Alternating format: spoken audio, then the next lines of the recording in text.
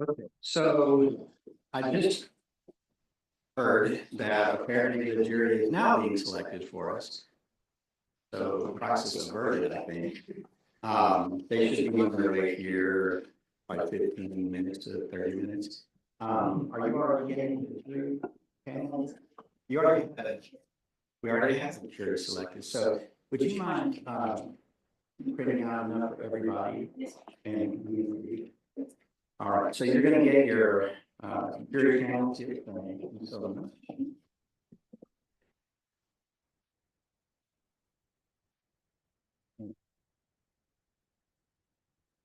We'll also have strike lists for everybody. Remember to get 4 Brent per line side, right? And then of course we'll be for cost. First. I'm sorry, 8. Excuse me, you're right. 8 per side. Excuse me. I did say that. Thank you for correcting me. Sorry. No, not at all. Thank you.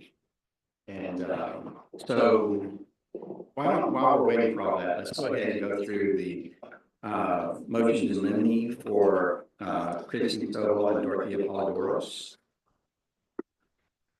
And Judge, if it's not sufficient, I can go through the ones we did agree to, and then the last several are duplicates of what George Polidoros Jr. filed. And so I was gonna make sure that I can incorporate your rulings from Friday in those. Very good. And then maybe talk about the remainder that the remaining few that we need to decide. Okay. All right. So I have your motion in limine here. Make sure, if you would please, that your microphones are on a little bit like the bottoms working that way. People who are listening in remotely and on will be able to hear you. Okay. Ready to begin. You're ready. Thank you, Judge. I believe. No, I didn't know. I forgot we were. Thank you.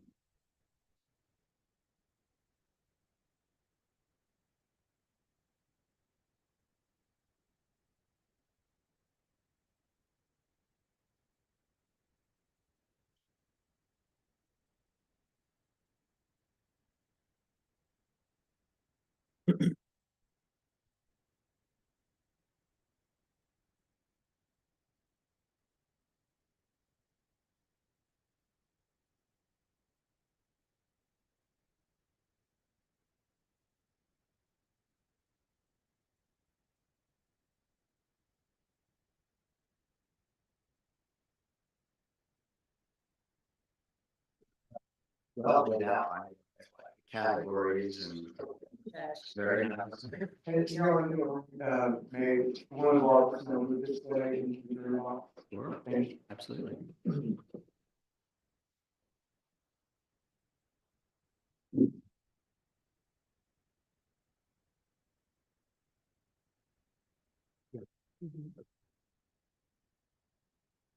All right, we are ready. Ready? All right. I'm ready. So what have we agreed to? We have agreed to, I believe, number 2, Okay, very good. number 3, Excellent. number 4, Okay. number 5, Okay. number 7, 7. number 8, Okay. number 9 with one redaction, which is or opinions. So it should say constituting hearsay evidence for which no predicate. Okay, so scratch out or opinions. Yes, sir. Got it. Number 10. Number 12. Well.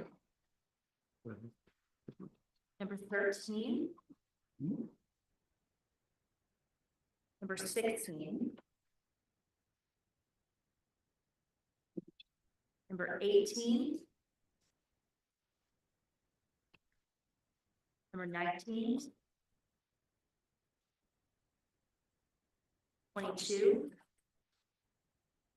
23. 24.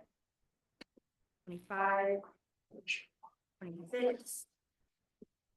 27. 28. 29. 30. 31. And 32. And then number 33, Your Honor, we talked about this on Friday, thanks to the 2015 will. And I think your ruling was that we pick it up at the time. Yes. If my recollection, so that was denied, subject to. Yeah. So we'll take that up at the trial or at the time if that particular motion in limine might be implicated. And then I think for 34, 34 was denied, my recollection, on the, Yes. referring to them as being disinherited. And then 35 was agreed with a possible approach. Okay, Or maybe granted with, I can't remember, we discussed it, and I think that was our discussion was. Okay, well, let's just go ahead and say approach Okay. instead of possible approach, that way. Okay.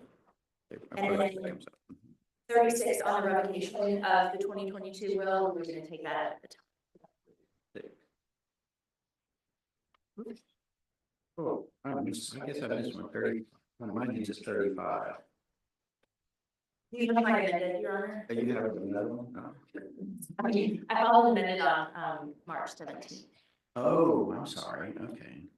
But I only added to the end of it, so your copy should be correct, but for the last. Okay, all right, and so 36, I'm sorry, what was the result of 36? 36 is identical to, so the 36, 37, 38 are identical to the last three on George Colorado Junior's motion to eliminate. Okay. And those on his were 29, 30, and 31. All of those were denied, and I believe we agreed to take them up at the time. Okay, deny and take up, okay, very good.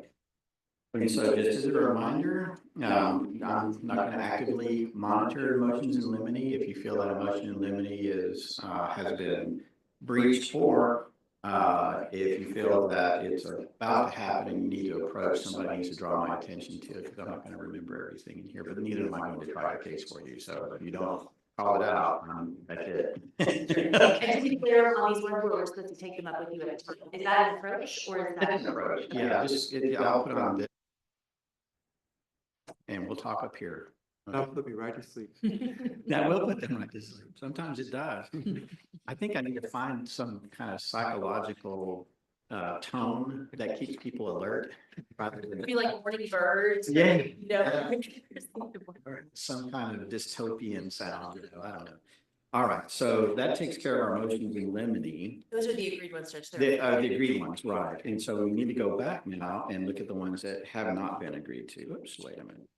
So that is the very first one. Is character. Essentially, the gist of it is kind of long, but it's to avoid the violation of any improper character evidence under Rule 608. Okay, are you expecting any, or might come up, or? Honestly, you don't know. Okay, well, let's just take this up if it happens, because that's one of those pure evidentiary issues, and I'll rule on it as it occurs, if it occurs. Number 6 was not agreed to. And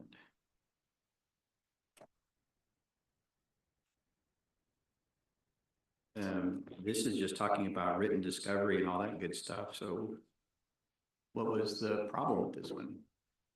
I mean, that's kind of, I think it's, if she says, look, I don't know, but we were offering something that would have been. that's an impeachment issue, and that's, you certainly can use Right. written discovery for impeachment, absolutely. Right, and that's the issue. It's been a couple of days. It's So okay. I know. But in my, I'm assuming that's what it was, is the concern of, oh, we didn't turn it over, you asked about specifically, she said she didn't know if she had it, you guys had it, I can't use it. Of course I did. Of course you Yeah, okay, that's it. can. Okay. If the facts and circumstances merit it and all that good stuff. So why don't we just kind of take that up if it comes up at trial? And number 11. Yeah, this one pertains to expert opinion testimony, Your Honor, just ensuring that we're not getting outside the bounds of Daubert, or that their methodology is appropriate. Well, I hope that no one is going to elicit expert information from any non-expert witness, and typically that's objected to under the rules of evidence. So why don't we just take that up as it comes up, okay? But everybody knows not to do that. Okay, I'm assuming everybody knows anyway. Yes. Number 14, Yeah, number 14 was we just didn't want. pure proposition of law or Yes. legal effect. Yeah, that's definitely nothing that you can do. I mean, I'm just gonna go ahead and grant that, but also, we'll take it up at trial too if it ever comes up, but that's cookie cutter. Number 15, legal opinion. And I do anticipate this one. The reason he's speaking, Your Honor, is Monty Donaldson has not been designated as an expert in this case, so to the extent that he attempts to testify on any legal opinions, or as an expert pertaining to estate planning, et cetera. Yeah. But sometimes, and I don't know if this is this case because I don't know the facts as well as all of you. It could be a defense that I was relying upon my advice of counsel.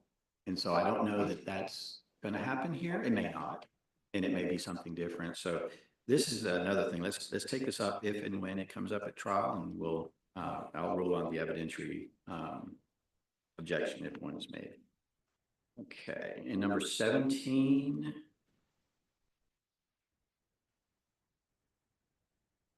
Okay, and so, well, this is kind of one of those just typical foundational issues. You can't, if you're going to discuss a document that's not been admitted into evidence, there are several objections that you can make. And so why don't we just rely on the rules of evidence to guide us in that one and take that up at trial as well. Number 20, dead man's.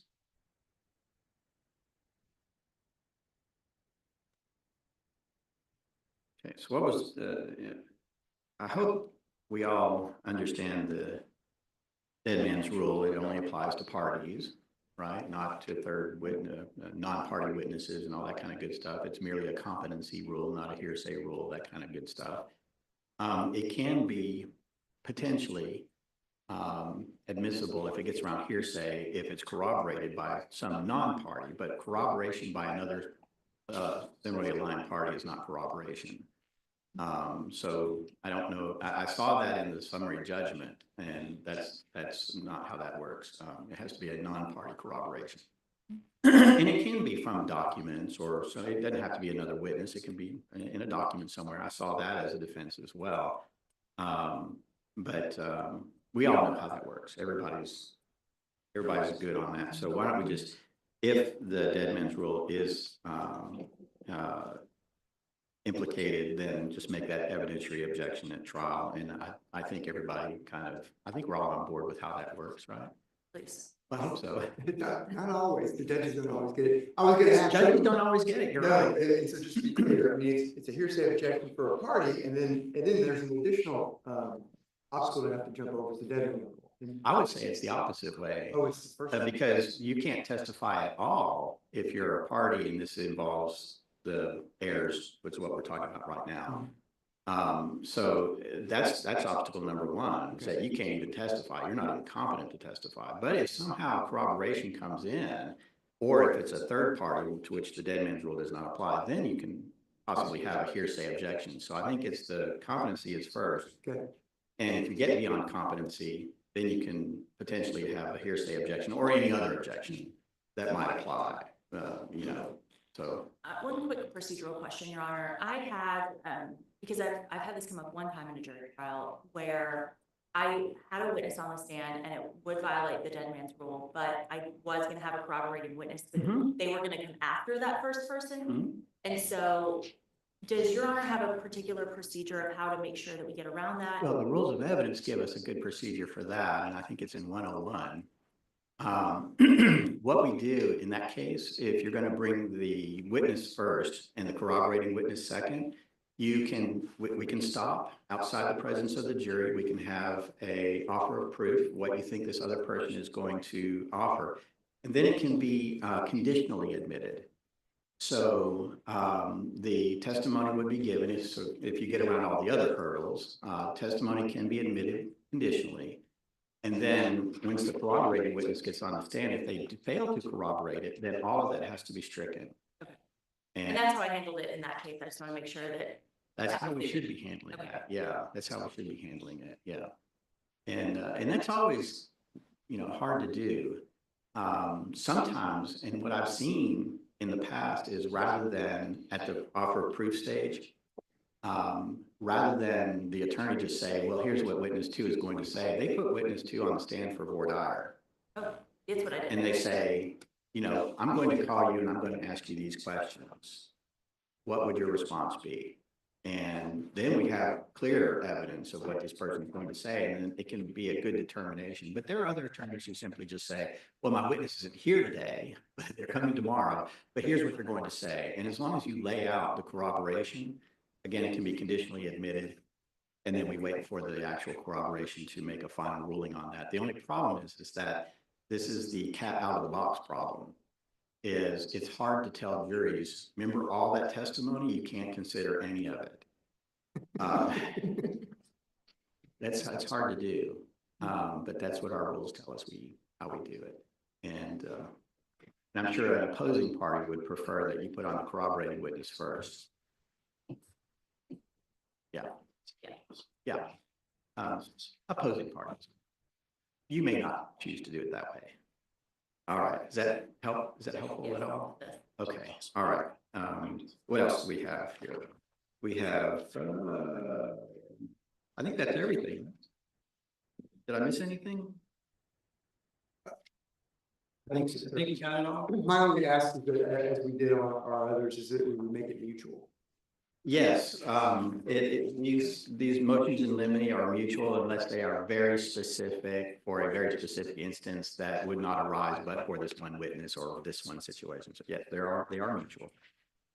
And all right, so here's how, let's just go ahead and waste some time here. When the jury comes in, I'm going to introduce you're going to turn your chairs around this way, or you can just switch them around this way, or you can completely come around the other side. Most people tend to come around the other side because you have laptops and things that you don't want them to see. You can turn these monitors around if you think you're going to use those monitors. I will give them just a quick admonishment, no photographs, no recordings, no cell phones, no texting, blah, blah, blah. And then I'm going to introduce applicant Lisa Salberger Polydoros. Did I say that correctly? Okay. And that representing you are Mr. Cook and Ms. Kosicki of the Cook Law Firm, right? Okay. And the contestants here, and I have it down as applicant and contestants. In your jury charges, instead of saying contestants, go ahead and put the parties in there, because they're going to know who the people are. They're probably not going to remember who the contestants typically are. They may, but it's just so clear. You could say contestants, comma, these people, and then you have jury questions that are just for Dorothea and for Christy, and there's another jury questions just for George. So it would be easier for them if we did. We'll do that at the jury charge, but frankly, I like the jury charge. I think I like Ms. Guabadia's. I think I like yours to be a starting point for us to see if it needs to do anything else. Yours was very clear to me. Everybody was very clear. I don't mean to suggest to nobody. Everybody was very clear. Just I think yours hit all the notes. All right. So next, I'll say the contestants are Dorothea Polydoros and Christy Stovall. I said your names correctly, right? Okay. You're way back over there. Okay. You're welcome to sit at table unless your attorney's told you not to. I don't know. But when the jury comes in, I don't mean to tell you what to do with your clients, but they are certainly welcome to sit with you. You don't have. Okay. All right. So. And representing Dorothea and Christy are Laurel Smith, and I have Jessica Bell, but I guess Jessica's not going to be here today. Right? She's not. Okay, so just you. For part of the trial, but not, I don't think she's coming at least today. Okay, so I'll just introduce you then, Keene Miller. And representing George Polydoros Jr. are Vance Christopher and Jessica Guabadia of Crane, Caton, and James. Just sort of, Sorry? Amelia Harvey is our new associate attorney with us. Amelia Harvey is here today. Amelia Harvey is also here. Okay. She's brand new with us. She's our 6-month attorney who's coming to watch while here. Amelia Harvey. Okay. Harvey. Yes. Okay. Amelia AME. I got it. And so I'll be introducing you as well then. So 3 on that side. Okay. And I wanted to make sure I got those introductions okay. All right. I think that's all I have. Do we have any questions or anything that you want to go over before we bring the jury in? And hopefully they're on their way. Okay. Does everybody have the jury sheets? Yes. All right, why don't you take this time then to fill in your seating map? I'll do mine too. And if you have an idea after looking at the jurors who've been assigned for the binary panel, if you have an idea that you would like us shuffle, if you could tell me before they come in, I'd appreciate it. You don't have to, you can wait until they're all in here.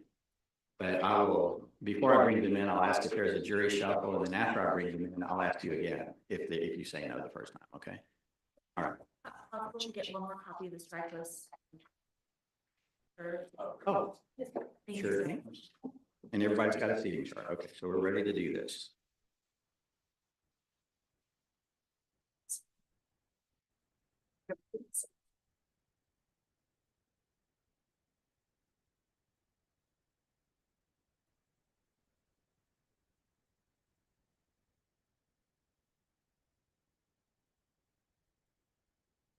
Oh, as part of my introduction, I will ask the binary panel if they know me, number one. And if somebody does know me, then I will ask them a few questions about what they know about me. And, you know, sometimes they'll just say, well, I've seen your name, but that's about all. Or somebody will say, yeah, you were my attorney in my criminal defense case and it went south, and so I hate you. So, and then I'll ask if they know each of you as well.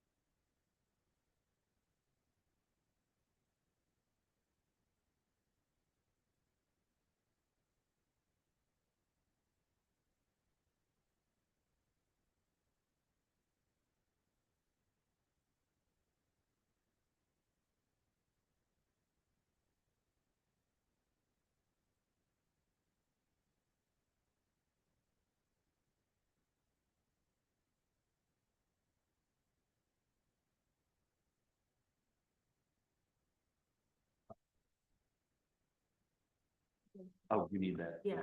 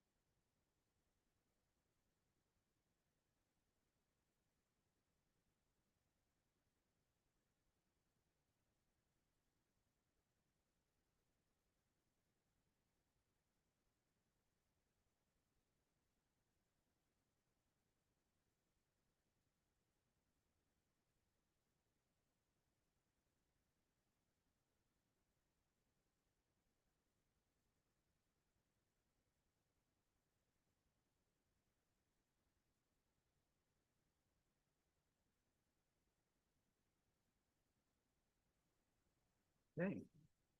They're lined up. Almost ready. Are they ready or almost? Almost ready. Okay.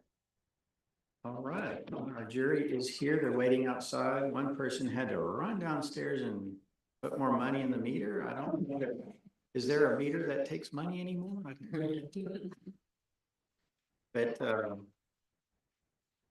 they ready? Okay. So okay, waiting on one person. So in going through the list, I didn't see any name that I recognized. Did anyone see any potential juror that looked like they could be familiar to you? Believe so. No, no. Okay, very good. And before we bring them in, is there anyone who would like a shuffle? No. No? Okay, I'll ask once again after they come in and you can see who they are.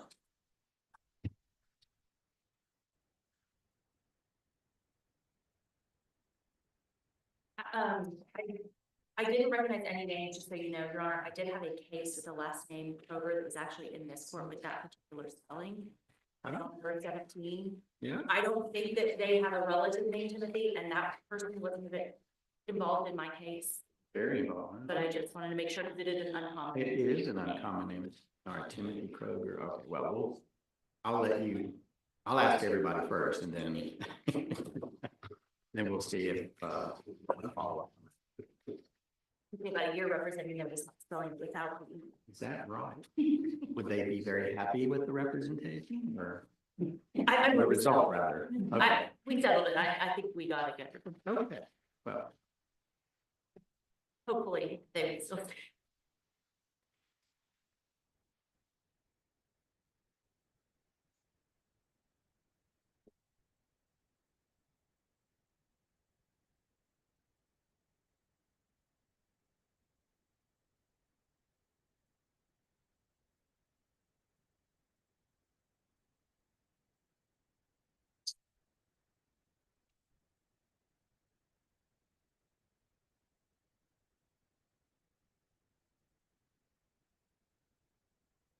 Switch before they come in. I was going to suggest that, yeah, if you want to sit on the other side, you're free, of course, to move around. You can move around while you're talking to them too. You don't have to ask me permission to stand or whatever. That's for you. Feel free to move out the well, like we used to say in mock trial. Jason, I'll sit in the jury box. That's perfectly fine.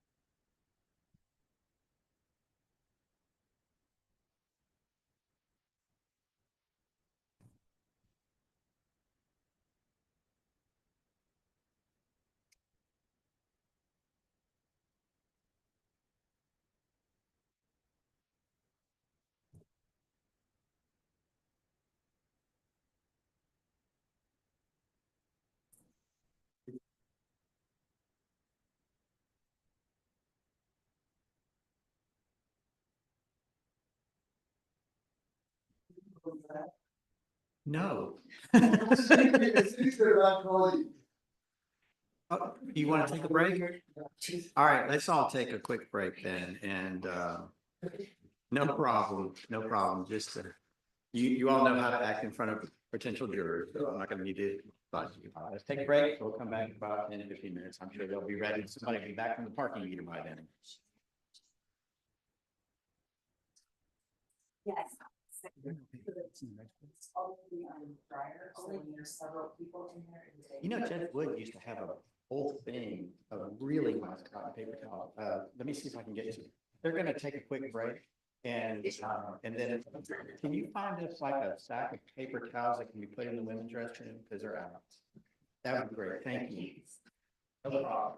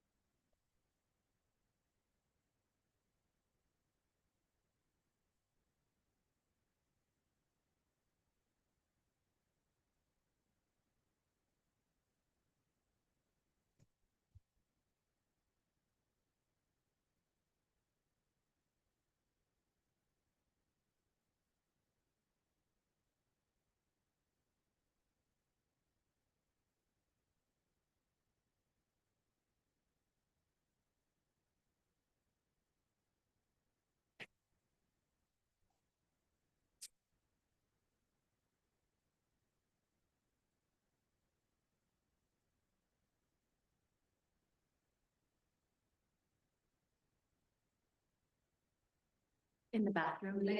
Yes, ma'am.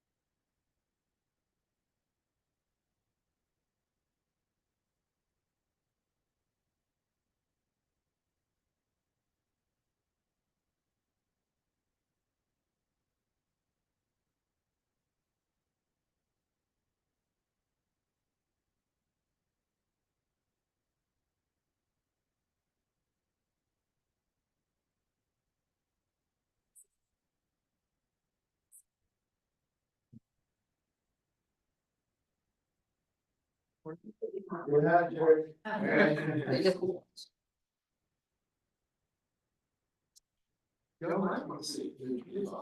All rise, all rise. You may be seated, sorry. I didn't hear. I know. Sorry about that. Hey, how y'all doing? Good to see you. Yeah, go ahead and have a seat. Oh, wonderful, wonderful. Yeah, I'm sorry, which school? Audie, the French English? Yes. Okay. Don't, oh.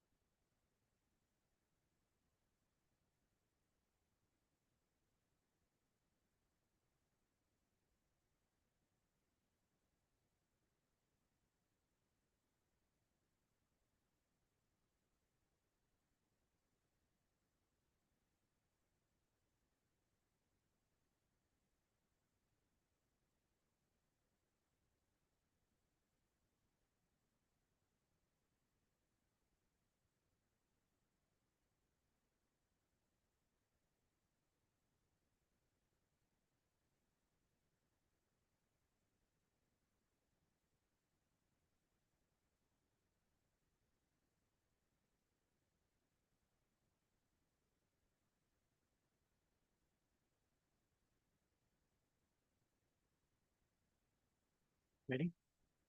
I think is Mr. Christopher still? Oh, no problem. We'll wait a few minutes here. Yes, you are. All right. Well, I don't know how I'm gonna do this. I've got a motion for entry of judgment at 11 o'clock that they're gonna have to. I think what we'll do is we'll probably take a quick pause after the first round of voir dire, and I'm gonna run back there. It'll take you literally just a few minutes to do this entry of judgment, and then we'll continue on from there. Sorry about all that, but sometimes I have to do it. Sorry, so if you need to just come and stop. No, I'm not gonna do that. All right. Nope. It's just, I've got so much going on. And there are things that your associate judge cannot do. One of them is enter judgment, because once they do, somebody can come back and say, oh, no, I'm objecting. I wanted to know, though. I'm like, seriously? It was just entry of judgment. I'm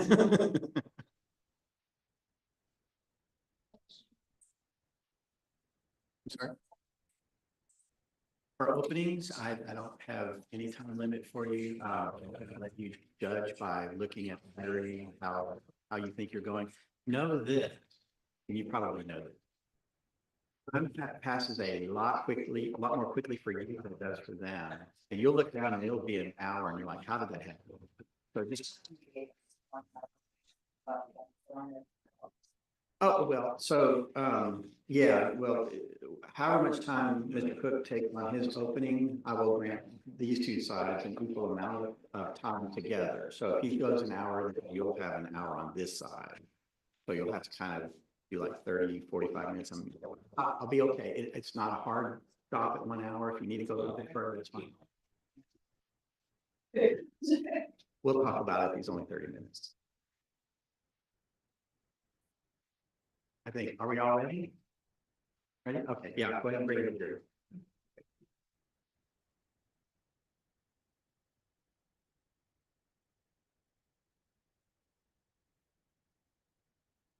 Gonna do your entry of judgment in the ancillary courtroom. All rise for the jury.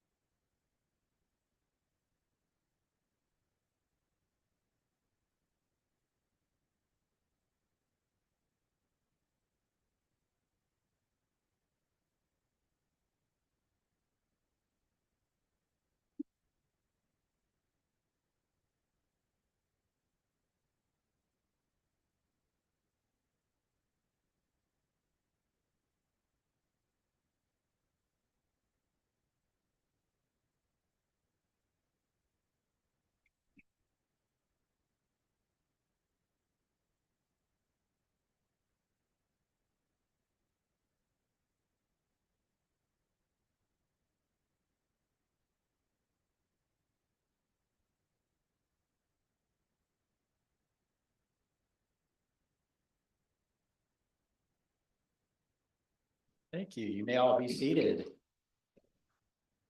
Well, good morning, everybody. Oh, you look excited to be here. My name is Judge Jerry Simino. You're in Harris County Probate Court number 1. Just a little bit about this court. It is the first probate court in the state of Texas. We're celebrating our 75th anniversary this year.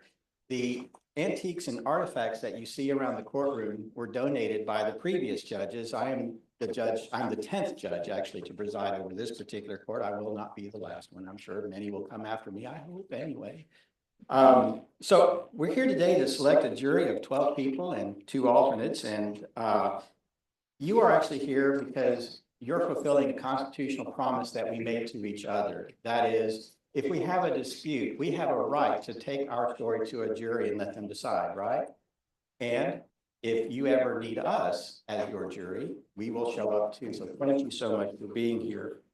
I want you to know that even if you are not chosen to be on this jury, you're performing a valuable service to us, and we are very grateful.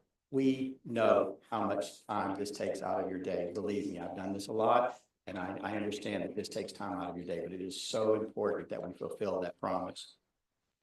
Before we begin, please make sure that all your phones are turned off. I think they told you this already down there, right? No phones. You cannot take photographs or recordings of what's happening here because that's prohibited by law, and I don't want you to be breaking the law while we're here. That would be very bad.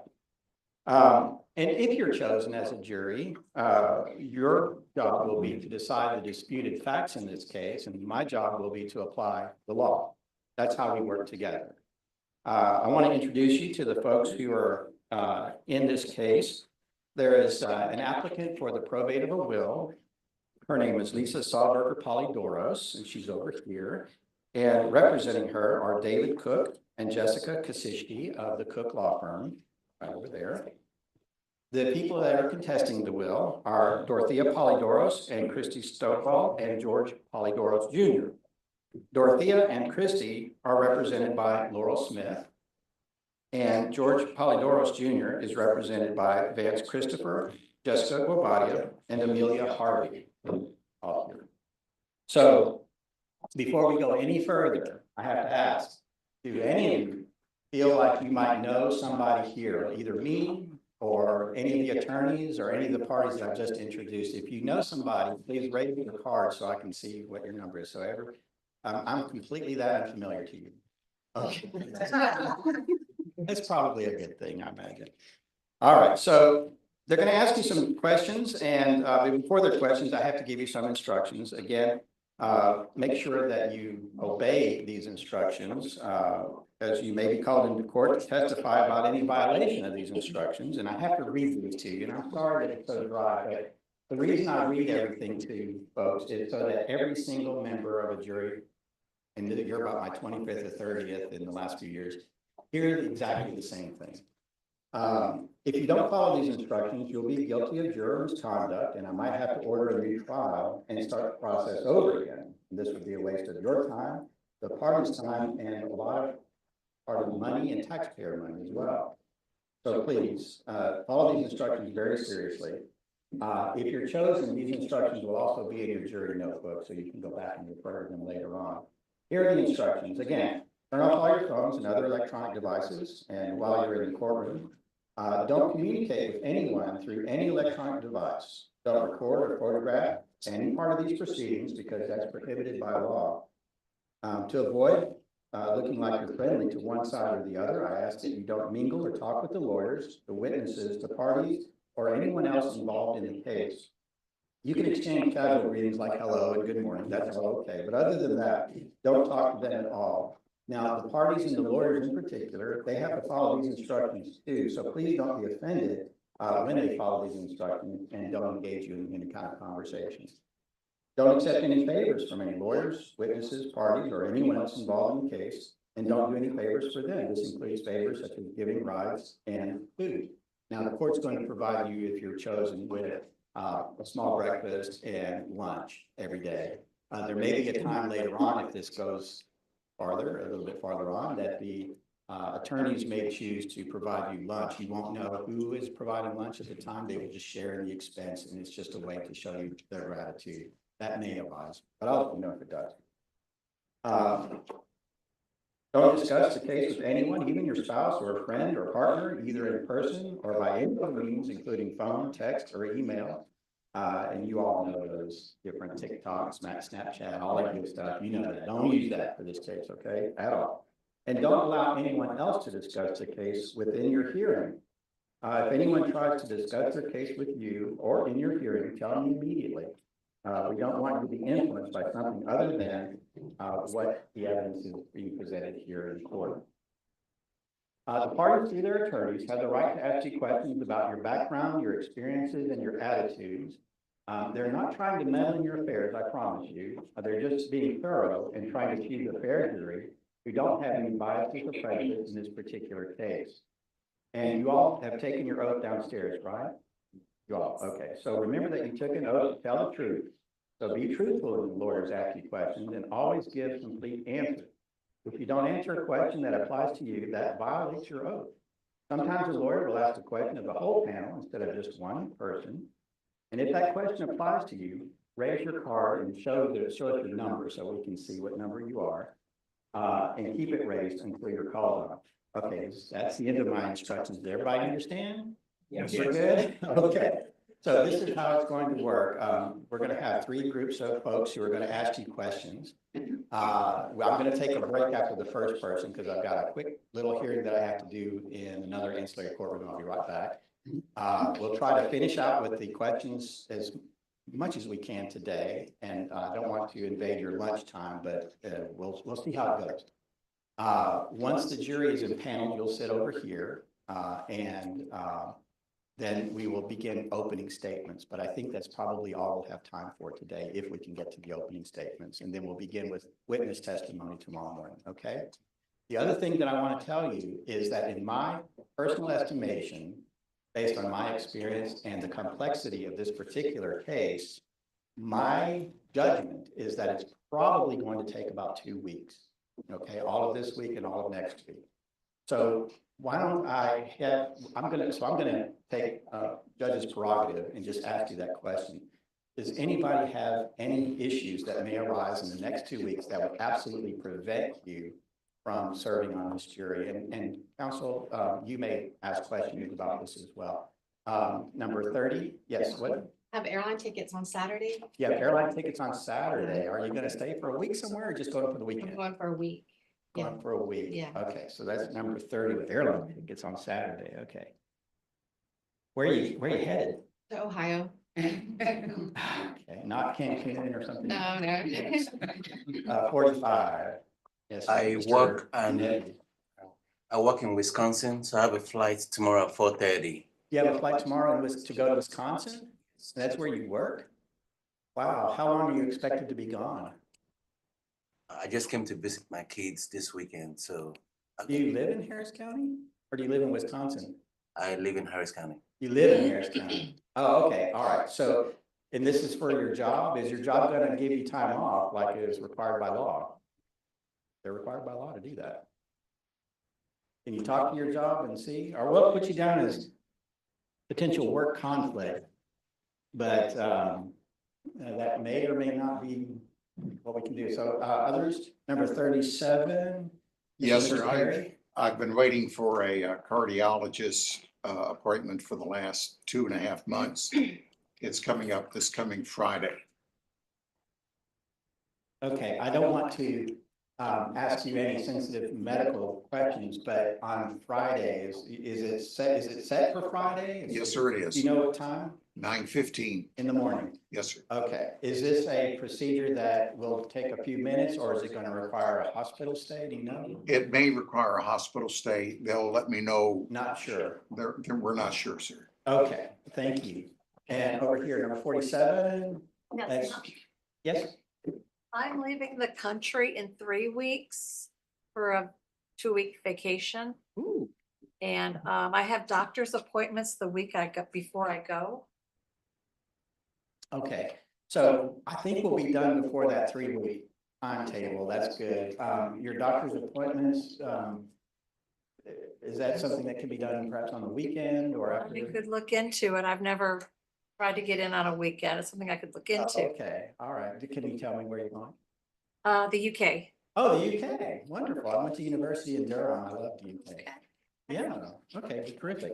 Number 48, Mr. Best. Yes, sir. I have a camping trip first weekend of April, starting Friday. First weekend of April? Oh, Yes, sir. well, so do I. So I think we'll. Gotta go see Yes.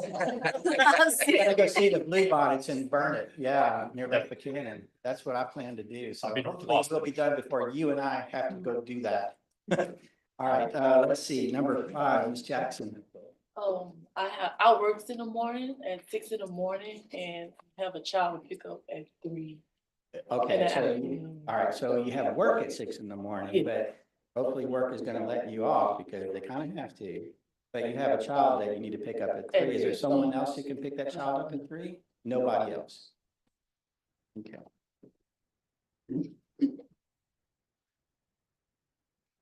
My court reporter has a child that she drops off and picks up too, so we have to make arrangements for her as well.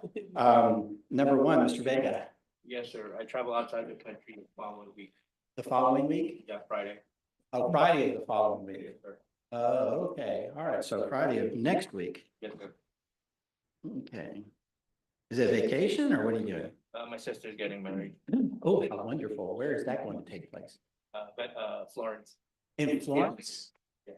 Wow, that sounds fun.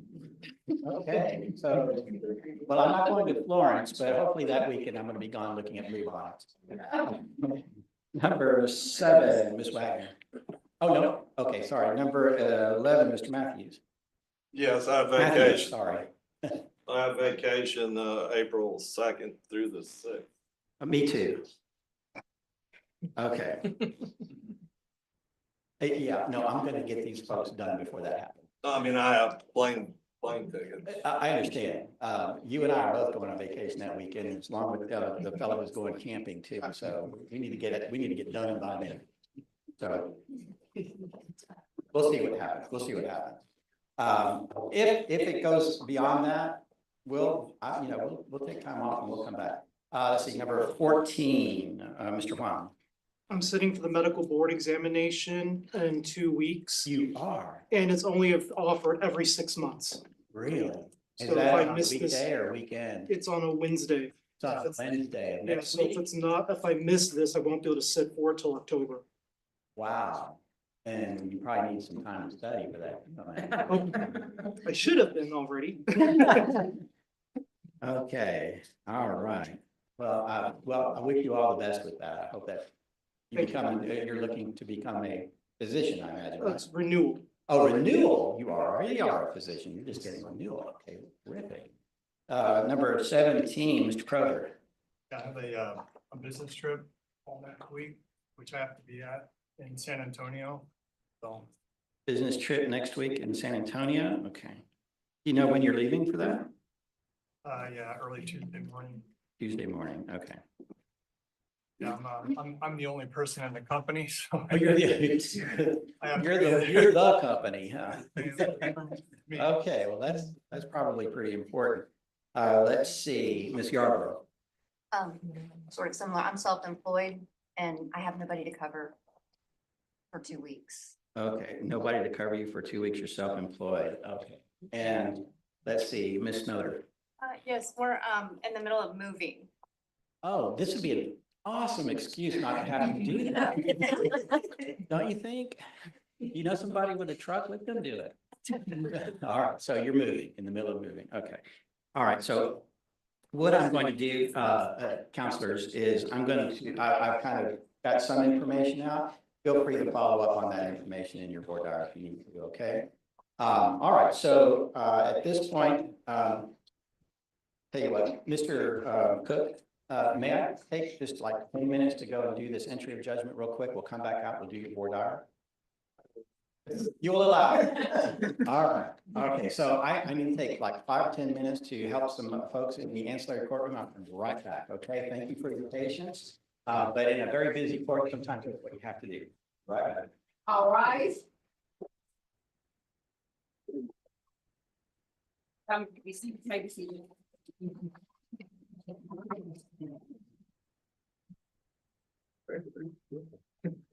They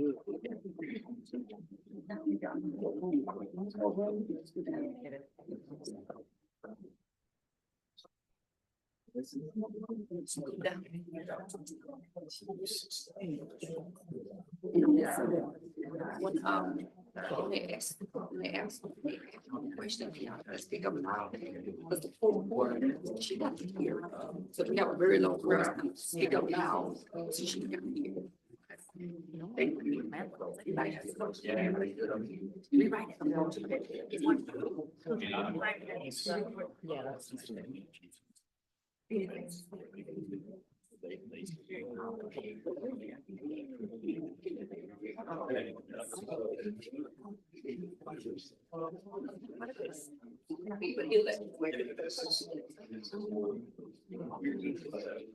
Yeah. Right.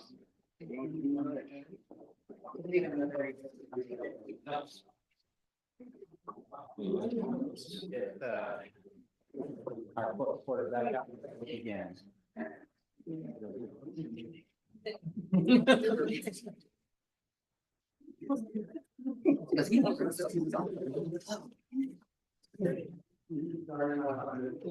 No, please, feel free to take it with you there.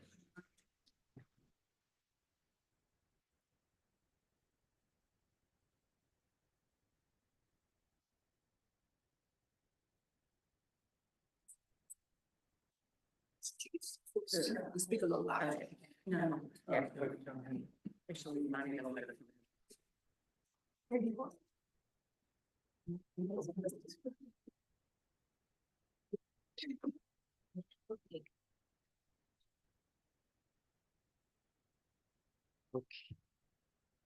You ready? Fine. All right, let's go.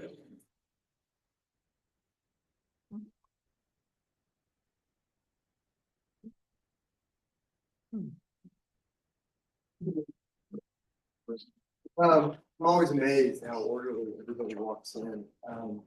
Well done. Thank you.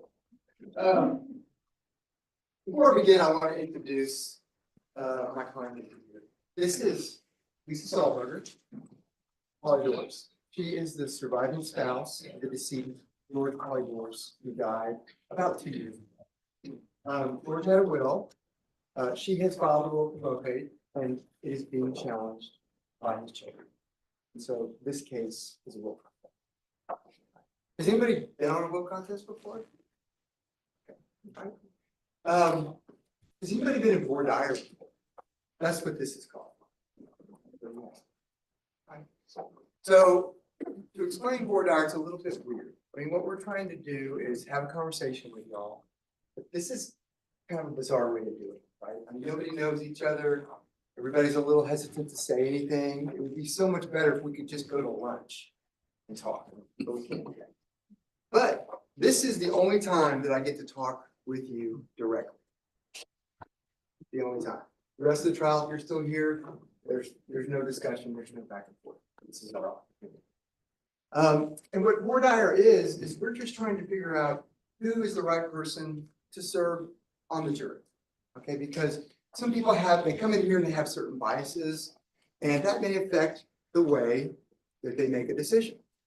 And the best way to explain it for me is Star Wars. Who is a fan of Star Wars? Raise your hand. Like really, who's like raise your hand really high if you're a super nerdy fan of Star Wars? Okay. All right. So Star Wars was filmed the first time back in the 70s. It was basically 1, 2, and 3. But then they went backwards and did a prequel, and then they did 1, 2, and 3, and then there was 1, 2, and 3, and then they did 7, 8, 9, 6, 7, 8, 9. Okay. So if you like Star Wars and you've seen it, and especially if you're super nerdy, you have a certain way that you want to watch it, right? If you're older, you might say, I'm going to start with 3, 4, and 5, and then go back to 1, 2, and 3, or 4, 5, 6. If you're younger, you might have watched it the other way. And so let me ask you the question. What is the right way to watch Star Wars? The original. The way it was filmed? Okay. All right.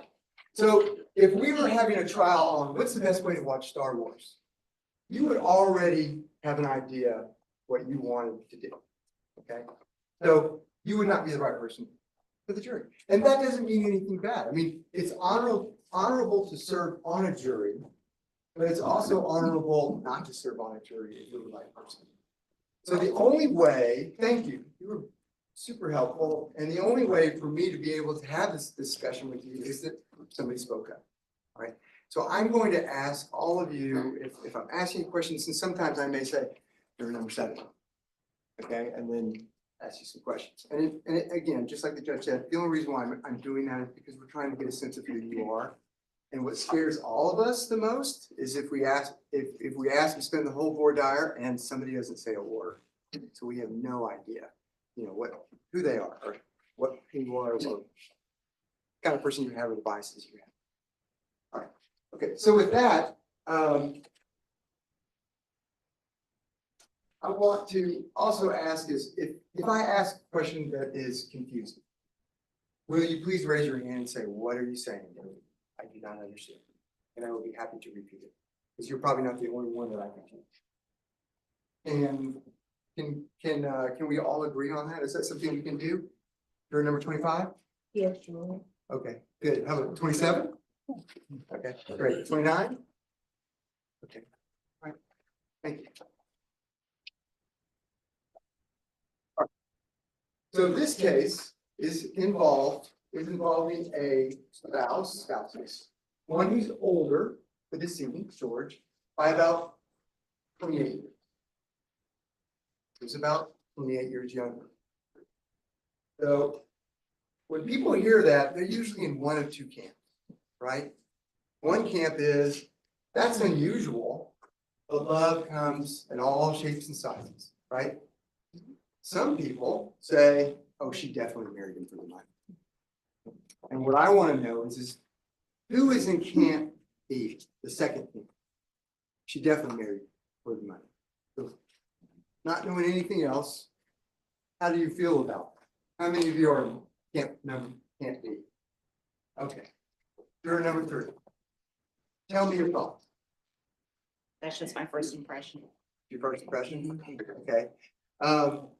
And when you think that, do you feel, okay, it's a first impression, I might be able to overcome it, but I don't know, it's going to be really difficult for me. I'm just going to always think that somebody who marries somebody who's 28 years older than them, that it was for them. Not always. Okay. Number 12. I see you shaking your head. Yeah, I guess I'm a little opinionated on that. I kind of have a feeling that it's about money, okay. And that's just the way I feel. It's about the money. Okay. Number 22. How do you feel? That's my first impression, because I just find it difficult to have that much in common with that age gap. Okay. Yes, 23. I think that I was raised thinking that same way. The same way. All right. Number 20. Kind of awkward, but I'm in a relationship with someone that's 27 years younger. Okay. And so you're in the other camp. Number 3, I'm going to come back to you. And then I'm going to try to move back through. Is this something in your background, in your experience that you know, hey, this is something that happened before and that's what happened, and you feel that way? No. All right. Number 12. Family ties. Okay. Yeah. Is there a particular family tie that you're thinking of? You don't have to tell me the person's name. Yeah. Okay. All right. Because if you have age difference. Yeah. Because you have that personal experience, do you think that that's going to weigh on you? I mean, when I start this case, this is something I'm going to think about. I got to be on this, yes. And that's what we're looking for, right? If you watch Star Wars a certain way, we have to know that. And it's honorable for you not to serve on the jury. So I appreciate it. I got a question. Which way did the age go? I missed that one. The husband is 28 years older than the wife. Does that make a difference to you? I mean, I hadn't really thought about it. Okay, just curious. Yeah, I didn't catch your initial remarks on what the age difference was. thank you. And then, yes, ma'am, raise your number. Same question. Is it a personal experience, a personal bias that you have, or is it just, this is the way you feel? Excuse me, what was that number, ma'am? 22? 22, thank you. No. Personal, I just find it hard that they'd have a lot in common. Okay, I'm not saying it couldn't happen, I just, my initial response is, would they have in common? okay, and that's what I'm looking for. Is there anybody else that would have, and I really appreciate the honesty because it helps. Number 6, So I have two friends that are with older men okay, for the same reason, because they know they'll be sad. okay. So, And the guys are well off Uh-huh. and just an issue I have with them and they know that, but they're both in their 20s. okay, Like late 20s, the women, and the guys are actually a friend of ours, like close friends with my fiance, and like they use their money for like plastic surgery, stuff like that, you know, and it's the issue.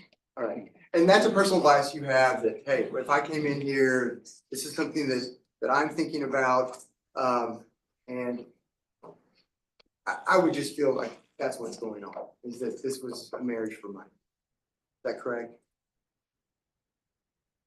And it's okay to be honest. Probably, Okay, but all right. Yes, sir. I think yours was at 14. Just close godparents divorce relationship with where the godfather remarried to a much younger woman that led to a very contentious probate, if you will, amongst the godchildren and then the new spouse's children.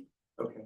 And also personal exposure because physicians have one of the highest divorce rates. So seeing my mentors remarry with people for second marriages much younger and then being exposed to the way they talk. Okay. So having that personal experience, having that work experience, would you say that it's fair that is going to kind of bleed into the decision making? Yes. Number 19. I think I could probably see either way, but I do have a grandpa who's like closer to the end of his life and married to a woman half his age. And so that's a big discussion in my family and a concern. Okay. So what I hear you saying, but I'm not sure, is that you think that is a personal issue. And so because it's a personal issue, you feel that way, that it could bleed into this, but you're not sure. Is it, and we're just looking for honesty. Is it something that you're certain about, that it's just going to bleed into your decision making, that is going to have a bias that you're not going to be able to walk away from? I wouldn't say I'm certain. I say like I try to be impartial in general. Mhm. So that's why I don't think it would, but I will be thinking of it, I Okay, okay, you would be thinking of it. think. Yeah. Okay, all right, yes, sir. Yeah, I have a sibling that married an older guy for money. Okay, all right. Do you think that would also bleed into? Oh. Definitely. They divorced. Okay, but you feel definitely that that's something that's going to sway your decision making. I mean, right off the bat, that's a concern. All right. Anybody else? If I miss anybody over here, I've spent a lot of time over here. I'm sorry. I'm gonna come back on this side. I'm gonna start at the back. Miss 47. Yes, I was the executor of my father's will and went through the probate. And I know I would have been very resentful if my dad's girlfriend had tried to take assets or money from myself or my siblings. I know I would have resented it. Yeah. Since we had been with him our whole lives and she was with him, you know, just so many years. That's just my opinion. How many years, if you don't mind me asking? 5, 6. Okay, 5 or 6. Something like that. If, because of that experience, and again, I'm just looking for honesty, because of that experience, do you feel like if you were to sit on the jury, day one, you would look at my client and say, okay, she probably married? Yes. Okay. Is anybody, let's see, number 33, yes, ma'am. Right now I'm going through something similar. My fiance left his life estate. And actually I'm trying to get, well, I ain't gonna say rid of it, I'm trying to get it out. And I'm catching hell with his family, Okay, if I could use that word. you can. I need that. Okay, so same question, and again, we're just looking for honesty, because of this personal experience, and it sounds like it's pretty raw going on right now. You think that is going to, it is absolutely going to be a part of your decision making, that you just believe that my client married her husband more than likely for her. No, You don't feel that way? You won't? I don't feel like that's a true statement. Oh, okay, all right, so you are willing to keep an open mind. Yes. Okay, thank you. That's what I'm looking for. And again, honesty is what I'm looking for. If you go, all right. There's a lot of independents who they say they're independent, but they're really not independent. So it's that kind of thing. How do you really feel? Anybody else over here? Yes, ma'am. I would say that it depends on the age of when they were married. Okay, And it depends on the physical condition of the person, how the person look. okay, Since, you know, love comes through attraction at first. right, So it all depends. okay. You need to see that spark, that fire. Yeah, Okay, yeah. whatever it. Yeah. Okay. If the person was in good physical condition, I mean, was a hunk, somebody that looks really good, then I would say that maybe, you know, they were married for real reasons, so. Right. Yeah. All right. I have somebody that can speak on that later on. All right, is there anybody else over here that I've missed? I would follow that. I'd probably marry George Clooney. Yeah, okay. I understand. So it does make it, okay, thank you. Follow up,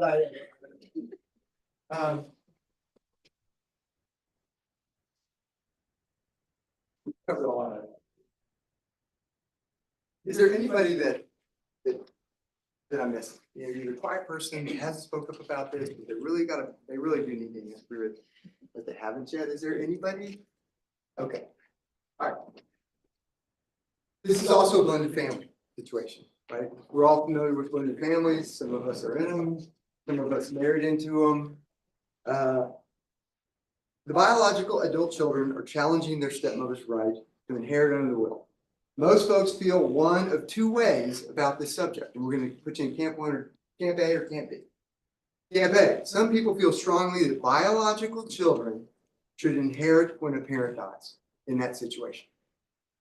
Camp B, others think that the current spouse should come first, especially after a long marriage. All right, and what I'm asking is, who here is in camp 1? You feel strongly that biological children should receive the bulk of the inheritance. And I'm going to come back this way and start over here this time. Okay, juror number 48. I would say I would lean that direction. Obviously, there's lots of different scenarios and situations involved, but on the whole, I would look at the biological children. Okay. Do you have any personal experience? Not directly in that situation, but I mean, wills for like grandparents and deceased parents and how things are going to work out, but no strong. And again, just looking for a fair answer. Is this something that you'd say, you know what, I could keep an open mind? Or I feel pretty strongly about this and I'm just going to come in and I'm going to have this bias and it's certainly going to affect the way that I'm thinking on day one. I would say open mind. Okay. All right. Who did I miss? If you'll raise, yes, 45. Yeah, I think option 1, because I'm a father and I like to provide for my kids, until I die. Okay. So yeah. All right. And again, is this something that where you can consider the facts and make a decision, or do you think that before we even start? I mean, the rule is the parent should give to the biological child in this situation. I think it will affect. It would be which one? I'm sorry. It will affect my decision. It would affect your decision. Okay. Thank you for your honesty. All right. Who else? I know I saw some. Yes, there you are. Go. Gotta jump in. I wish I wish there was a third option because neither one really gets me excited. I would like to see what's in the will. Like what did the person that passed away put in the will? Okay. And so that right there is a, Oh, no. no, it's okay. That's okay. You're on the Star Wars, you're saying that, look, I'm willing to consider it. I want to know the facts. If you say, I want to know the facts, okay, and you don't have a bias, I mean, you might be curious, it might be interesting, but other than that, you know, right. Is yours up or you told? I'm just holding it, Okay. but I'm in camping. You're in Camp B, which is, others think the current spouse should. Okay. 37. I spent the last 27 years of my career writing government terms and conditions, government specifications, and reviewing contracts. I'd have to know, was there a will? When was it written? Was it signed? And what did the will say? Okay. So again, you want to know the fact. I want to know the facts. Okay, thank you. And that was juror number 37. Anybody else over here that I haven't talked to? You've been quiet, sir. What number are you? I'm number 42. You're neither in camp 1 or camp 2, or you're in the other one? I'm in the other one, yeah. I deal with contracts every day, so I'm mostly interested in the language and how it's written. Okay. All right, number 14. I believe the children should inherit.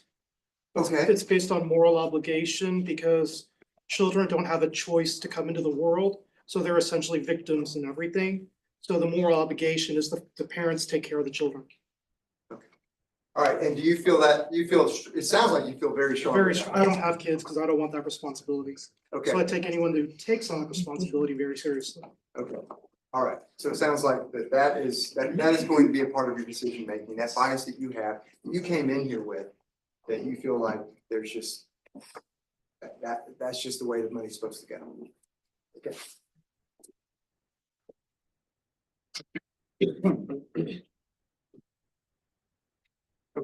Number 1. Yeah, I'm in that same camp. I'm a father, recent father, and if I were to leave everything behind, I will definitely be towards my daughter.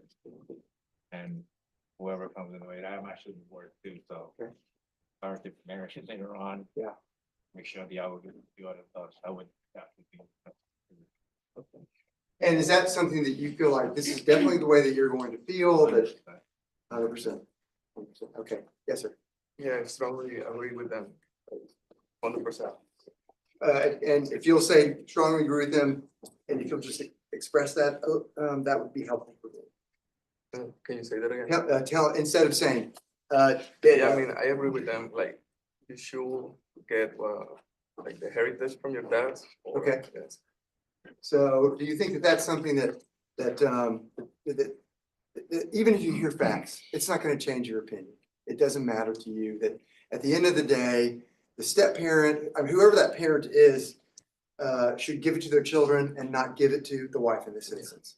You feel that way? And strongly, on a scale of 1 to 10, how strongly do you feel? Like 10. Okay. All right. Anybody else? Yes. Just, I definitely default to going to the kids. I'm a stepmom. Yeah. I have always felt my place was second. I do think the circumstances as the kids get older, and I've been married now for 20 years, so. Okay, congratulations. Thank you.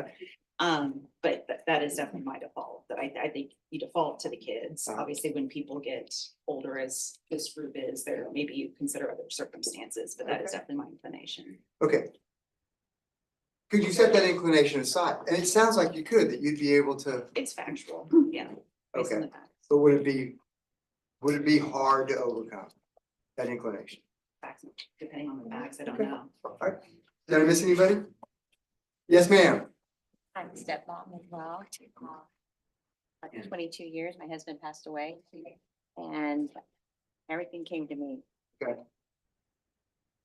Anything I wanted to give to my stepdaughter, I gave her, but it was directed through me. Okay. Thank you. Anybody else? Number 46. I would want to know more as far as how was Christmas spent? Were they together?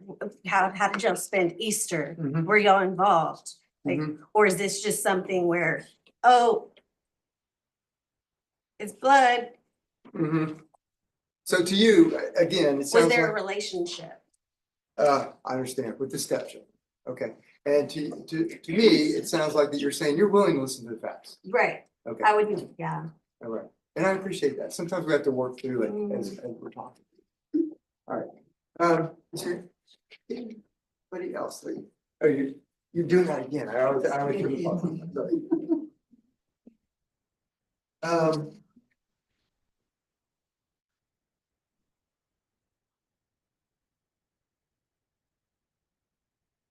We're hitting on some of these as we're going through it.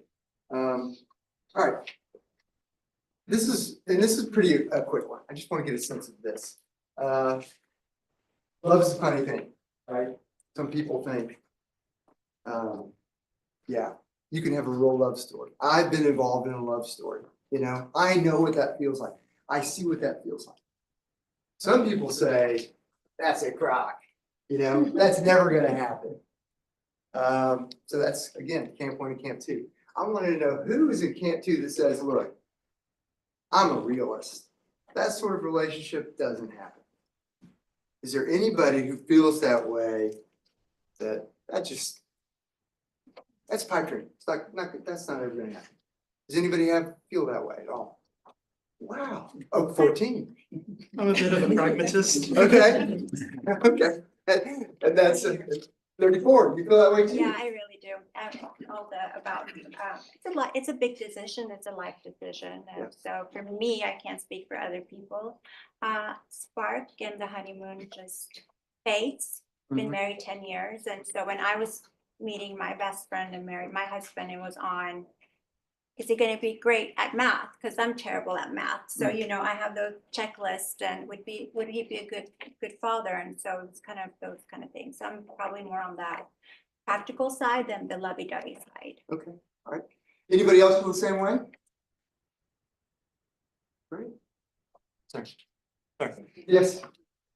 I just want to say I'm on the complete opposite side. Just being in a relationship similar to that. I feel like it's completely okay for that kind of thing to work. I mean, we have a child together, so I feel like we make everything work, and I feel like it's very doable. Okay. How's your baby? 3, turning 4 on Saturday. Okay, boy or girl? Boy. What is? Boy. A boy, okay. Yeah, absolutely love kids. By the way, my wife and I are too old to have kids, but if you want to drop your child off at my house. Was that number, are you number 20? Yes. Thank you. Here's another scenario. At the heart of this case, does a husband have the right to decide who should get what when he passes? And on this topic, people usually feel one of two ways. Some people believe that the absolute right to leave anything to anyone, even if the decision is unpopular with family members. Others who feel the biological children are entitled to receive inheritance other than the father's wife. Is this pretty similar to the other one? Is there anybody who sees a distinction between that? Whatever, yes. I do. Okay. So I think it is fundamentally your choice. You've whatever your estate is, you can leave it however you want. Okay. Provided you leave clear instructions, you made it very clear, all of that sort of thing. It's your money. Okay, but no obligation. No obligation. Okay, all right. All right, one of the issues in this case is going to be undue. And what I'm trying to get at is there's a difference between undue influence and influence. It's just a matter of degree. So I'm going to present this to you guys. First of all, I'm assuming that everybody here has a spouse, a partner, has had a girlfriend, a boyfriend. Okay, I'm gonna assume that. So in this scenario, you've worked really hard and you go home. Some of you are drinkers. I'm gonna have a beer. I'm gonna sit down. I'm tired. I am not getting off of the couch. I'm gonna watch TV. That's what I'm gonna do. And then your significant other, your spouse, your partner, your boyfriend, your girlfriend comes in and says, "Hey, have you paid the bills yet?" I do not want to get up and pay the bills right now. But you get up anyway. Okay? Is there anybody who has had that experience before, or who has it a lot? Maybe you have children, and you come in and you want to lay down, and the kids are like, "Read me a book," right? Okay, you've had that experience. Yes. All right. Tell me this. This is what I want to know. Is that kind of a normal type of influence, or is that an influence where, look, I would not have gotten up, but for the fact that you asked me to, and I'm really tired, and now I have to get up? Is that kind of a normal influence that all of us experience it, or is that something that you'd say, hey, I was influenced, and so check that box? We have to remind each other to do different tests. Okay. All right, good. So what I want to do is, what I want to explore is, at what point does it get to be a greater degree? Maybe unhealthy, okay? Haranguing or something. At what point does it get to the point where it's really a different degree of influence? Can anybody help me with that? Yes, ma'am. Misappropriation. Misappropriation. Okay. I know what you mean by that, but I want to look for some details. What do you mean by that? Leading the person that you're trying to influence to coerce them to do what you want to do. Ah, okay. So I thought you were going towards manipulation. That too. But it's even beyond that. It's beyond that. It's deceptive. There's deception involved, right? Okay. All right. Anybody else? Yes, ma'am. So I've had patients who have family members, when the patient is in the hospital, will try to manipulate how things are decided, what's done, including even if the person has their own free will to decide, to try to hand that control over someone else. Okay. All right. So it's taking advantage, sounds like. All right. I've had experience with that as well. 14. Yeah. All right. Personal experience.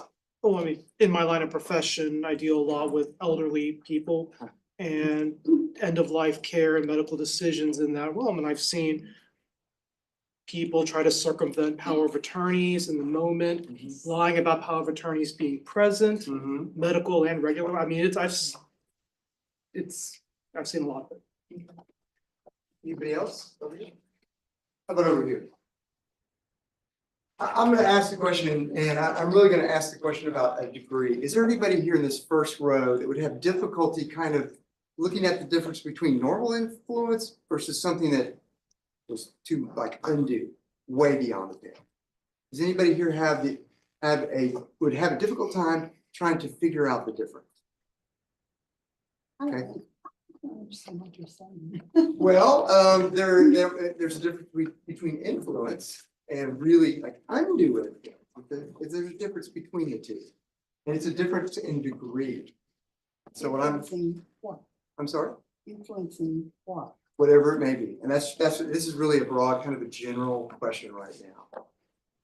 But I can tell that you're struggling with it, and that's fair. That's what I'm looking for. That's it. Nothing wrong. All right, row number 2. Any issues defining between those two? All right, how about on this side, row number 1? Any issues deciding between that? Okay, row number 2. All right. The facts of this case will show that the will was signed in a hospital. It got well, went home. How many here of you will say, hey, sign in a hospital? Probably not valid. Is there anybody here who feels that way? You? Okay, I knew 14 to 16. Okay, you guys feel that way. Well, I would have to know when. Is he close to dying? Was he critical? You know what I mean? That kind of. But hospital, it's very tricky because there's so many emotions involved. It's very tricky and you can be easily swayed. Ma'am? Just more information. I'd have to have more information. Was he taking medication? Once y'all left the hospital, did y'all review? Did you talk to your children? Just more information. Okay, all right, and that's fair. That means you're have an open mind and willing to consider it. But again, thank you for that comment, but I'm also looking for those people who say, I'm gonna be honest with you, David. Deciding in a hospital, I'm just gonna vote basically no right now. 23? Yeah, I think it would depend on the kind of care they were receiving. Okay. All right, 22? I think when you said that, it sort of made me go, oh, well, that changes things. Okay. Because you do tend to, I have a brother-in-law right now who is towards the end of his life. And the siblings, my husband and I are totally out of it. Okay. We do not want anything to do with it, but the other siblings are all fighting over who's gonna get what, and they've already taken his car and that kind of thing. And he's being manipulated. And we already know that we just want him cared for. Okay. And we know that he might agree with us, but the other sibling will come in and talk to him and he'll tend to lean with them. Okay. So we know he can be manipulated. And so we're struggling with that right now. Yeah, that sounds hard. And so when you say that, oh, well, he was in the hospital, Yeah. I'm sort of like, oh, well, Is that the- changes things. I Okay. mean, but I Is don't that- know the facts. I mean, Oh, okay, I was gonna ask you, did the straw, it's like, well, that, so, no, but it sounds suspect. sounds suspect. It So, right from the get-go, to you, it sounds suspect. Do you think and a fair answer is good, and honest. You feel like, boy, that's gonna be really hard to overcome. I think it's gonna depend on the facts, but. Okay. I saw somebody over here. Yes. Yeah, I would think the circumstances, the timing. Okay. It's just odd, I don't know, to me. All right. That's helpful. Thank you. But you would consider the circumstances. Okay. Yes, 14. I mean, I probably have a history of bias because one, I know that competency is or having capacity while you're in the hospital is always very questionable, especially if you're older in age and you're more likely to be on medication while they're on. You don't even realize you're on medication and you don't necessarily know exactly what you're signing at that moment. And I've walked in on family members grabbing a patient's signature to try and sign something, and I'm like, that's not consent. Okay. All right. So I've seen it. Thank you. Very communicative. I totally understand what you're saying. But let me ask you this, and it sounds like it is.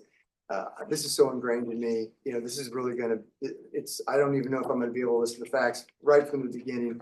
I'm just gonna have this bias and I'm gonna bring that into the third chair. I am already biased. Okay. All right. Yes, I'm gonna run over there. Sorry. 46? 46, right? Yeah, Okay. 46. It definitely raises a flag. My question would be who initiated it? Okay, great question. And again, same way last time, you are wondering. Yeah, I'm wanting to more consider the facts, facts. yeah. Yes, 48. I had a visceral reaction when you first asked the question. I mean, that's right for a person being in a vulnerable situation to be taken advantage of. So that raises red flags for me. Okay, does it raise red flags so high that it's in a hospital, it's not gonna be valid? About 90% that feeling, yes. Yes, it's gonna raise a flag for me too. I'm a Okay. nurse, so Okay. I see a lot of scenarios where either the patient is under medications that they're not completely aware of their thoughts, or because of all the emotional stress and everything like that, there's a lot of signatures getting signed.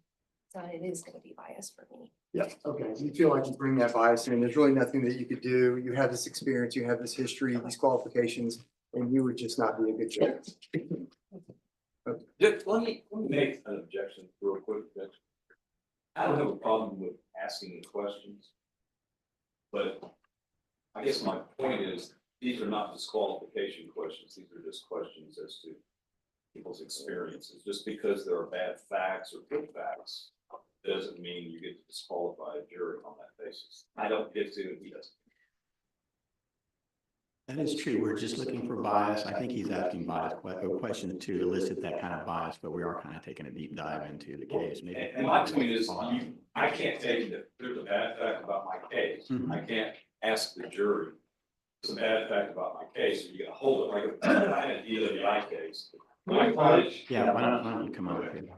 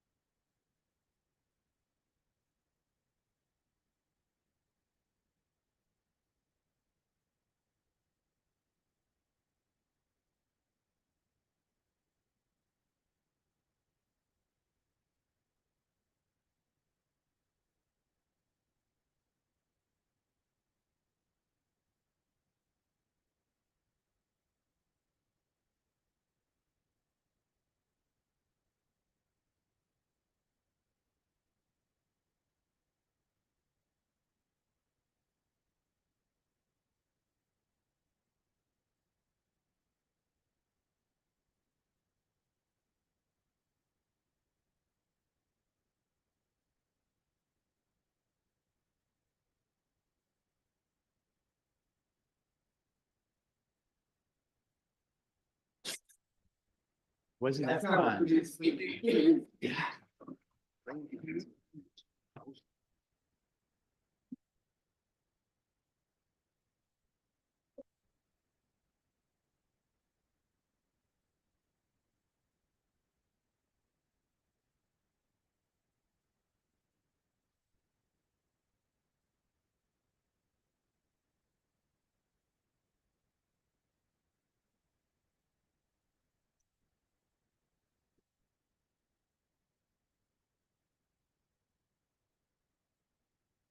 I'm gonna ask a quick question. How many of y'all have served on a jury before? Okay, if you'll raise your 16, 10, go ahead and keep your hand up. Okay, 16, 10, 26, 27. I like it. You held your hand up and your mouth. That's good. Good. Overachiever. 36, 37, 30, 38, 47, 32. I get that? All right. Of those people that had their hands up, you've served on a jury before. How many of you served as a foreman? Number 37, you served as a foreman. Anybody else? Is there anybody else, and I'm gonna ask on the first row here, who has the kind of personality who says, all right, let's gather up, here's what we heard, let's, take a vote. Is there anybody who would welcome that kind of a role? Okay, I'll do it if you make me. Is there anybody here that would welcome that kind of a role, or is there somebody here as opposed to, no way, I do not want to do that? On the first row, is there anybody who would want to be a foreman? On the second row, anybody who would want to serve as a foreman? I'd do it. Okay, you do it, yeah. Yeah. 36. Thank you. And you can keep everybody in line. On the back row, is there anybody who would want to be a foreman? Or could be 46? People who do that. All right, front row, anybody here who would want to take that role and step up?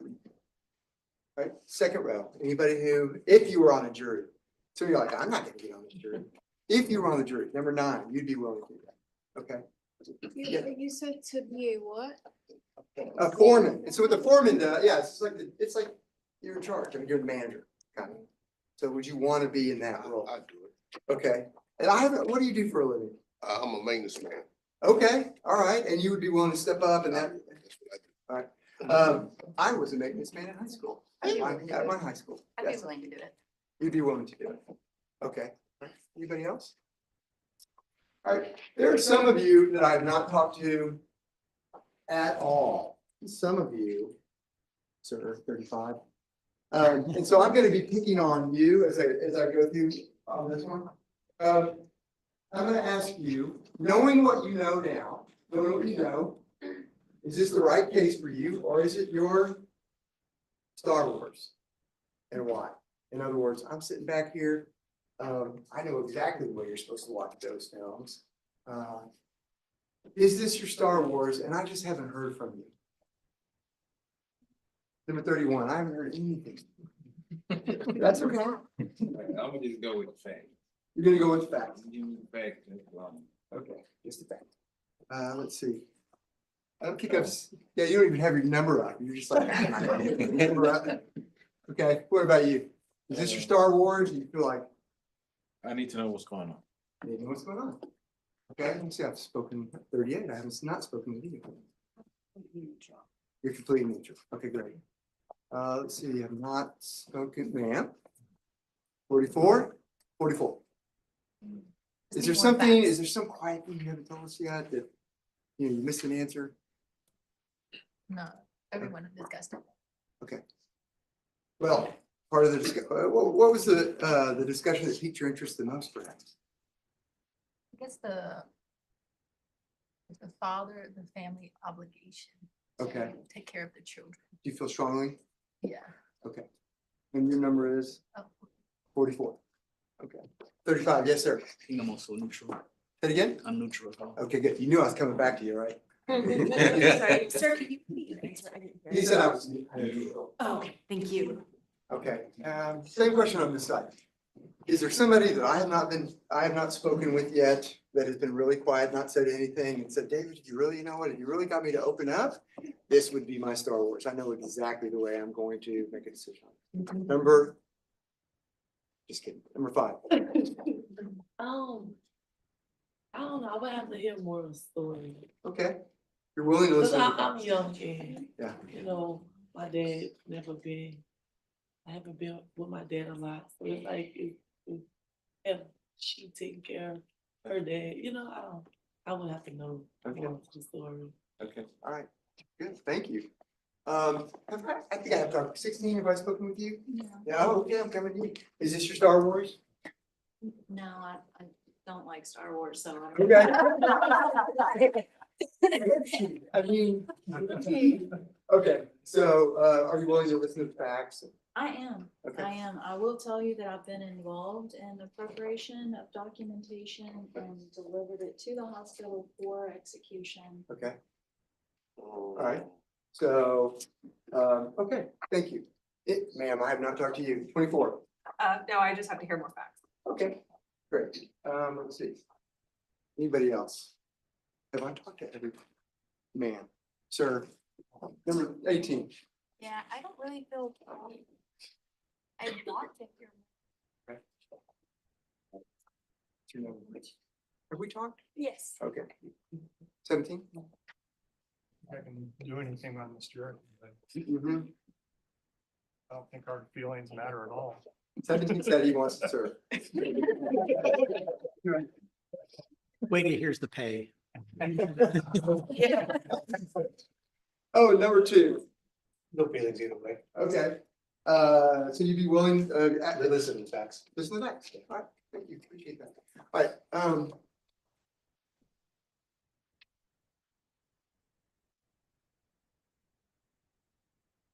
Oh, number 4. One more. Man, I thought we talked a little bit. Yeah. Okay. I would listen to the facts. I mean, I've had both experiences. I'm a daughter without a stepmom. And then I also know my mom and my stepdad, he wanted her taken care of. So I'm also his stepchild, you know, so I've been on both sides of the thing. And of course, I want my kids to be, all my stuff to go just to my kids. Okay. And not to my new husband. Okay. But, are you But I you're willing to could- listen? yes, to everything? absolutely. Okay, good. Well, that's great. Yeah.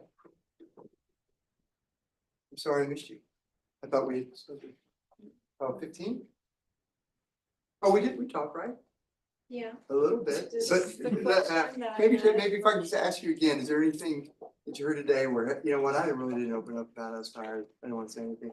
Is there anything that, I would have to listen to the facts as well. all right. I want to thank y'all so much for the open, the honesty, because otherwise you're just a blank slate, and we have no idea.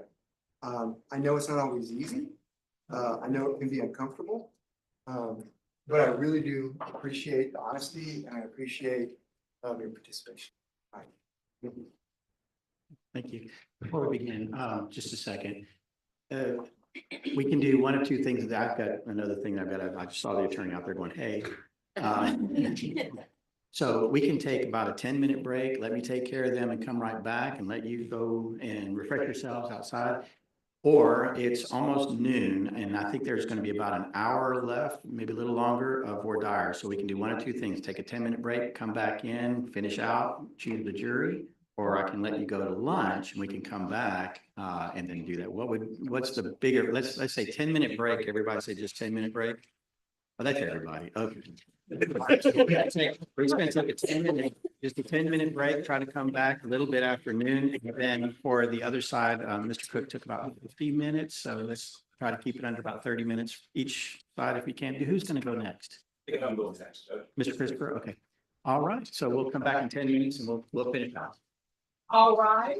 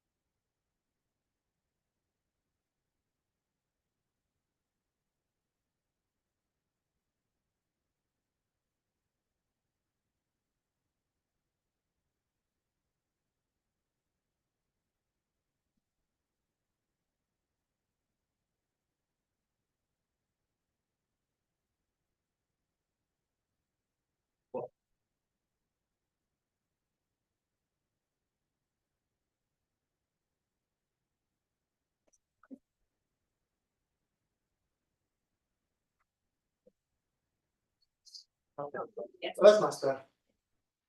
I read it. Well, I mean, you know. I probably couldn't read it.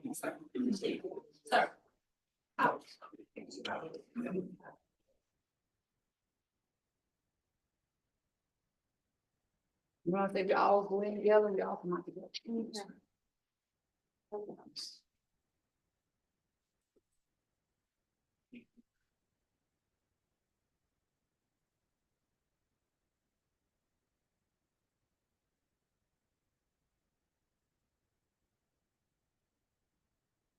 Yeah, you should.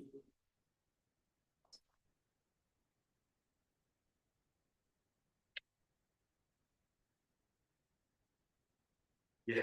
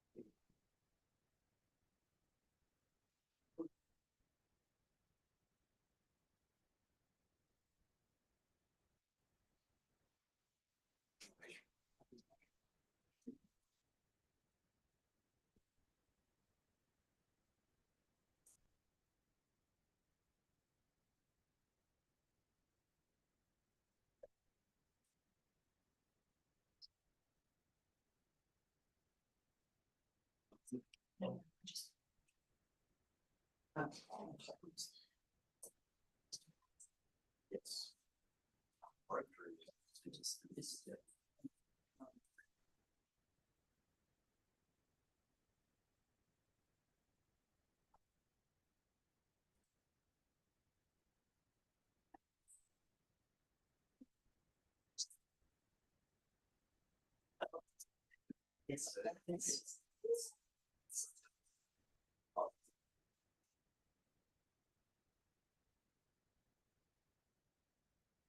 Yeah, I think that's right answer. Right.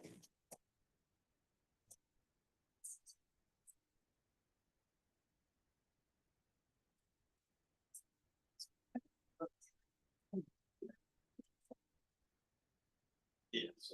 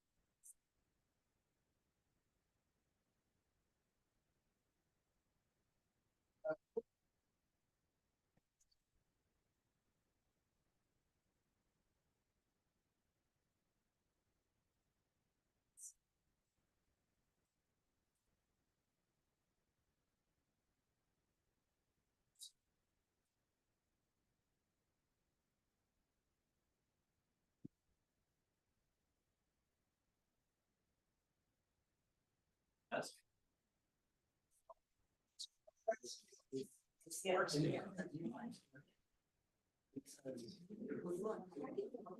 Right.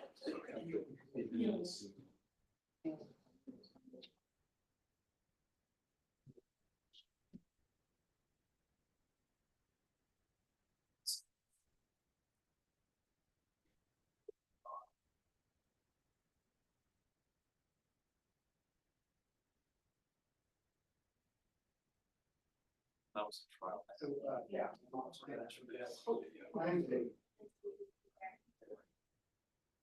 It's not a boring guy at all. That was, probably 1980. Okay.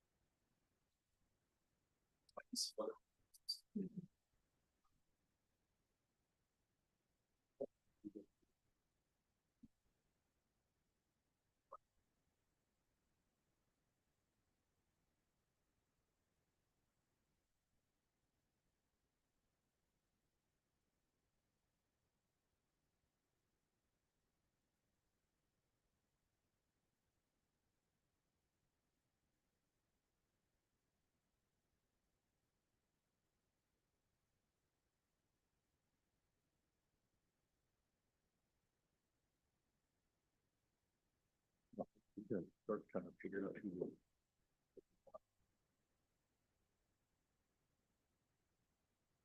Lord.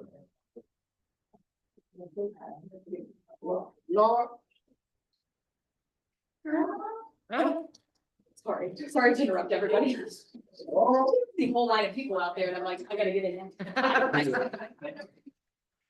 Thank you. Oh, yours? You're making us into a more dire? We had to wait over an hour for that. No, I mean, sorry.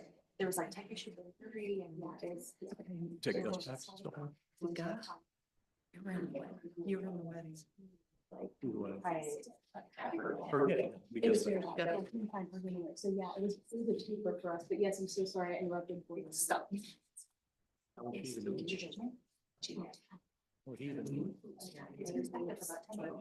So you need to agree. Yeah.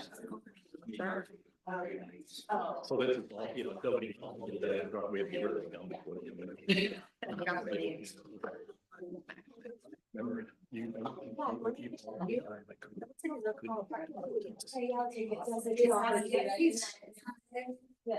Oh, yeah. So I'll grab it. Wait, good work. Oh, that was part of it. Yeah. I totally forgot about that. Oh. Never think of a guy. But he did send somebody up to bring it. It's really not. All right. Maybe seated. How are we doing, everybody?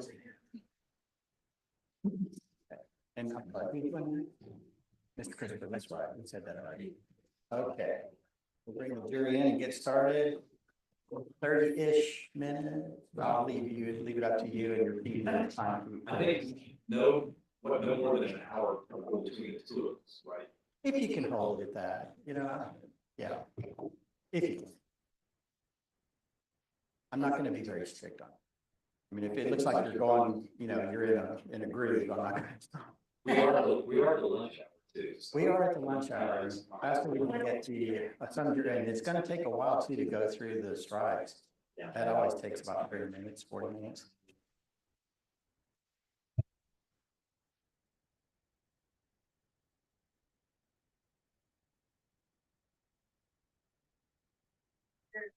Oh, that's okay, that's fine. Oh, do I see? Yes.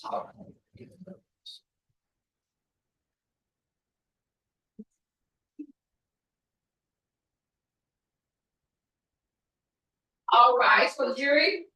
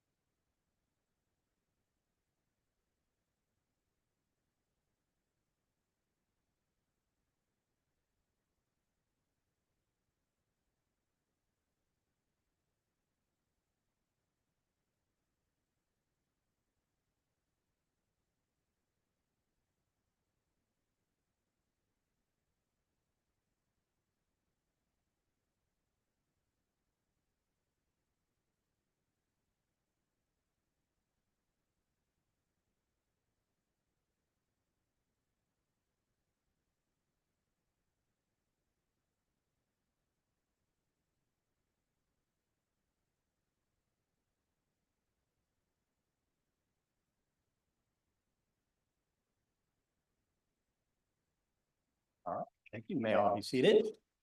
Mr. Christopher, whenever you're ready, sir. Thank you, Judge. May it please the court, Mr. Counsel, ladies and gentlemen of the panel. I know it's noon, it's afternoon. I'm gonna try to go really fast. First of all, I'd like to just cut to the chase on some of the questions that Mr. Cook was asking you related to the hospital stay. The fact that, I think it's undisputed that Mr. Polidorus, whose will we're contesting, was in the hospital both before, during, and after he signed his will. Now, having said that, neither one of us could say, we can't argue our case and say, therefore, I can't say, therefore, he signed it in the hospital, therefore I win. I can't do that. I mean, I could do that, it would be improper. The judge will give you the law. The judge, you will decide the facts. And when I say the judge gives you the law, he gives you written questions for you to look at, and you answer those questions based on the facts. And so what I'm trying to get at is, there are, in a case like this, there are things that favor both sides. I mean, it favors our side that he was in the hospital when he signed the will. I'm gonna argue that shows, shouldn't be held up. He had a lawyer. There were doctors there who were there in the hospital with him. Mr. Cook will say that shows the will was valid. I wouldn't be able to get, well, I will ask some questions. Yeah, Mr. Christopher. I'm sorry? Come up here.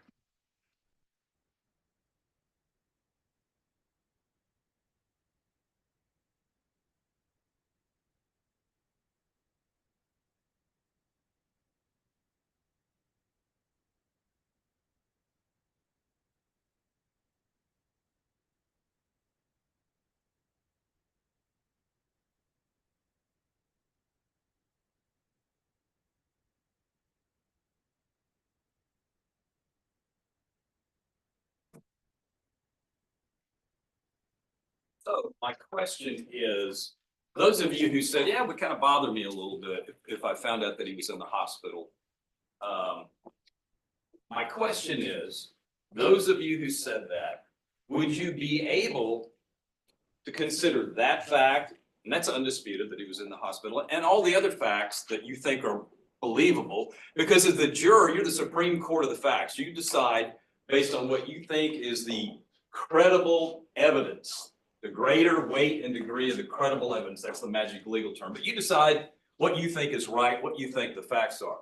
My question is, those of you who said, yeah, I'm not crazy about the fact that he was in the hospital, I don't like that. He could have been on medications, he could have been suffering from medical conditions that we don't know, all of that. My question is, can you consider all the facts? Or would you just automatically say, based on that fact that he was in the hospital, that alone is enough? Or could you keep an open mind and consider all the facts? You don't know what kind of condition he was in the hospital. We don't know about that yet. You haven't heard any facts. So those of you who said, yes, it bothers me, and I can go down my list here, and I'm glad to do that.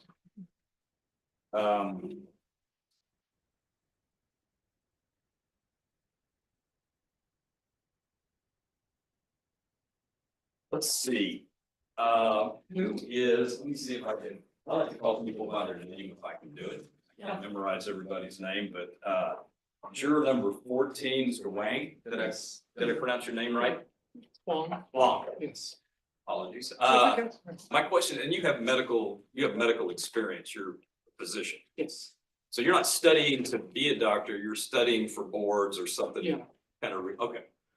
So my question is, would you be able to consider, and there's all kinds of reasons for people to be in the hospital.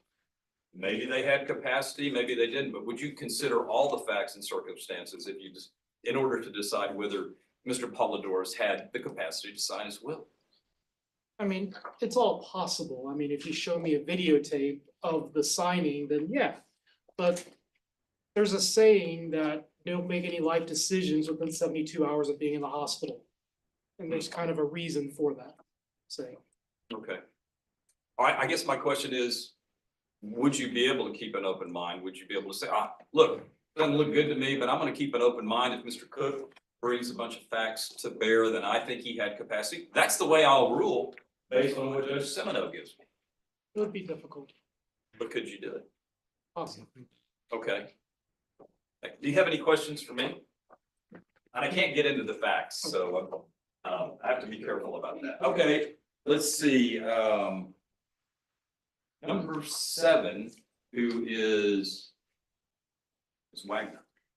Same question for you. Would you be able to keep that fact, I mean, the fact that he was in the hospital, put that to the side, and consider all the facts before deciding whether or not Mr. Polidorus either was unduly influenced or whether he had capacity when he signed his will? Just need more information. Okay, but you would wait to hear that information. That's all I'm getting at. mean, I'd love to get you to say you know, vote for my side, but we can't do that, and you haven't heard any facts yet. Okay, thank you. Let's see, number 6. Is that right? Tell me your name, ma'am. Mincy Thomas. Okay. Here's what happened. I have a diagram and it's all messed up. It's got 6 and 6 and 6 instead of 8, 8 and 8. So I'm a little bit confused. Are you in the medical field? And what do you do in the medical field? I'm the director of risk management. Okay. And so I've got the same question. Would you be able to listen to all the facts, or would you just say, and you know, tell me if I hate to see you go, but because this process is to decide this jury selection, what we do is we listen to you, the judge listens to you, and various people X out people sitting down. I don't want to encourage anybody to do the wrong thing here, but if you get X'd out, you're not on the panel, and whoever's left standing is on the jury. So I guess what I'm trying to say is, would you be able to listen to all the facts, including the fact that he was in a hospital, before making a decision? I mean, I guess, I can tell you my experience. And my experience is that the decisions made at that time, which is why, like, when I get involved, it's because there's disputes like this in the hospital. That's when they call me, is when there's a dispute like this. Okay. And then my role is then to help mitigate certain situations in the hospital, so they, like when there is a family dispute. And my advice to the patient, if they have capacity, is here's the paperwork, think about it. You have time, go home, take some time, and then draft this document. Okay. So My advice. what if there's a video? What if there's many memos have been administered to the patient? I mean, are there some facts that you'd say, well, it looked like under these circumstances, he had capacity? I mean, I'm sure there's a documentation. If the family can prove that, then. Okay.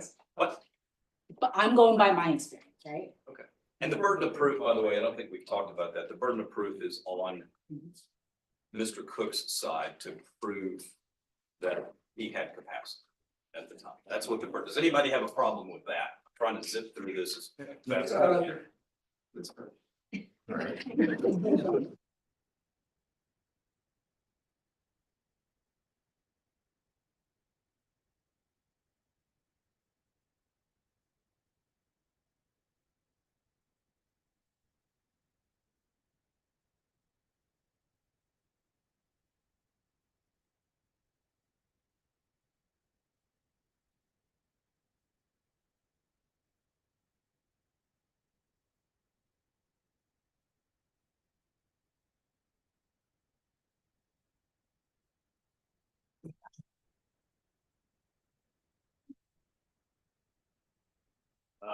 Williams? Yeah. Thomas. Thomas. I'm sorry. I was very close. So. Thomas, I believe. No, the burden of proof is on Mr. Cook for capacity. The burden of proof is on us for undue influence. But we were talking about capacity, and so that's what I was talking about. But to be fully, this is a capacity undue influence case. We have the burden of proof on undue influence. He has it on capacity. So, do you have any questions for me about this? I mean, the question is, All right, come on up.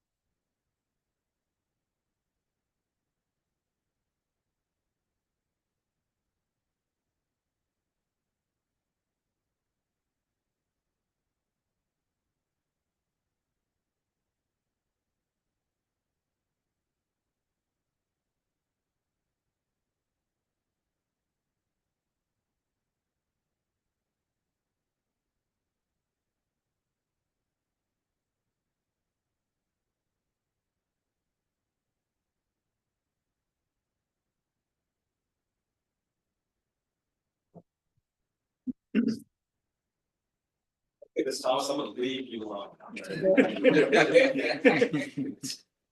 gotta get this done. Let's see. Number 22. Gosh, I feel like. It's short. It's very tall. Crystal Yarborough? Yes, ma'am. I got the same question that I was asking Ms. Thomas about. I could definitely look at both sides. Okay, I'm not gonna go down everybody's name on here. We may talk with you later, but is there anybody who said, okay, let me make sure, looking at the right person. Is that Ms. Lunsford? Yes, Okay. well done. I unfortunately with that question, it took a complete dive for me. I would say I would have some bias with that. So with the hospital question, I was feeling pretty in the middle and very factual, but it's not feeling very well. All right. Nobody's asking you to like the facts. Yeah. Nobody's asking you to think, I well, just that's wanted to great. get on your list. Nobody wants you to say, oh, hospitals, I don't care. You're in a hospital, it doesn't matter. You can consider that. The question is, can you consider other facts in deciding? You said it so much better than I did, and my answer is no. I Okay. think that's where I took a little dive there. Okay, well, I appreciate your honesty. Thank you. Okay, anybody else? I'm trying to go fast. Okay, you're going to Wisconsin, right? Yeah. It's not really about going to Wisconsin. I know. I work in a long-term facility, and people are medicated, and decisions they make in a medical setting like a hospital or a nursing home is usually. You said people are often medicated? Yeah, in nursing homes and Sure. hospitals, and sometimes they know what they're doing and sometimes they don't. So we as medical professionals, help them. Okay, my question is, would you be able to listen to all the facts? Oh, Okay. Okay, number 45. And how do you say your name, sir? Kingsley. Oh, okay. Thank you. Anybody else? I don't want to give any short shrift to anybody on that question. Can you consider all the facts and the law that the judge gives you? We haven't seen the law yet. Okay. Well, that's going to help.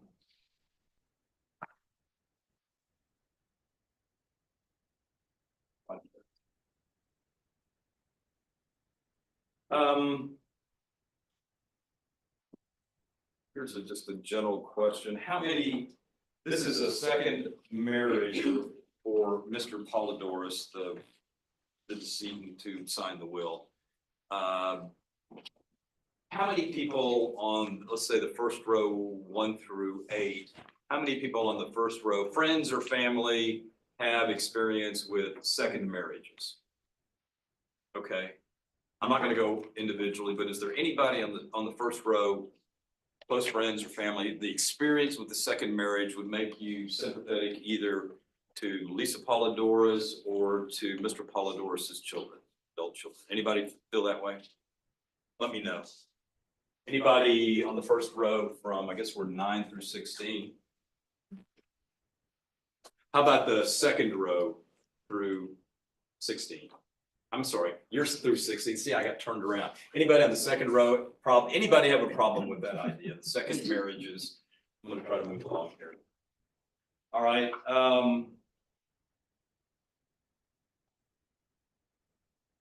There's one person who's not been introduced.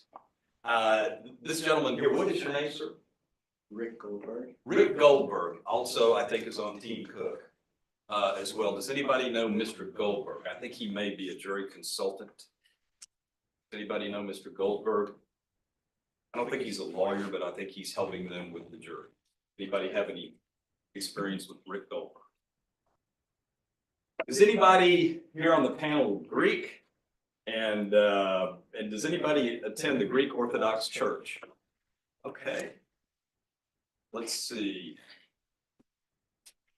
Ms. Wagner. Okay. Does that matter? Do you know George Polidorus or any of his sisters? Okay, and that wouldn't affect you in this case, would it? Okay, anybody else? I was writing down, did anybody else, are you Greek or do you go to the Greek Orthodox Church?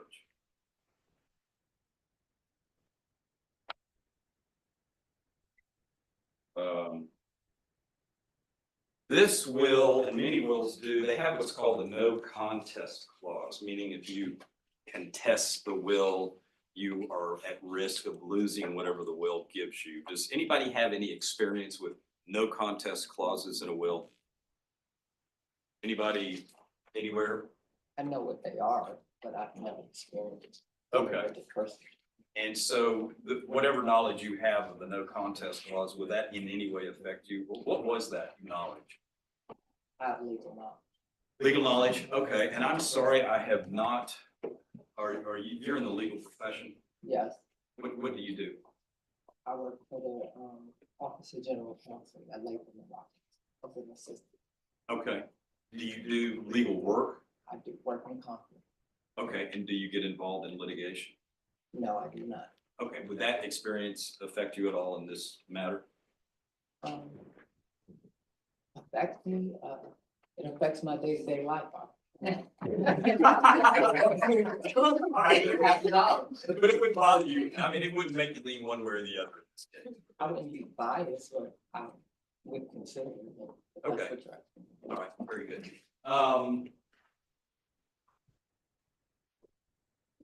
Let me start with this. Is there anybody on the left side of the room whose friend or family or you, while you're in the hospital, have made and signed off on big decisions, big financial, legal, personal decisions in a hospital? Anybody on this side? Yes, ma'am. I've witnessed that before. Okay, you've witnessed, were you an actual witness to the will? No, but I've been an executive of the will. Okay, you've been an executor, so you're number 8, Ms. Brown? Yeah. And so tell me what happened in the hospital that you saw. Tell me about that experience. So it was my stepmother. She was dying from pancreatic cancer. And she was edging my father she wanted to get a will before she died because she knew she had very little time. She's in college, which is like anywhere from a day to 2 weeks to live. And she had enough economy to get a will and get back there. And they made me the secretary of the will, and her kids didn't like that. So, and there was some other things that played a part because she was heavily medicated and so forth, but she was being coherent. That's been resolved? She's passed away now, Okay. and the will has now rolled over. My father's still alive, so Okay. it's still an ongoing process. All right. Would that affect you? Would that make you lean toward one side or the other in this case? No. Anybody else? Let me see. Anybody else on the left side of the room had experience, your friends or family, executing like a will, an important legal document? Let's see, we're on number 18, who is, can't read my writing. Sorry. I'm sorry? Samantha Serta. Serta, okay. Can't read my, tell me what happened. My mom was in the hospital for a while and she wasn't sure if she was gonna live. And so she signed everything over to my brother and she let us know if we wanted anything that just go to him and he'll handle it. And we were all okay with that. But she talked to you about it before? Yeah. Did she seem to have capacity to you? Yeah, well, I knew she was on medication, but the like few times that she was actually like could tell it was me, she let me know what was going on and I was like, okay. All right, would that affect you in this case? Do you think that would make you lean one way or the other? And that's your number 18, Ms. Serta. Okay, anybody else on that side? Anybody on this side, friends or family, do execute a big document or a will in the hospital? Let's see, let me get the names here. Ma'am, your number, I'll go 33 and 47 then, right? Ms. Dupree, Yes. tell me about it.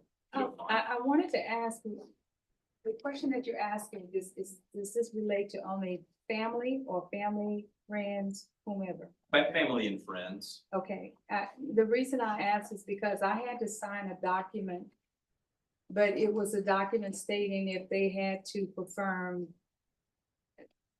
pressing on his chest, that it was okay with me. And Like a when I- do not resuscitate. DNR.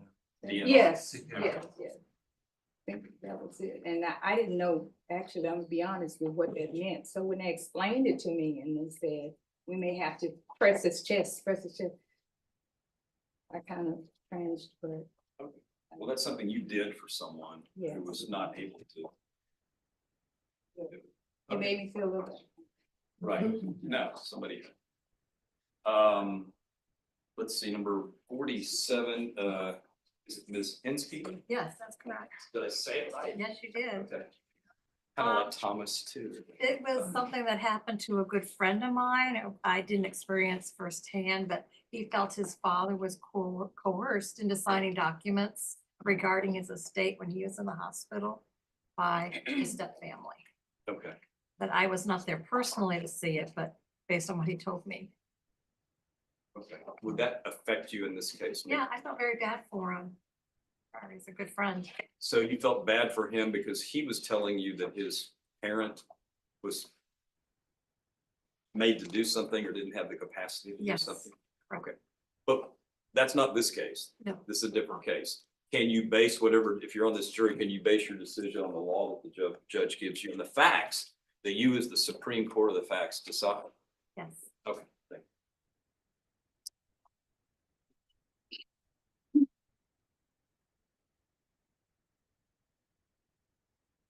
Is anybody, this is a kind of a follow-up question, but is there anybody on the panel whose close friends, family, had signed important documents, signed a will, signed some business document, made some big decision while they were in the ICU?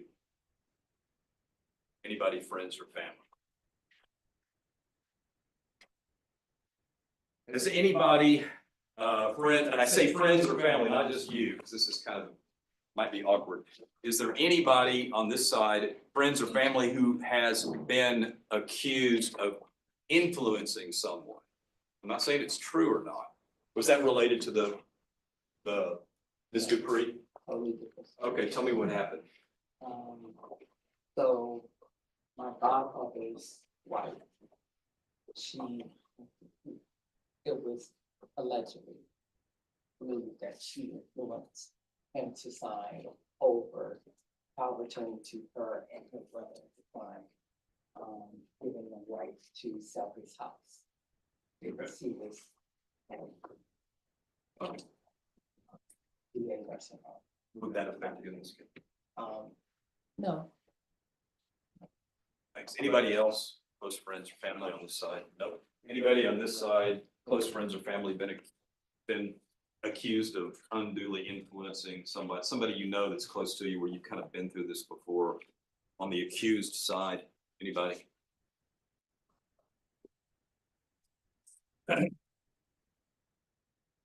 Is there anybody on the panel who's had the need to destroy a will? Like, I don't like this will anymore, I'm gonna tear it up, or do you know anybody in your family who's done that? Throw it in the fire, anything like that? Okay. Has anybody been written out of a will or disinherited? Has anybody had to disinherit or felt like they had to disinherit someone that might otherwise be in your will, like a child or a spouse? Well, let's just say a child. Has anybody been, I think some of you have said this, an executor of a will? Anybody been an executor? Okay, let's see, we've got number 4. Is it Miss? Hiram. Cannot read. Sorry. You were an executor. Any problems with that? That doesn't affect you in this case. Who else? Executor in a will? Okay, Mr. Dupree. That wouldn't affect you, would it? Anybody else been an executor? Anybody on this side? Let's see. Ms. Henspeth, Peter. Okay, that wouldn't affect you, would it? Okay, number 32, hold on, let me catch your name here, sir. Mr. King. Yes. You haven't really, we haven't talked to you today, have we? Okay. You have any questions for me, or since? I was the executor of my father's estate. Okay. Was that everything okay on that? It's easy. Okay. Let's see. Do you have any, so you don't have any questions about facts and deciding this case on the facts as you determine them and what the judge tells you the law? Okay. Okay, number 38, is it Ms. Leclerc? Okay. Executor of my father as well, no problem. Okay. Anybody else? Thank you. Anybody in the panel been involved in a will dispute that hasn't already told us about it?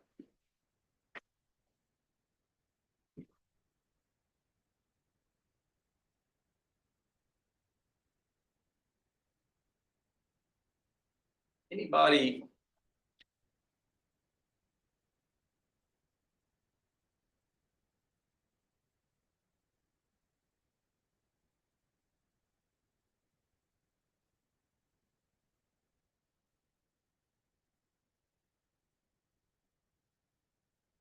As you all know, Miss Polydorus is a widow.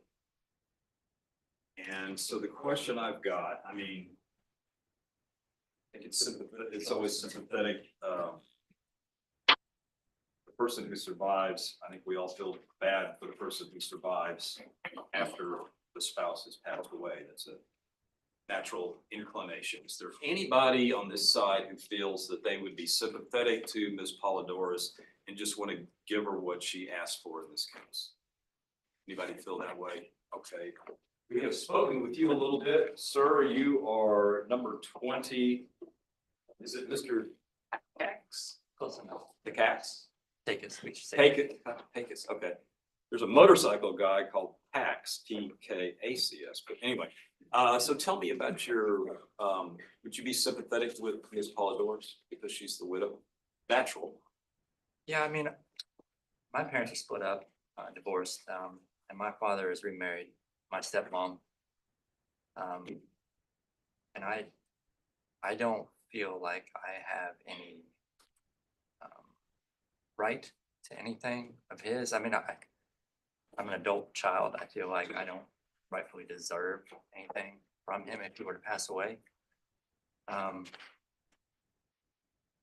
know, I feel like most of his success and everything that he's achieved has come from his second marriage. So I feel like they work well together. So I feel like anything that he leaves should be left.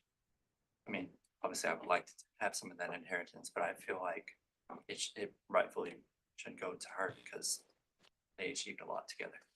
Well, would you, and the facts are all different from case to case, and we can't tell you what the facts are in this case right now. Does that experience with your father and your stepmother, do you think that would make it hard, that you would be sympathetic and tend to favor Lisa Polydorus and be less sympathetic to the adult children? Without knowing the facts, I do feel like I would be more sympathetic towards the spouse and not the adult children, just because of what I stated. I don't feel like I rightfully deserve something as an adult child from my parents. Just Okay. Because I'm a child. Anybody else feel that way on this side? Let's see. Number 11. Mr. Matthews. Okay. But yeah, I'm like the same way. My father passed away, my stepmother inherited everything. The kids, or, didn't get anything. But I believe that's the way it should be. And because of the relationship and because of. I think any relationship that if the husband passes or the wife passes, it goes to the spouse. And then when that spouse then it goes down to the children. Okay. But the children don't automatically get inherited. Right. Who else feels like Mr. Matthews. Who else feels like Mr. Matthews on this side? Okay, let's see, let's go, Ms. Serta is number 18, is that right? Okay, and number 22, we've talked with you, Ms. Yarborough? Okay, so I guess my question for Ms. Serta and Ms. Yarborough, as a result of that, do you think that Lisa Polidorus would be starting 2 steps ahead of the children? Do you feel like you would be sympathetic to her? And if you would make it harder for the children, the adult children, to prove their case because of your sympathy toward? I do think I would be a little more sympathetic towards her, but I think after hearing about it, I would be open to hearing. Right, and let me just tell you, I can't tell you what the facts are. I can't tell you what the distribution is in the will. I can't tell you what the distribution would be if the will gets thrown out. I just can't tell you what it is. I just can't get into that. So if someone's thinking, well, if one side wins, the other side gets nothing, and if the other side wins, the other side, that's not the way it's gonna work out. But I can't tell you how it's gonna work out, okay? You'll just be asked questions by Judge Semino on what the law is, and you'll answer yes or no and fill in blanks. So given that, does anybody else, gosh, it's Takix? Mr. Takix? Takix. Does anybody else agree, or not agree, but I'm just trying to link people who kind of are sympathetic to what Mr. Takix is saying? Anybody? And we've talked about you, gosh, Ms. Yarborough, right. And let's see, Ms. Okay, number 15 and 16.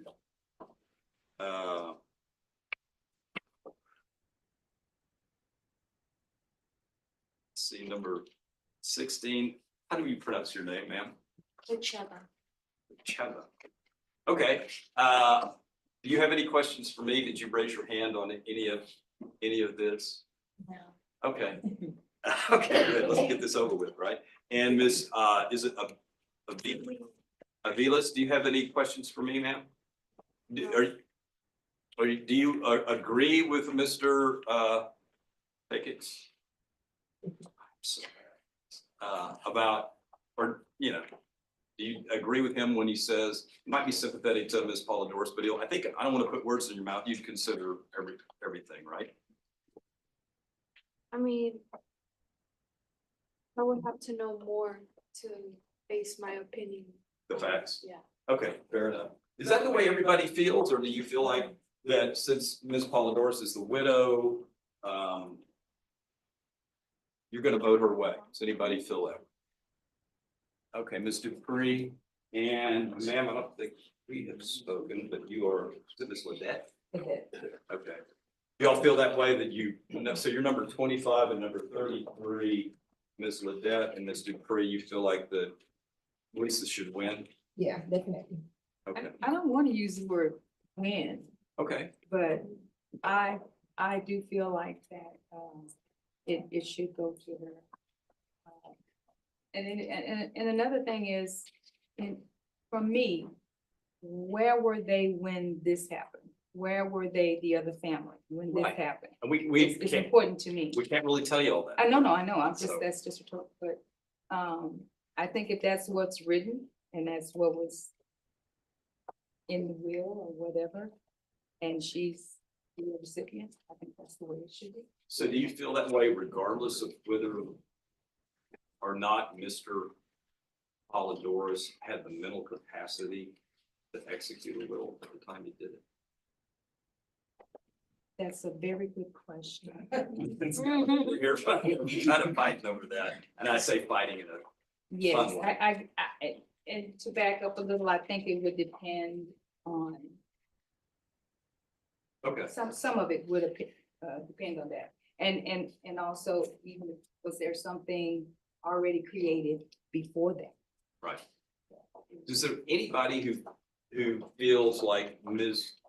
Dupree, that maybe they'd be sympathetic to Ms. Polidorus, but they wouldn't necessarily vote her way all the time? They'd have to hear the facts. Does anybody disagree with that? And just feel like, well, I'm sympathetic to the widow, and that's who I'm gonna vote for.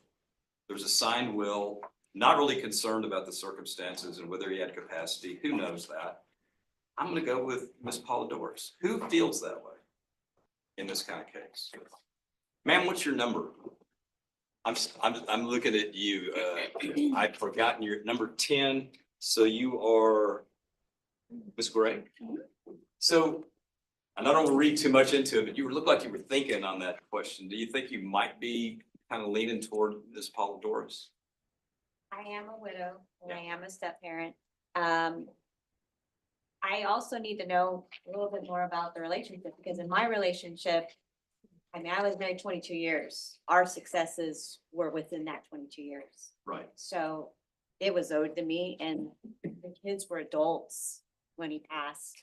So I kind of directed what they got. And I mean, again, those are all facts that I don't know. So you have to find out the success of the marriage and, you know, to me, you have that, there's a lot more that needs to be panned out. Right.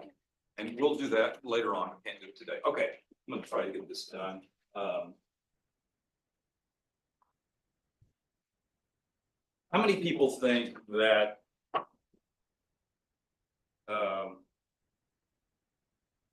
if somebody signs a will and he wants to, and that will distributes property in a certain way, that's the way it ought to be distributed, and it doesn't matter what kind of medical condition he was in or psychological condition he was in or what kind of meds he was on. Does anybody feel that way on a scale? You know, how many people think that that's the way it ought to be? Once somebody signs off on the dotted line, I don't care about their capacity. That's what he wanted to do, and that's what I'm going with. I don't care if you're 87 or 47 or 107, I'm going with that. Does anybody feel that way? You can do whatever you want to. I guess the question is, do you know what you want? I mean, we're saying it's a capacity case. We're saying you didn't have the capacity, but are there people who say, I don't really care about all that fancy stuff. If he signed it, that's where it should go. Does anybody feel that way on this side? Anybody on this side feel that way? Mr. Christopher? Yes. I'll just let you know, about 35 minutes. Okay, thank you, Judge. Does anybody on the panel feel that psychiatrists are not useful?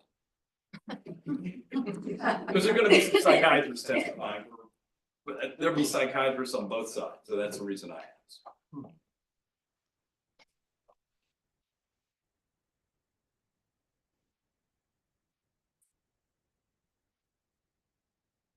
All right, I got to get this quote. This is one of my favorite questions.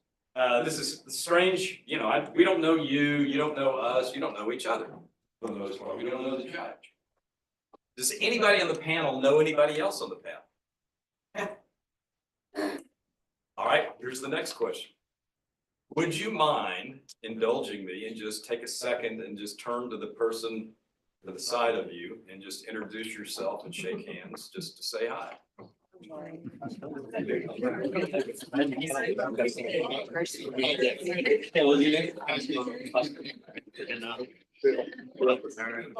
right? It's kind of like church. Here's one more thing. I'm about done. I'm going to ask some general questions. If the rule is, if you don't get a chance to talk in this jury selection process, you end up on the jury. So having said all that, I'm going to ask some general questions to the jury. How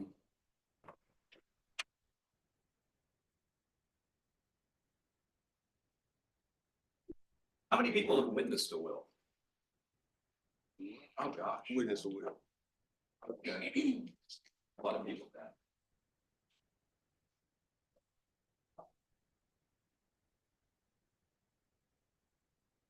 Anybody in notary? So. Number 8, number 16. Or number 30. Star Wars, you like this? I'm sorry, what is your number, sir? 41. Gomez?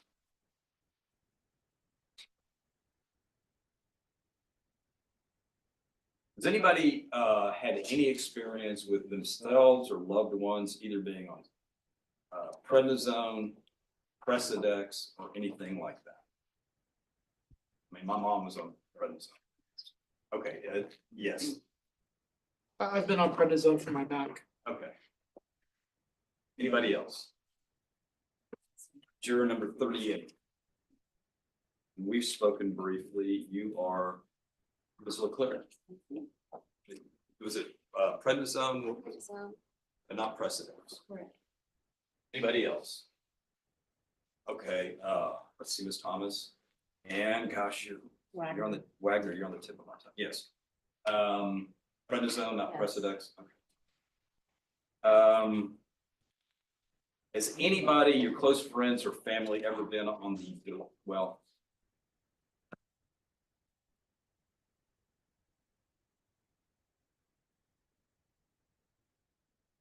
I'm gonna run through.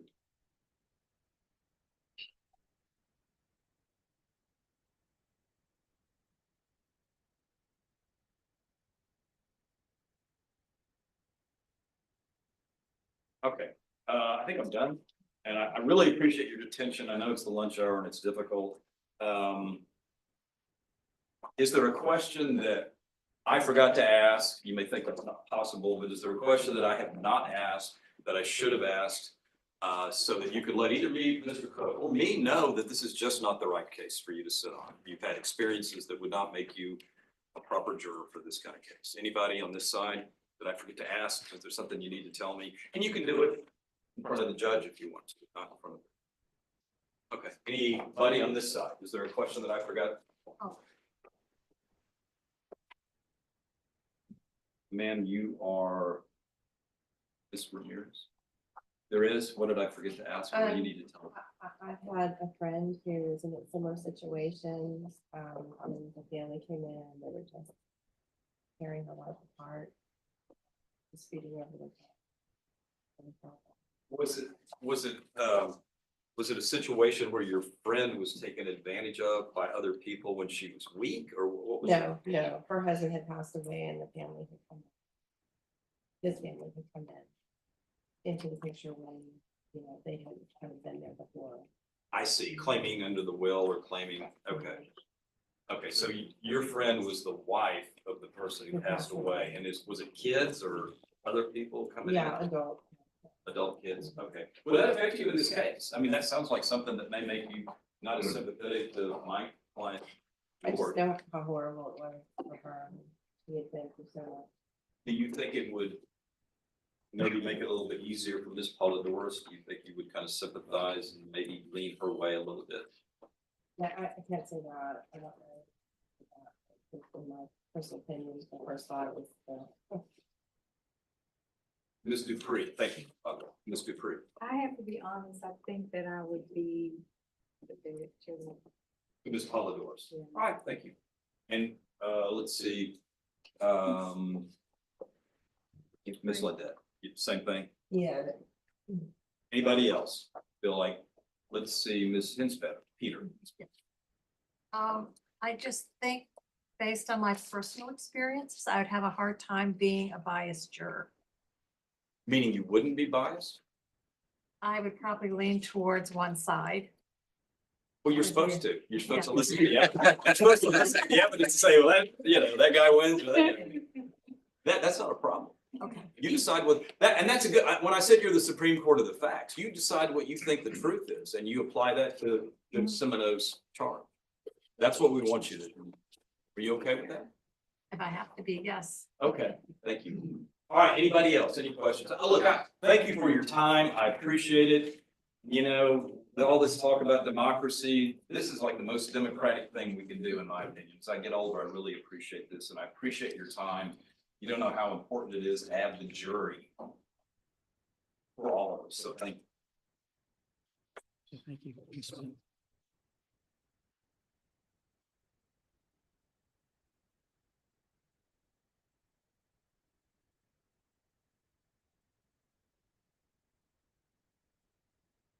Last one, I promise. Well, good afternoon, everybody. Thank you so much for being here. I think Mr. Cook and Mr. Christopher have narrowed down a lot of my questions, so I shouldn't have too many for you, and I'm gonna try to move quickly.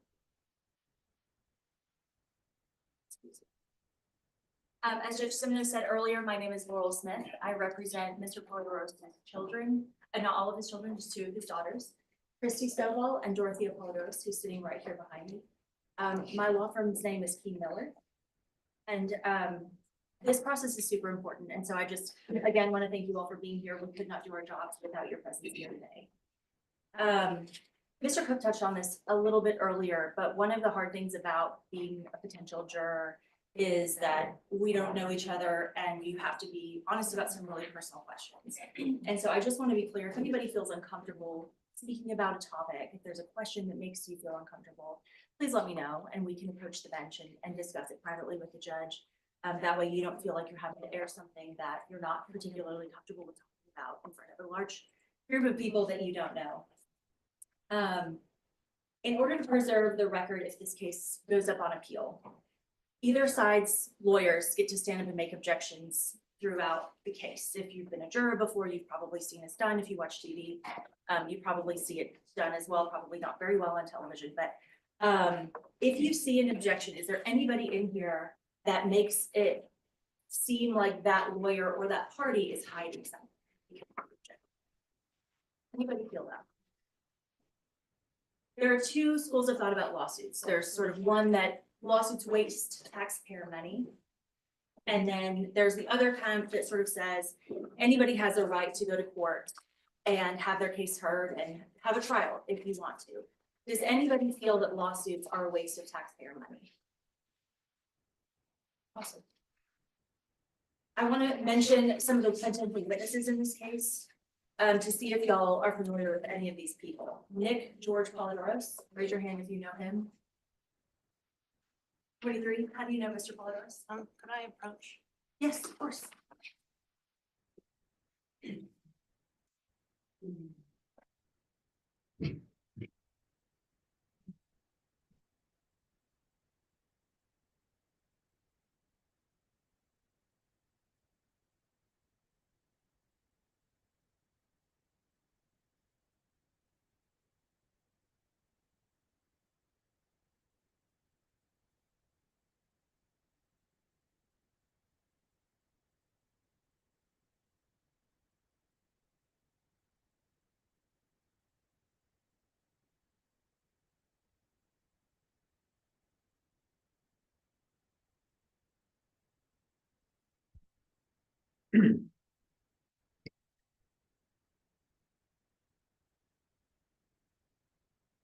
Anyone know Jessica Laster? Does anyone know Chuck Hawkins? Monty Donaldson? Daniel C. Pappas? Dr. Christopher Merkel? Dr. Ali Abbas Asghar Ali? Dr. Mohammed Attar? Mary Beth Driscoll? Peggy Husky? Or Cynthia Jones? Great.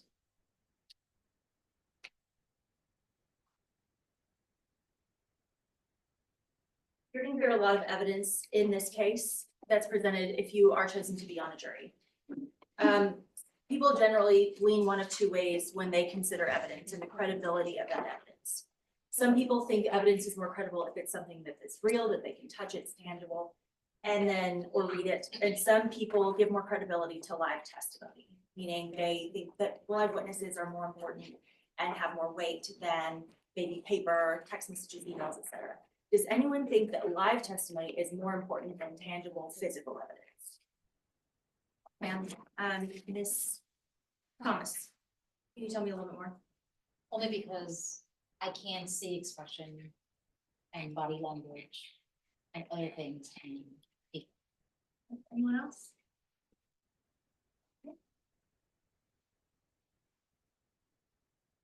Does anyone feel that if evidence can only be read, that is less credible than live witness testimony? You don't have a live witness to prove it up.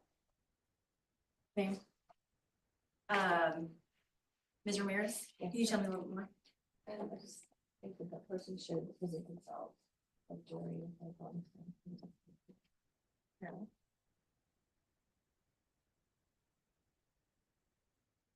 Has anyone been involved in a lawsuit before? Can you tell me, Ms. Brown? Personal injury. type of things. Were you a party in that lawsuit? Yeah. Anybody else involved in a lawsuit? Number. Thank you, 11. Y'all just hold your numbers up so I can see.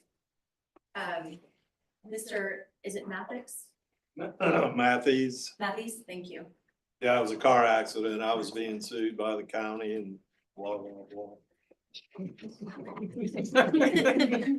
Has anyone been number 38 and 39, we'll go start with number 38. Ms. Leclerc? Yes, hip replacement was recalled. It was what, I'm sorry? Hip replacement was recalled. Okay, hip replacement was recalled, so. Accident, auto accident. Sir? One of my supervisors had a malpractice suit and I was deposed. Okay, I wasn't on this, but I was they had me give the deposition. you were a witness. Has anyone been involved in a lawsuit with family members? Of the ones that we heard about? Does anyone who have parents that got remarried later in life? Can you hold your numbers up? 4, 7, 8, 9, 11, 18, 20, and then hold your numbers up over here. 32. Is it Ms. Coleman? Can you tell me about that? My father remarried somebody 30 years younger. Okay. Yeah. It's a gay marriage, in case that makes a difference. Ms. Byron? My mother remarried. Did anyone have a step parent that when your parent remarried that step parent, that second marriage, that they felt the step parent was marrying your parent for financial gain? Ma'am, Ms. Perez? Yeah, my father got remarried. And, a lot of my family thought that my stepmom married him for money. Anyone else? Have any of you experienced a strained relationship with a step parent? Can you tell me a little bit more about that one, Rick?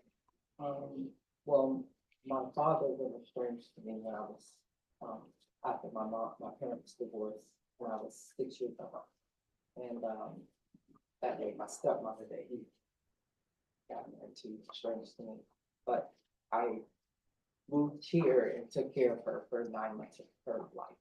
Then she left. I'm sure she really We appreciated were it. okay. Anybody else a strained relationship with a step parent?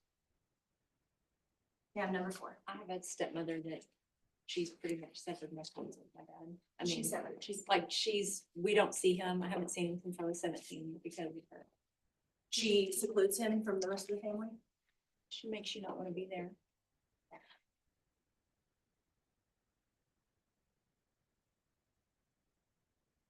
Does anyone have a strained relationship with a stepchild?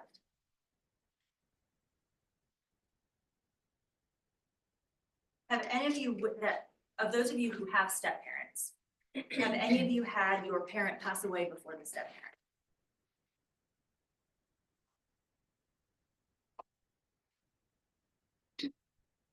And if you can, tell me a little bit about your relationship with your step parent. Well, at first it was very hard to accommodate because my father wasn't really in my life. And in time of need, I did have to live with my father and his wife's family. So I was basically a stranger to their new family. So it was kind of rough, but now we're pretty close. Good. I'm glad to hear that. Does anyone have a family member that everyone in the family no longer speaks to? They're sort of their alienated family member. Ma'am, number 6. I'm You're the estranged family member? Can you, if you feel comfortable, tell us a little bit more about. Only because I chose something that isn't following tradition and so I've been to some. Is what kind of tradition is that? I'm Indian Okay. and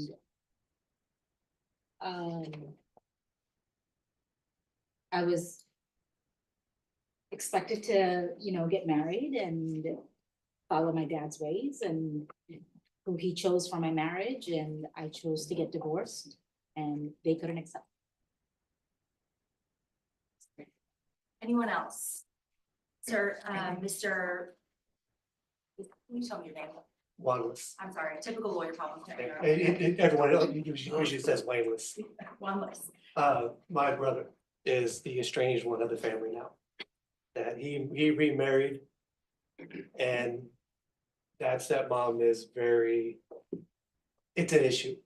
And he lives 20 minutes from me and I haven't seen him in 3 years. Sir. Do in-law family members count? Sure, any relatively immediate. My wife's family, one of her brothers married an individual, and that individual was caught trying to coerce my father-in-law into something. And then we have since, their family has now cut ties with that brother and that individual. Thank you for that. Anyone else? Yeah, this goes back to a state child. My husband has a child that he has not been in communication with, as well as us. He, due to his wrongdoings, he left Texas, returned to Colorado, and since he returned, he hasn't spoken to him. Although, and despite the attempts that we've made to have contact with him, he doesn't communicate with us. So we have just kind of like put that behind. Understand. Thank you so much. Ma'am, Ms. Reyna? Hot seat but me, sexual sin. I'm sorry, will you say it again? I said hot seat but me, sexual sin. Sexual sin? You mean you committed some sort of sexual sin that estranged you from the relationship?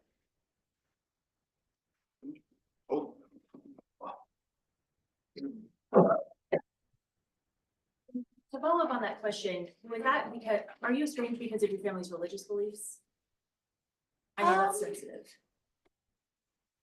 And my own. And your own. How many of you have a will? Let's see it. Hold your numbers up really high, please.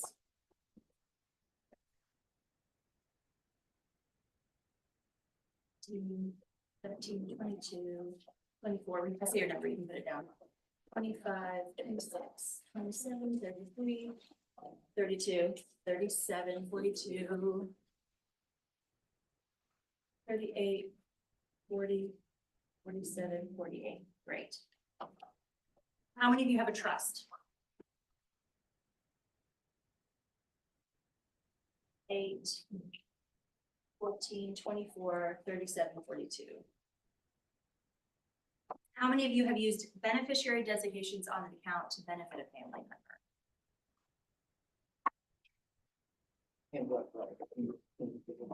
Let me rephrase that. How many of you have used a beneficiary designation on an account as part of your overall estate plan for your family members? Is that better?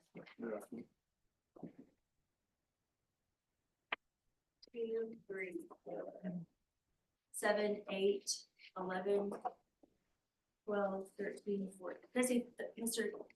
Did you have yours up? Yes. You did, okay, 14, 16, 24, 33, 34, 36, 37, 32, 46, 47, 38, 40, and 48.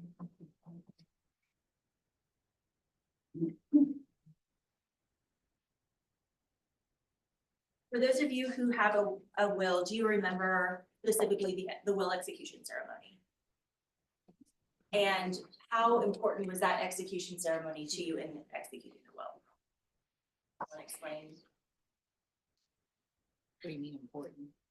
Do you recall specific facts about sitting and executing your will and who was there and all that? And I hear you just because my husband and I were joking about all the variations of death that we had to go through.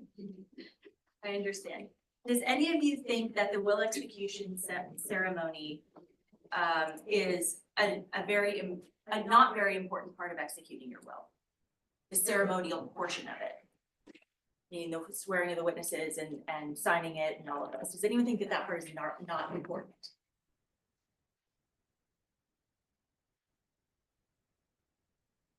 Does anyone have a negative experience with COVID? And when I'm asking this question, I know we all had a negative experience with COVID, but I mean a family member with long COVID, something that was longer, like a hospital stay, or something that was extended beyond maybe getting COVID. Ma'am, yes, thank you. Ms. Perez. I lost my mother due to COVID.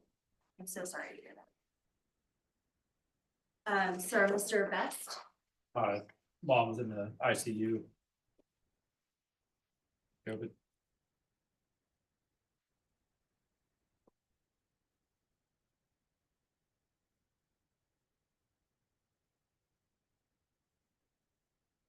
Does anyone have experience with any condition with lung issues, asthma, COPD, any oxygen tanks, maybe someone who's suffering from lung cancer, any personal experience with a family or friend who suffered from any of those conditions? Ms. Thomas. My son has asthma. Ms. Wagner. My father had lung cancer and had passed, and my mom also had lung cancer.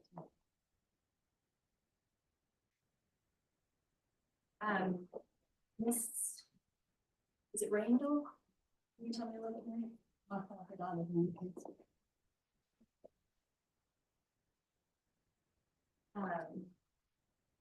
Ms. Dupree. My fiance dad.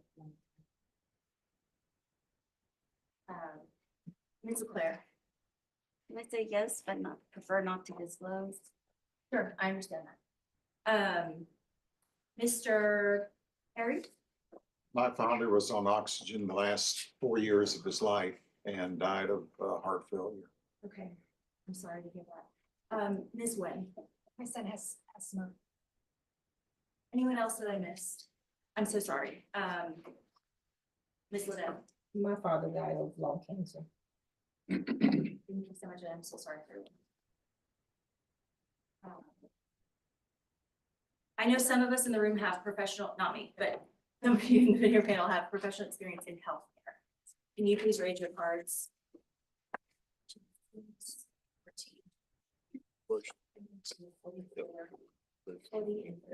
18. Yeah, the question. I'm just asking who has professional experience in healthcare. Okay, Ms. Thomas, what you talked about, you were. I'm a nurse. I'm a nurse of 30 years.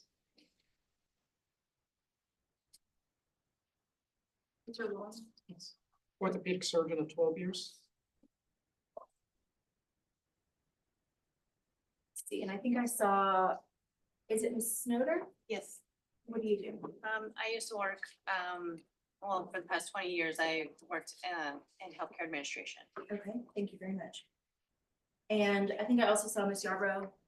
I was a nurse for 10 years in hemodialysis. Okay, great. But that was 20 years ago. And then on this side, did I miss anyone on this side of the room? Okay, I'm so sorry. Miss Sarah. 2 of my sisters are nurses. Okay, great. And then on this side of the room. Who else had, oh, Miss, is it? Livette. Livette, thank you. Will this involve psych services? That counts. Like Yeah. quality management, like Quality psych institution? Wonderful. Mr. King? Actually, I misheard the question, not mother, sister, all the nurses, but I'm not. Do you have like an honorary degree? Yeah. Like my husband, I think he has an honorary law degree. All right, I saw number 40. Let me back. Yes. Miss Wen. I've been nurse for 13 years. Okay, what area of practice? Pulmonary, Pulmonary? pediatric, primarily. Wonderful. Ma'am, did you have your card up? Oh. And then number 44, is it when? Yeah, did you have? Oh, I'm an optometrist. Optometrist, wonderful. Anybody else with healthcare professional experience that I missed? I'm sorry, sir, Mr. Annabelli, Yeah, certified nursing aid. nursing aide, certified nursing aide. And I think you said earlier that you helped elderly people. Okay, wonderful, thank you.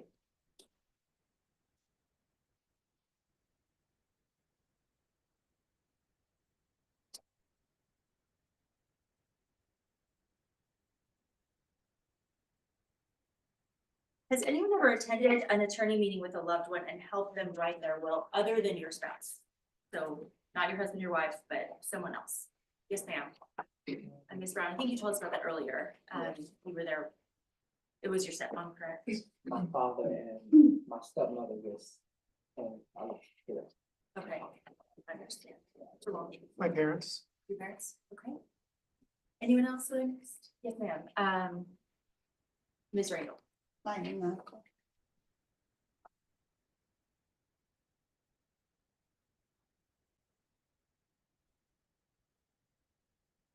Anyone ever thought that they had a family member that had been coerced to sign a will or to other customary document related to their estate?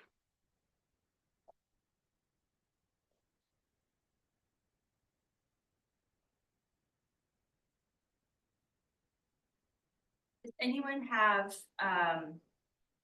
is anyone receiving Social Security disability, not regular Social Security, but SSDI currently? Does anyone have any disabled siblings? Is anyone in commercial real estate? You have own businesses or you a realtor or? Yes, ma'am. Can you tell me a little more about, what's your number? Can you tell me a little bit more about that?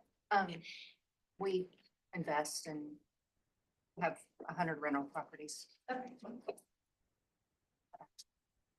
And is that, are those family owned? Me and my husband, yes.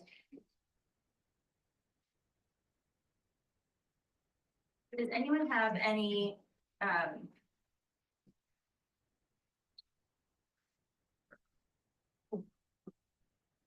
did anyone, any of you who have step parents? Last question, when your parent got married that second time to, or maybe more, to the step parent, did you feel like your relationship with your parent worsened?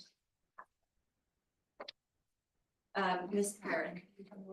I think I told you already that I don't, I speak to my dad, but I haven't seen him in a very long time. Anyone else, their relationship with their parent worsened after they got remarried? I think that's all the questions I have for y'all. Thank you for your time.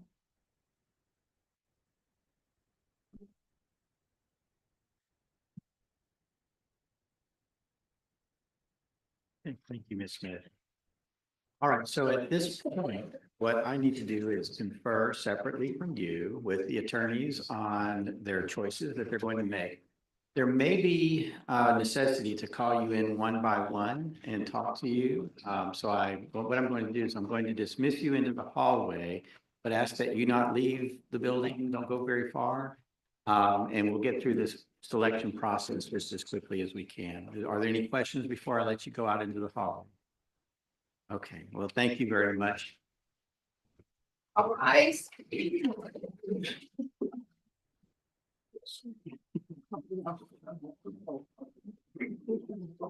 Now you're hearing my stomach stop. It's like my backbone, not trying to eat it.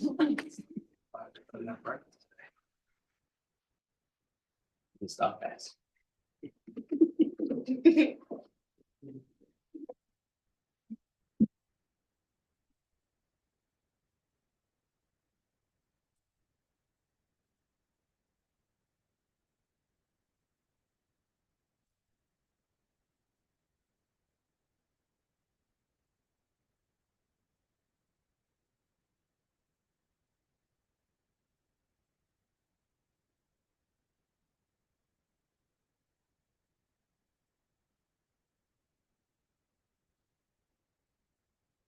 Y'all want to take a quick break before we do the structure clause? Yes. Yes, yes, absolutely. Let's take a 10-minute break, come back about 25 minutes till the hour, and we'll do our structure cause at that time, okay? 15 minutes, all right. Come back in like quarter till. Okay, that should give us all plenty of time. Okay.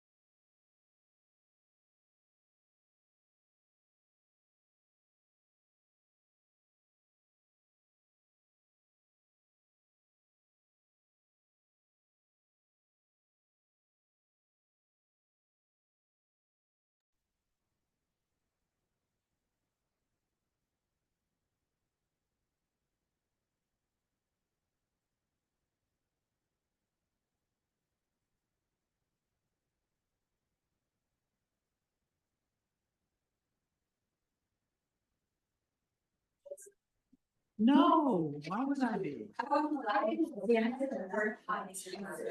No.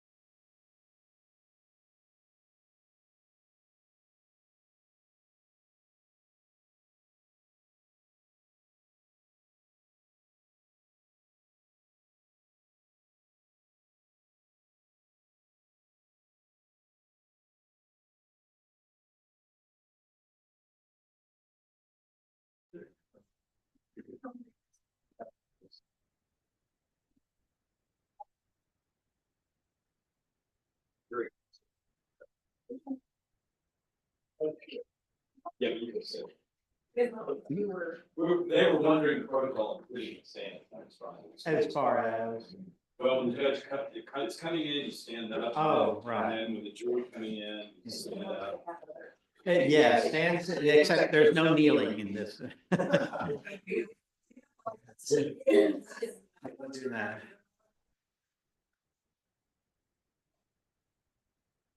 Oh, did you? You know, it's like even when they have the nice padded kneeling benches, they still hurt after a while. I'm like, please, please hurry and finish this part of it.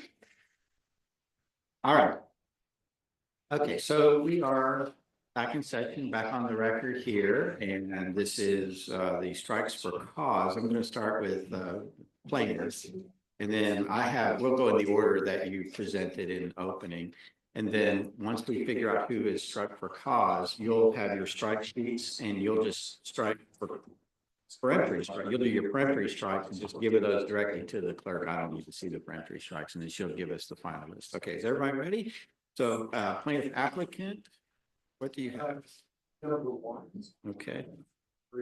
Hold on a second. Let's talk about these in order because I want to see these are for cause, not peremptory. So we got to figure out whether or not there's any objection that one should be stricken for cause. He's got to go to a wedding Friday of next week, not this week, next week, but yeah, Mr. Vega. Just to let y'all know that I do have plans for Thursday and Friday of next week. I'm counting on you finishing this in 7 days so I can go do that. If not, we'll start again the next Monday.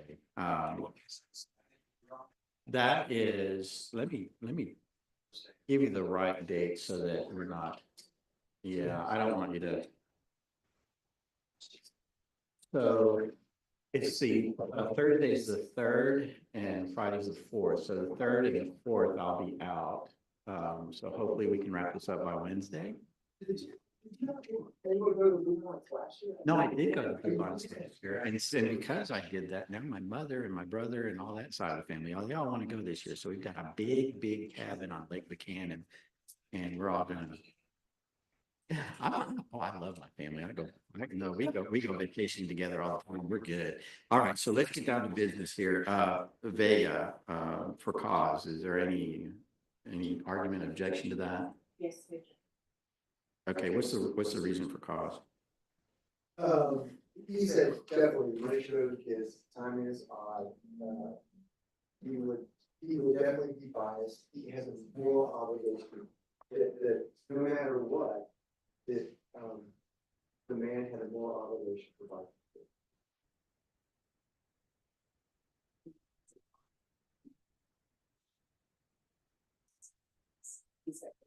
Yeah, that's. But I don't know that he's going to ignore all the facts. Do you want to bring him in here? Can we have juror number 1, Jose Vega, please?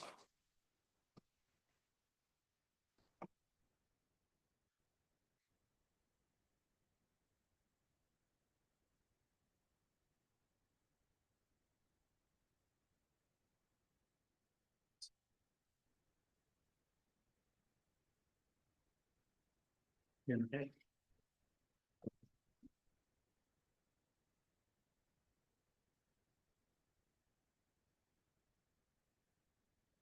Hello, Mr. Vega. This is all part of the process, don't worry. There's just some extra questions that the attorneys would like to ask you apart from the big group, okay? Mr. Cook? Mr. Begg, thank you. So remember I had asked you, during the board earlier, to be honest, and you were, and now it's time to be. I had asked you some questions, and I think that you said, that because of the background, you know, you've mentioned several times that you had certain biases, that you think that the money should go to kids, I mean, it's odd. You'd be biased, and I think you said it's across the board, it wasn't just you, but I think you said across the board, men would have an obligation, a moral obligation to give property to their kids. And I understand that based upon your experience, that's the way you feel. Okay. But many times, as you said, that you had the bias. Don't know, are you going to be able to actually sit here and listen to the facts in light of, you know, everything you said, listen to the facts, listening to the direction from the judge, follow the direction from the judge, you feel like you won't do it? I mean, facts, or that's very fun, but if you have a bias towards father out there now. As a result of that bias, would it be very difficult for you to follow the directions of the judge? I would probably be heavy. Mr. Christopher? I do have a couple of questions now. This case doesn't involve someone, I mean, these are adult children. It doesn't involve someone raising children, it involves an adult at will where someone passes away. 7 years old. How is that to be distributed? According to the will or to other means? So the question is, because of your strong feelings that a father should provide for his children, would that overcome your ability to follow the law from the judge about whether or not that will is valid, whether or not it's been, Mr. Polidorus had capacity at the time he signed it, or whether he was under the influence? Would your feelings that the father is supposed to provide for the children, would they be so strong that you wouldn't be able to follow instructions? Based it on the facts. The facts are the facts, and the law is the law. But I do feel like you're gonna have children, and you know you're bringing to this world. But they're grown. Oh, absolutely, and you know that's fine. I think you know, I may have to be there. So you think you would not be able to follow the? No, I mean, like I said, That's fine if you would. yeah, no, I would follow obviously, you know, the facts of the fact, like I said, but in this situation, there's so much going on. Not just going on my personal. If he chooses not to leave the money to kids, that's on him. But that's what I would lead toward. Person, yeah. Okay, that's all. Ms. Smith? Sir, if you were presented with facts of the case that were contrary to your bias, would you lean more towards your bias or towards the facts? Because the circumstances out of play, probably toward him. Okay, let me ask you this. If there are circumstances in this case where everyone's getting something, no one's been disinherited, would that change your answer? No. Even though if there were provision for the children, one way or the other, that would not change. Like I would lean toward the fact that if they're both parties are getting what they're getting, the children are getting, that goes to, you know, the wife. Does the amount of a gift does that affect your decision at all? Absolutely. Can you explain why? You know, facts, right? Some people have more, some don't. In this case, so in this case, I'll probably lean on whatever the I really wanted to distribute. That's on him, as long as the obligation is met. Okay. Thank you very much. Appreciate it. So I might just go. We'll just wait out in the hallway. Don't leave yet. Okay, thank you.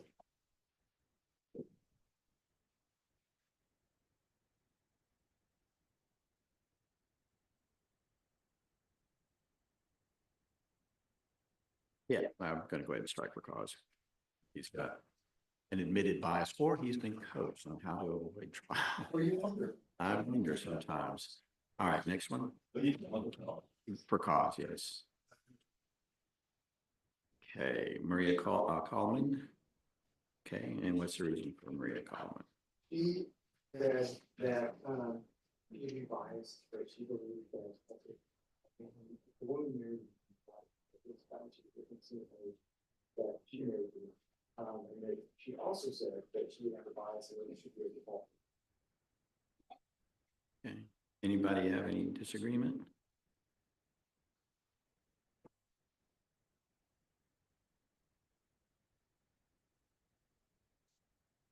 You okay? Okay. Okay. I'll wait. No objection, all right, so Coleman is stricken for cause, yes. And next, Mr. Cook. Number 6, and I'm wondering if everybody wants to, like, he said he as she, but, Quincy Thomas. married the woman, she could sign anything on. She would explain, and see the evidence. She said she was hesitant, even after the fact that she identified that she had a bias. So even when Mr. Christopher Esther, the country, Esther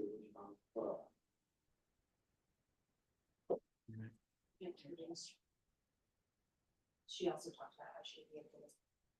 She's not the one. Okay. Mr. Christopher, I. want to hear from her? Okay. Can you bring in juror number 6, Mincy Thomas? Thank you. And we ordered pizza for whoever survives this. For okay. Not you.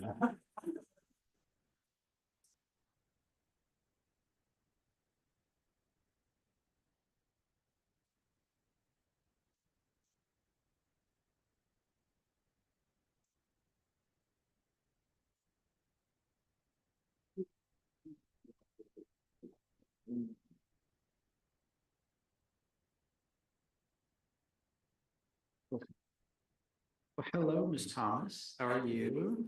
This is a normal part of the process. There's just some extra questions that they would like to ask of you, okay? All right, Mr. Cook. Ms. Thomas. There were lots of things about the life. The one you said was that if a younger person, 25, 28 years younger, married an older man, that she married. We felt like she married the man. And then the other thing too is you said it was possible because of your background, and understanding your background, working in hospitals and because most of people thinking of going to others. You said if you sign a hospital, you think they this way, so therefore it's the policy.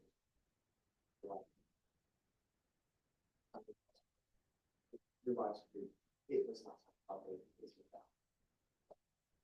And then also, I think when I asked, if you listen to the evidence, I think there's plenty of listen to the evidence. I think initially you said, no, you really couldn't. You have a bias. If you were swayed by that bias, it would be difficult for you to even listen to the evidence based upon your experience, based on what you have. And when we were pressed over and over again, you said, well, maybe I'd be hesitant, but you still said you'd be hesitant. Based upon your background, and what I want, remember I said to be honest, I'm really being brutally honest now. Based upon your background, based upon what you said about your biases, you feel like you can listen to the evidence and, the judge can give you direction and tell you, you need to complete this form, complete this answer. Do you think with those biases that we talked about, that you'd be able to follow direction of the judge and let them know, I'm just gonna have to vote a certain way? I know, I think I would go a certain way. I do have a question. You really don't know the facts. We do know that people in the hospital decided, but we don't know anything. You know, we do, but we haven't told you anything. And the question isn't, do you think the fact that he was in the hospital, that doesn't look good? You're entitled to think, that doesn't look so good. The question is, can you keep an open mind and listen to all the facts and base your decision on the law that the judge gives you and all the facts, not just the fact that he was in the hospital?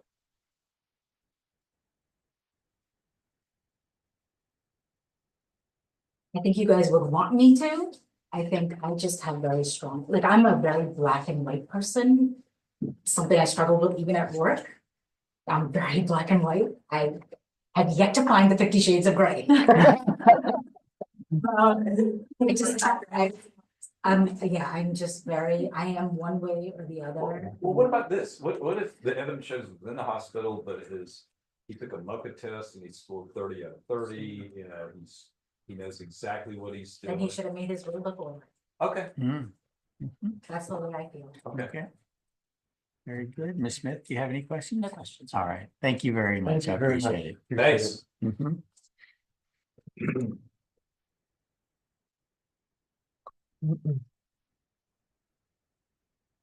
Yeah, I think that one's pause as well. Did no one look at number 5? I should have some. She's got. I know Mr. Cookie's going through his, so we hadn't gone through it yet. 5 is on our list. I don't know if you want to just go through the numbers. Let's stick with how I'm doing it now. Okay. It says because it will. I have to change any colors. It gets to be too much. Next one, Mr. Cook.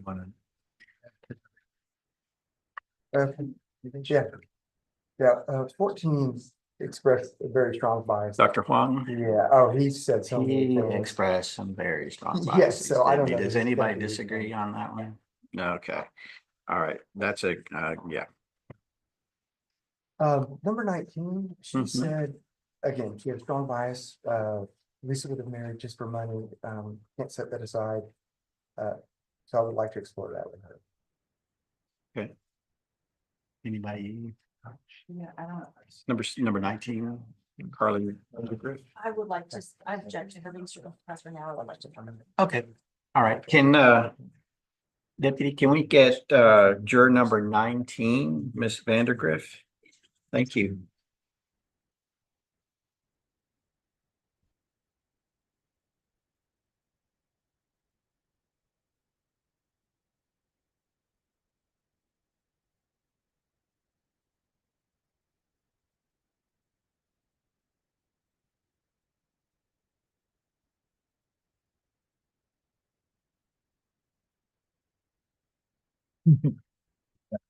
That was that the lady.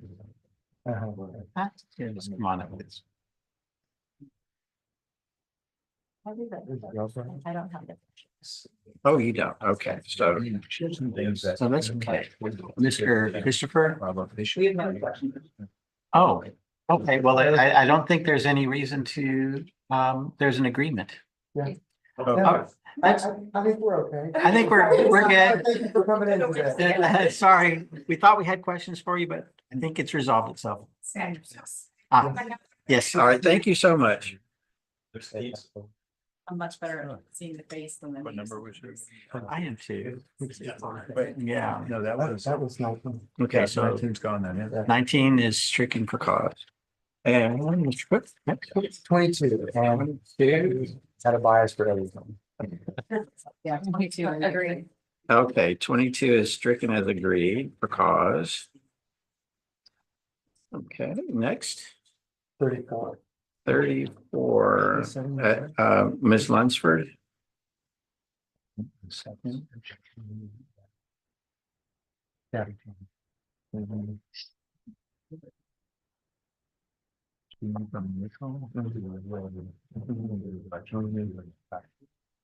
Yeah. No, I'm waiting to see what they think. Yes, she said, and I really don't. Yeah. You're agreed? Everybody's agreed? Okay, number 34 is stricken as agreed for cause. That's 22. You ever had a judge say, no, I think you're all wrong. We're gonna put that person on there. I watched one on there. Really? In a CPS. This is just the final of the one. So Just simply right there. It was just that's the that whole 7 thing. or 17. 47. Oh, that's 40. Next one, Mr. Cook. 47. 47, that's Himpspeter, Carol, Hinspeter, how did it, somebody said it. Hinspeter. Somebody said it. Hinspeter. As Mr. Christopher said it exactly correctly. Okay. Any, I think we need to. bring her in? There's a red flag. There's a little red flag on her. Yeah, Okay, can we, It's a little. number 47, Ms. Hinspeter? Thank you. That was 47. That was Oh, that was next. I didn't know what, I thought, I don't even know, I'm not right. That wasn't what I was expecting. She said it twice, very loudly. I was in my head, I was like, I'm not gonna ask you. I was rereading the transcription to figure out, did I misunderstand? I know, right? Well, it's. He's actually said. Yes. No, that was my case where the witness came in and like, that was.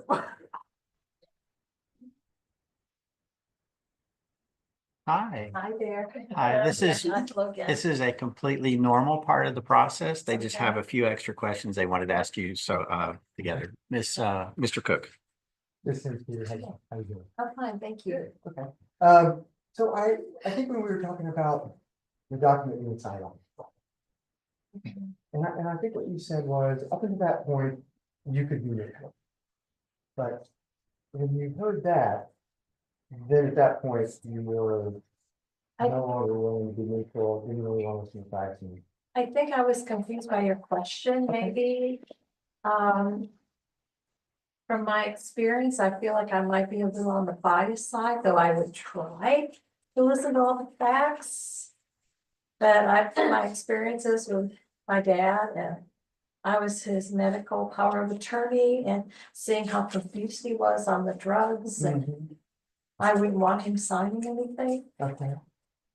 Okay, and so remember I asked to be honest earlier. Yes, yeah, absolutely. And now I just really want you to be brutally honest Okay. about what happened and your Okay. experience.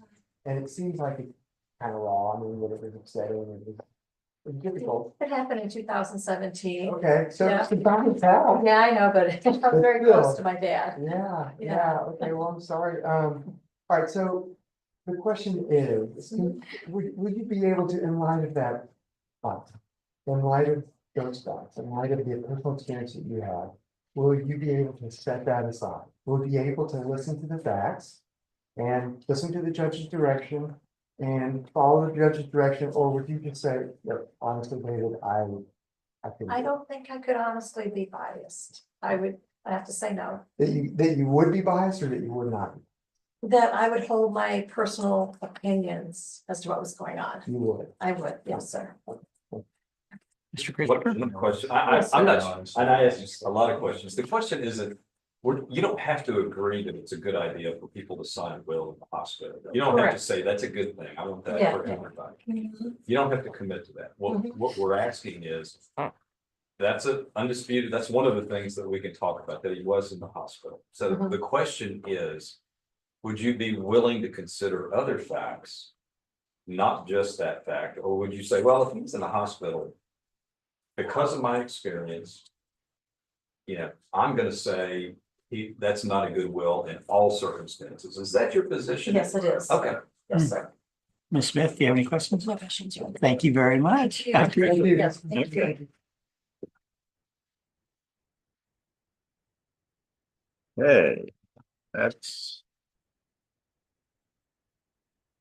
Let's strike her for cause as well. So that's. It's 8. That's our list. Yeah. It's 8 down. Okay, so I only have 10 more that you can do. Otherwise, I'm gonna have to call another jury. We're gonna bust. So, yeah. Number 5 mentioned that she actually, I don't know why she's here. She said that she's a primary childcare who picks up the child from school and Right. other people can use that as an excuse. Yes. To not serve. Yes. So do you typically handle that as, how do you typically handle that? I've been in another court where they handle it. They bring them in and say that they were technically excused when you showed up. So I don't think you do that, but I'm asking for my sake. Well, what I do in this situation is I wait and see if they have alternate means. And I think when I was talking to her, she said that she was the sole person who Yeah, can right. pick up. So if she's in charge of a child and unable to do anything else, she's pretty much automatically excused. I mean, she's not. Does anybody disagree with that? Okay. All right. So why don't we go ahead and this will be she'll be she'll strike, we'll strike her as well. 5. Yeah, 5. She's got childcare issues that she said she has no other person to be able to pick that child up. So she's primary responsibility. Next, Judge, I have number 8. number 8, Aretha Brown. Okay. And what's the reason from? I thought she said she had, maybe I'm wrong, I thought she said she had been accused of undue influence. I don't honestly remember. I don't either. It won't take me long. Okay. Anybody? We don't disagree. Don't disagree? So strike. It's agreed? Yes, sir. Okay, we'll call this agreed strike. Cause. All right. Next.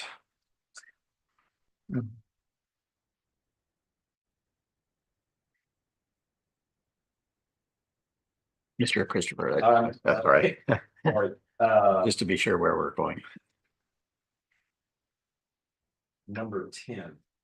10, Lorinda Gray. Okay, and the reason for number 10? I thought she said she favored Lisa. Favored Lisa? She never said that. She never said that. She just said she was a widow. I have no idea.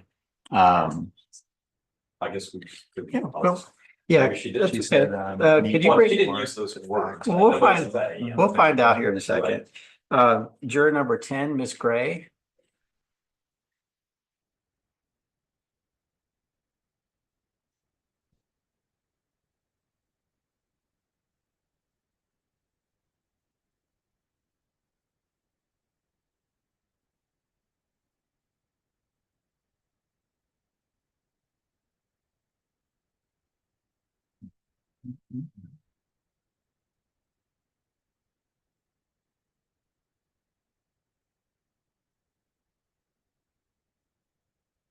Hi, Miss Gray.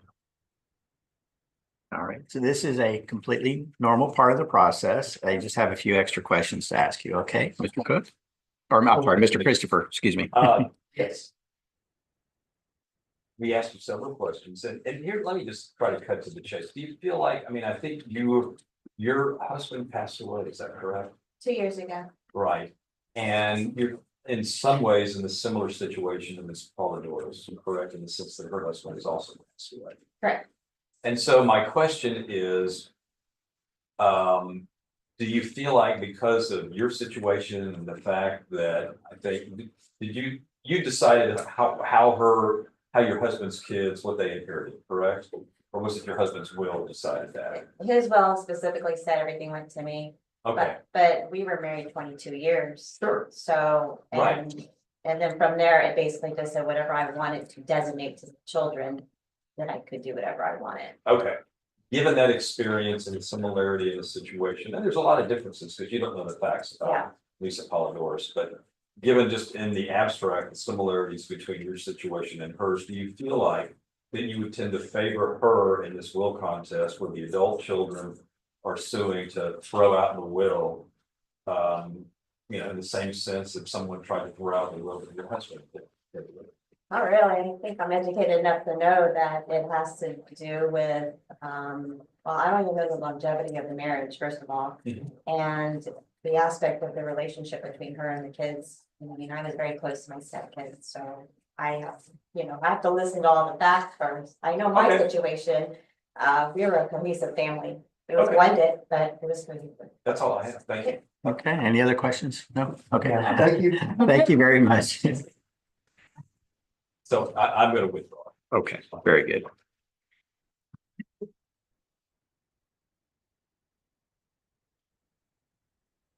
And number 20. Number 20, okay, that's Christopher Takix. And with a reason for that? think he indicated the kids shouldn't get anything. It shouldn't get anything. Okay. Just in general, when you're an adult, it's time to move on. That sure is different from the other folks who say, oh, it's the kid. Yeah. It is, yeah. All right, is there any objection to Mr. Tuckus being stricken for cause, or would you like me to bring him in? Bring him in. Number 20, Christopher Tuckus.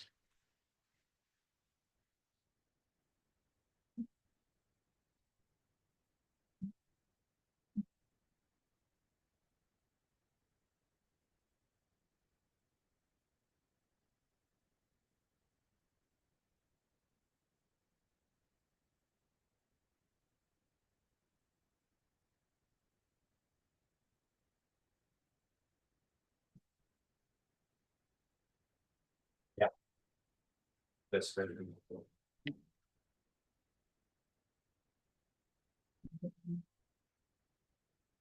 Oh, Mr. Tuckus. Did I say your name correctly or incorrectly? Well, how do you pronounce your last name? We pronounce it Takis. Takis. Okay, thank you. The normal part of the process. I just have a few extra questions for you, Mr. Christopher. Good afternoon. Did you, when we were asking questions, I thought you had indicated at one time that you thought when the kids are an adult, you know, they shouldn't really be asking for. I mean, I think you used your own example that you didn't feel like you were entitled to anything from the dad. Right. And given that, do you feel like that would make it really that you would be, I'm not gonna say biased, but that you would be less sympathetic to the adult children that we represent in this and they might be starting behind Lisa Polidorus, since they're basically asking to throw out a will? I would like to say I would try to stay unbiased, but I honestly feel like, based on my experience, you know, how I mentioned my father, my stepmom, how the achievements they've made on their own, I don't feel like I have any right towards any of that. Even having my own son, once he's an adult, I don't feel like he naturally deserves things like that. So it would be hard for me to not be biased against something. Against the adult children Correct. who are trying to. Yeah. Okay, and so you would try, but you wouldn't be able to put that aside. Probably. Okay, thank you. Mr. Cook? You said probably. I want to explore that a little. Okay. Okay. You sound like a very empathetic person. And it's okay to be empathetic. Sure. I mean, that's not really the issue. The issue is, in spite of your current situation and who you're married to, could you sit here and listen to what the facts are, whatever they may be? And then the judge will give you direction and talk to you about, you know, how everybody's going to make a decision. Would you be able to, in spite of the fact that you have a relationship with an older person, younger person, younger person, in spite of that, would you be able to look at these people, listen to the facts, follow the direction of the judge, and make a decision that would be free of your bias or any potential sympathy? I honestly don't feel like I would be able to put my personal opinions aside in that matter, just because not only the experience I've had or the situation I had with, you know, my father and his stepmom, but being in the type of relationship I am with someone that's much younger than me, I just don't feel like those two things would be something that I could really set aside. I would say thank you. Thank you. Ms. Smith, do you have any questions? Thank you very much, sir. I appreciate it.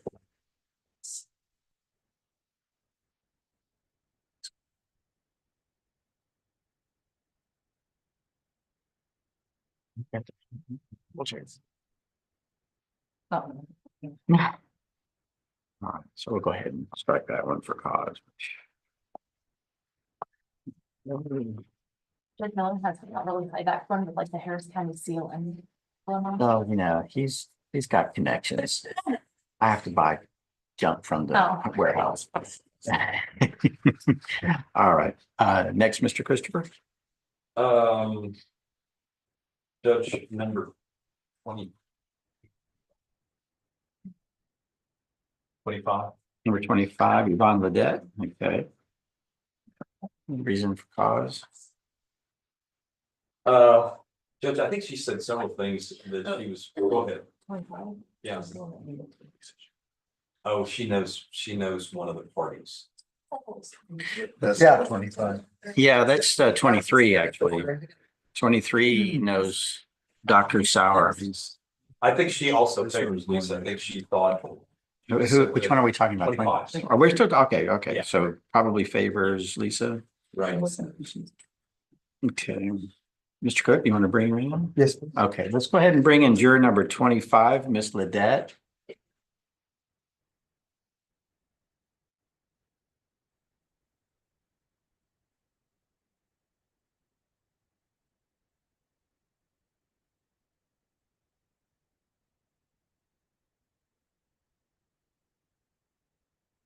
Judge, we did not strike number 11, correct?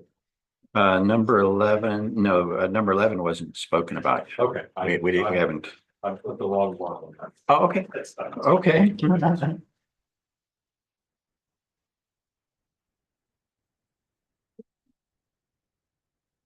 Hi.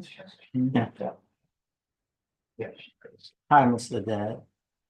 This is completely normal part of the process where we just have a little time to ask jurors something apart from everybody else. Mr. Christopher? Yeah, ma'am, we were talking earlier in what we call the board diary, and I have a couple of questions for you. Okay.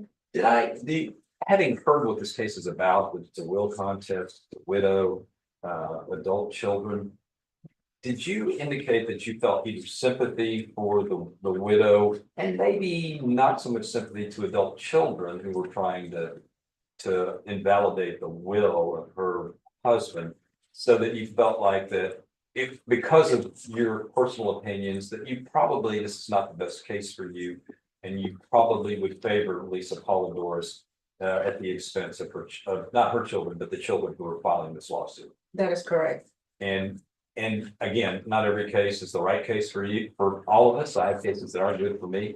So is it your testimony you're telling us, because of those feelings that you got, kind of favoring Lisa and disfavoring the claim that the adult children are making, that you couldn't put that aside and this is probably not a good case for you to sell? That is correct. Yes. Okay, so what I want to do is ask the follow-up question. Okay. Because we all have favoritism one way or the other. And when I was talking about degrees later on, there's a difference between favoritism and bias. And so that's what I'm trying to find out. If you really have a bias, you know, this is the way I'm going to vote no matter what, by the facts. That's what I want to talk with you about.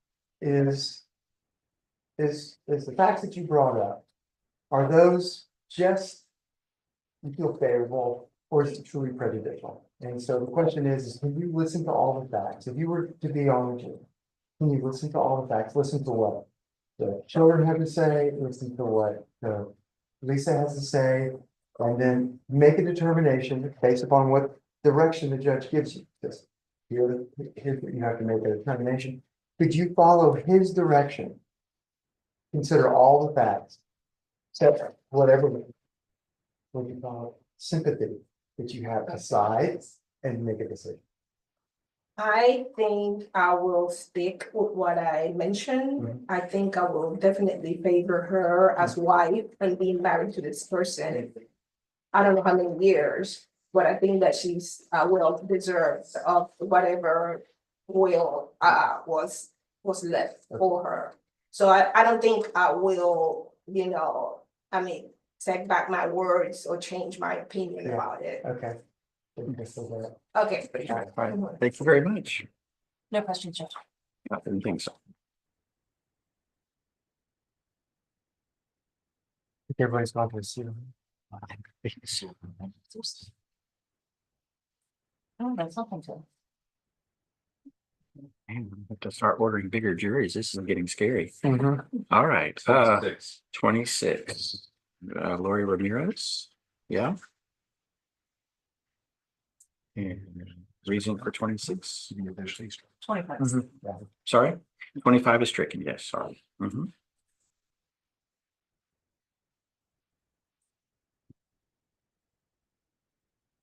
What I'm hoping is that you're going to use your peremptories for the same people.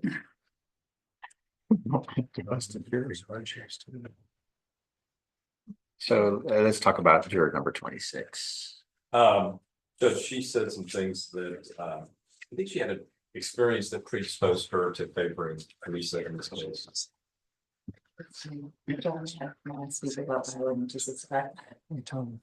Or It's just the notes were that I think their notes were that she had a friend who went through something similar, and she was in this Colorado situation.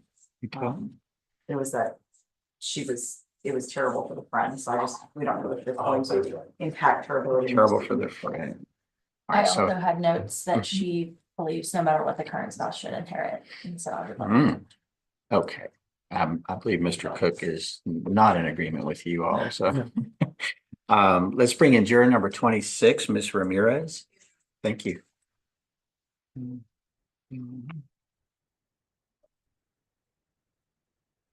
But if you have a larger panel, where do you put them all?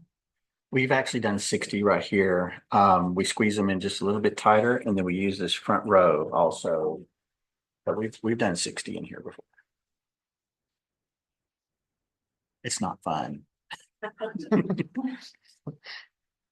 Sometimes if we do 60, I'll do the ceremonial courtroom, but that is so busy. And they forget that probate courts even exist here. So hi. So thank you. This is totally normal part of the process. They just have a few quick extra questions for you, Mr. Christopher.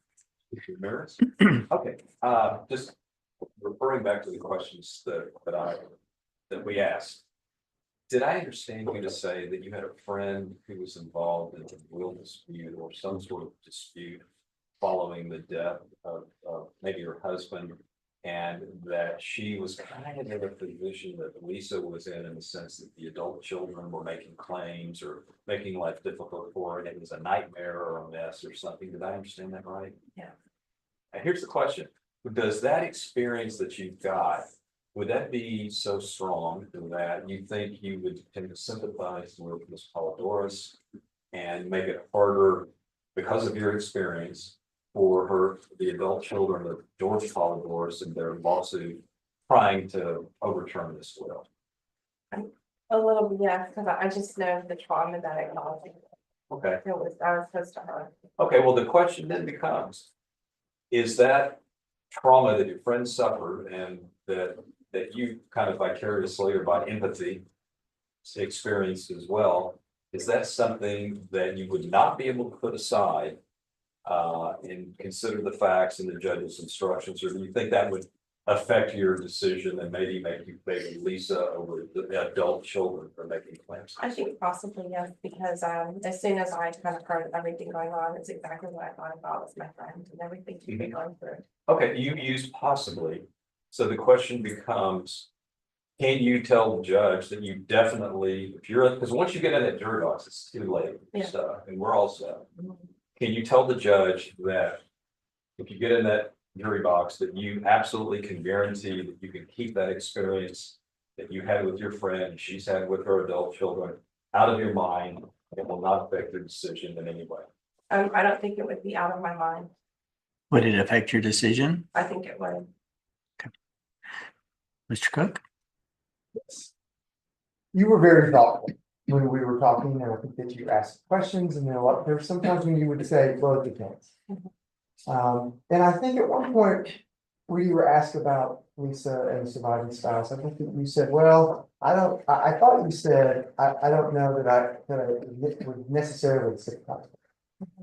So that's what I'm trying to understand, is that we need good people on the jury, and it's just anybody who can listen to the facts and set aside, it may be, you could feel a certain way, it might be a little prejudicial, but I mean, it doesn't feels like, that way. it doesn't feel to to me, right level, yeah. okay, it feels that way. Yeah, I know, I hate to say that, but it, it's just, that's my personal connection to it. Thank you. Thank you.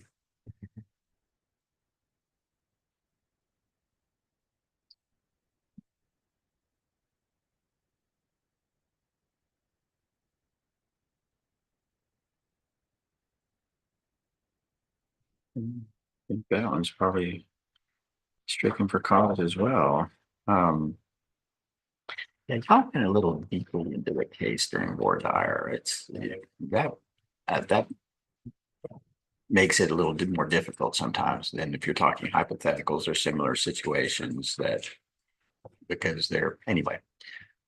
Not for me to say at this point. I just think. Anyway, Mr. Christopher, what's next? Number 33. Number 33. All right, Ms. Dupree. Okay. Oh. Who's number 33? No.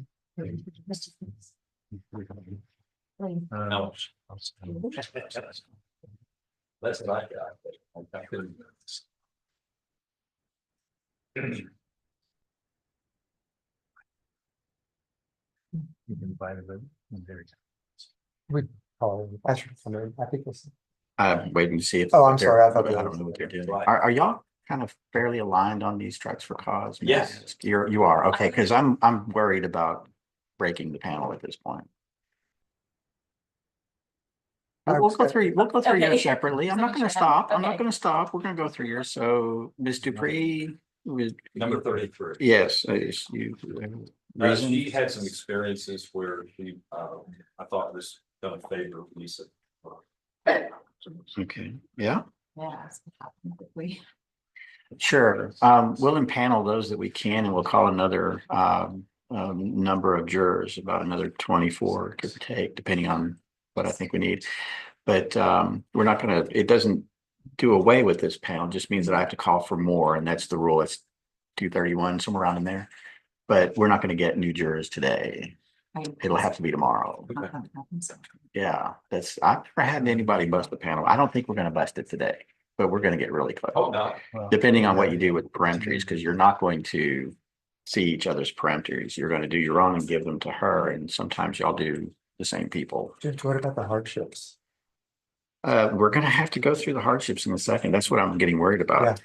Yeah. Okay, so let's go ahead and bring in Miss Dupree. Can we bring in juror number 33, Miss Dupree?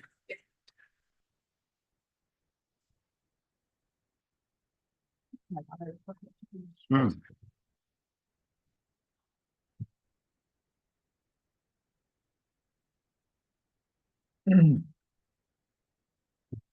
So I have us right now all the way to 40, but without the hardship stuff. I know. Yeah, it's getting. So what I figured is with 16 peremptory strikes, if all of them are in unique strikes, I only have room for 18 strikes for cause. That's it. So, and right now we're at 8, 9, 10, 11, 12. We're at 13 right now. What if we give up the alternates? Sorry? What if we give up the alternates? If you give up the alternate, that gives me 2 more, but that's not a good idea to give up alternates. Hi, how are you doing? Just normal part of the process. They have some extra questions for you. Mr. Christopher, who's behind you, will start the question. How are you?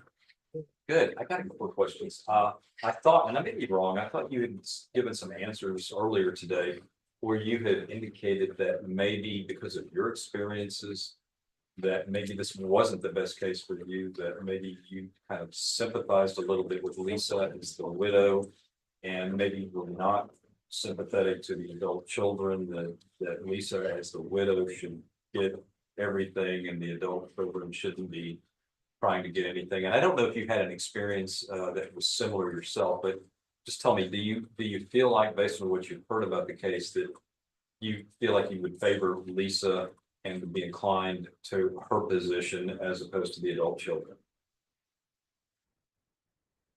Is that a yes or no question? You answer it any way you want to. Okay, I'm not saying that I would necessarily agree with her, but because I went through this, I understand her. Right. But it doesn't mean that I would say, be 100% on her. All right. When you say you went through it, what do you mean? I don't mean to be personal. No. My fiance, at the time, created a will. I knew nothing about the will. It just happened that one day we were in the garage talking, And I made a comment about something in his garage, and I was like, why do you have this like that? And he said, listen, when you get the house, you can do whatever you wanna do with the garage. And I went, well, I had a house. And I looked at him, I said, what is that supposed to mean? He said, go look in the closet, look behind me, blah, blah, blah, bring that folder to him. I went and got it, brought the folder to him, he had created a will and everything. And did his kids fight you on that will? His niece Hmm. and I think it was his sister-in-law. All right, well, that it probably wasn't much fun, so the question is, would that, do you think, if you were on this jury, because once you get on, it's too late, you're stuck, we're all stuck together at that point. I saw the wheels turning. So if you're on the jury, do you feel like that experience that you had with the fiance and the niece, that would affect you and make you favor Lisa more than the adult children of the deceased? No, because I don't have all the happening. You don't know the I haven't facts? heard the facts, thank you. So no, I didn't. That's all I I have. have to hear the facts. Oh. That's all the questions I've got. Thank you. Thank you. Appreciate your time. Oh, I'm sorry. No. Yeah, I don't know if Victor Cook had any questions for I you. don't, thank you, I don't have any questions. Okay, Thank you. all right. Thank you very much. Thank you.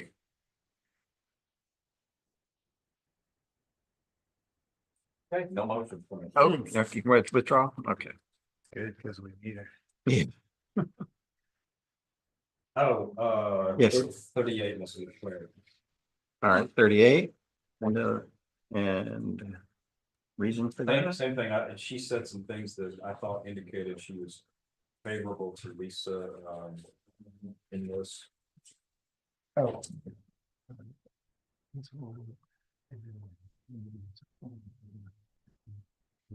Okay, Mr. Cook?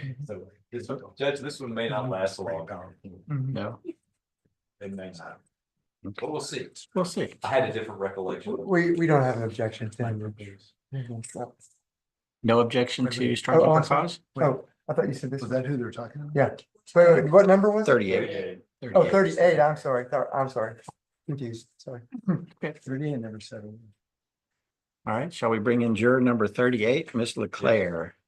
Minute there. Mhm. Oh, I'm sorry. I am I don't sleep well. I'm going on about 5 hours of sleep for 3 days. Oh, my God. It's been a lifelong thing. That's Some days are trial. Yeah, It's it's trial. Yeah. Exhausted that. 5 days. Trial is- That weather last night? Yes. That's wild. What a great morning. I know, I was like, I hope this passes before we did. I have to go down. It was so She never said a crazy. word. She just was logging I lived on my sailboat for 2 years, and when it would do that, it would rock, and I would just go right back to sleep You lived on a sailboat? for 2 years. Where? In Seabrook. Okay, how was that? I hated Must the have- drive here, but I loved it. Yeah. It was not planned. It was, we had sold a house, put in a bid on another one, and it fell through. Oh. And then we're like, okay, where are we gonna go? Well, we can go stay on the sailboat. It's 2-bedroom, 2-bath with a Oh, living that's room and nice. everything, so it's fine. It's not a little bitty one. Here's the good news. Oh. And the hardships. Okay. I marked up the people who've already been stricken. Okay, well, So we're we- getting, yeah. we just We only might have squeak 7. by. We might squeak I by. only have 7. We can find this next juror, so. Yeah, then we couldn't. I think it was just the one. One, second one.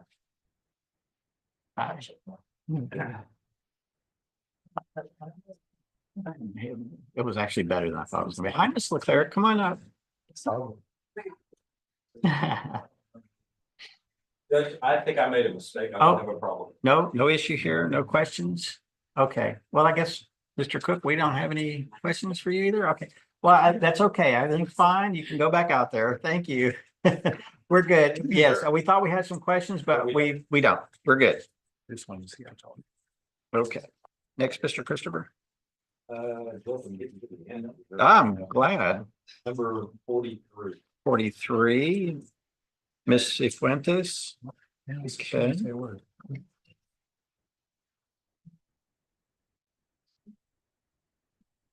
Do we know why he's bringing her up? I have in my notes. Synthetic to Lisa. You literally didn't say a word. I have no notes. Well, let me look at her and. Okay, can we bring in juror number 43, Ms. Cifuentes, 43? Can we get pictures on It's a pattern. You know, wouldn't that be so much better? Yeah. Yeah. Yeah, You know, Numbers don't help. I know, right? Hi. That would be cool. You're right. I know. No, we're good? Yeah.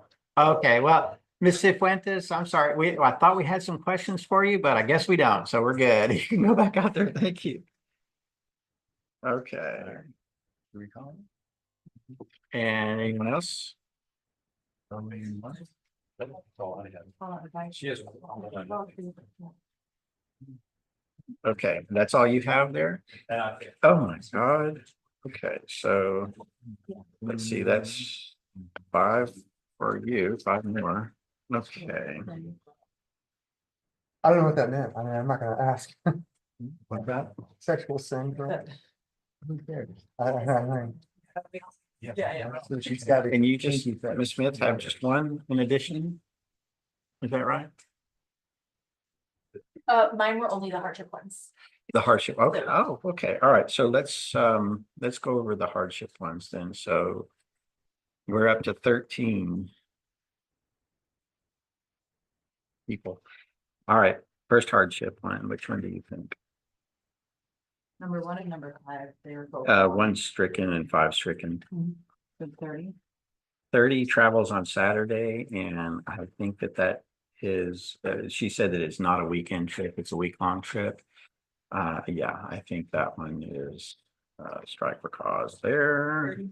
Hold it, let me write. Number 30? Let me, yeah, number 30, Kathy Mendoza. That'll be a strike for hardship rather.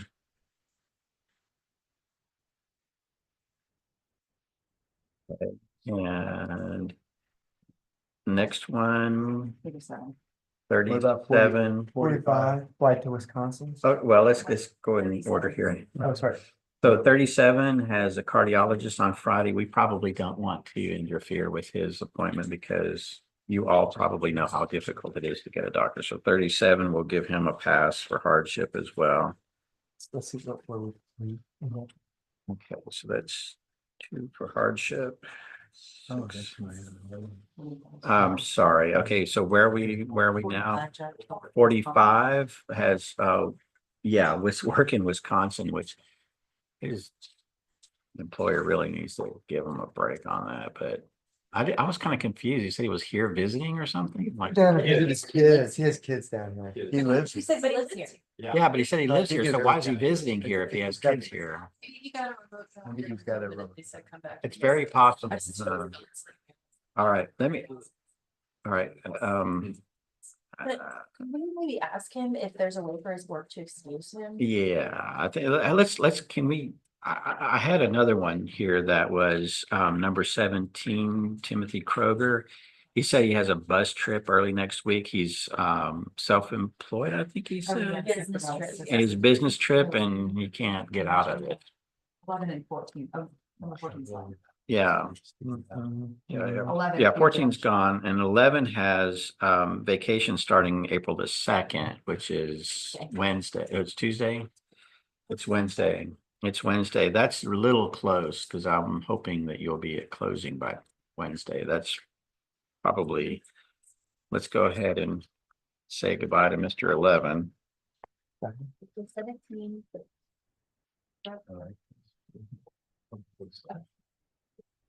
Okay. In 17, we're going to say goodbye to him on hardship. Is that right? 17's the business trip next week. Yeah. Oh my gosh. Do we at least want to try to talk to him? Yeah, absolutely. You have that ability to talk to. You want to talk to Mr. I mean, just. Matthews, number 11 and number 17 both? I think it might be good if you ask. I can certainly bring them in and I'll ask the questions. This is, which one? This is 17. 17. 11, we're going to say goodbye to, right? Because of his vacation. It starts vacation. on the second, which I don't know if y'all will finish it on that day or not. Let's bring in number 17, Mr. Kroger.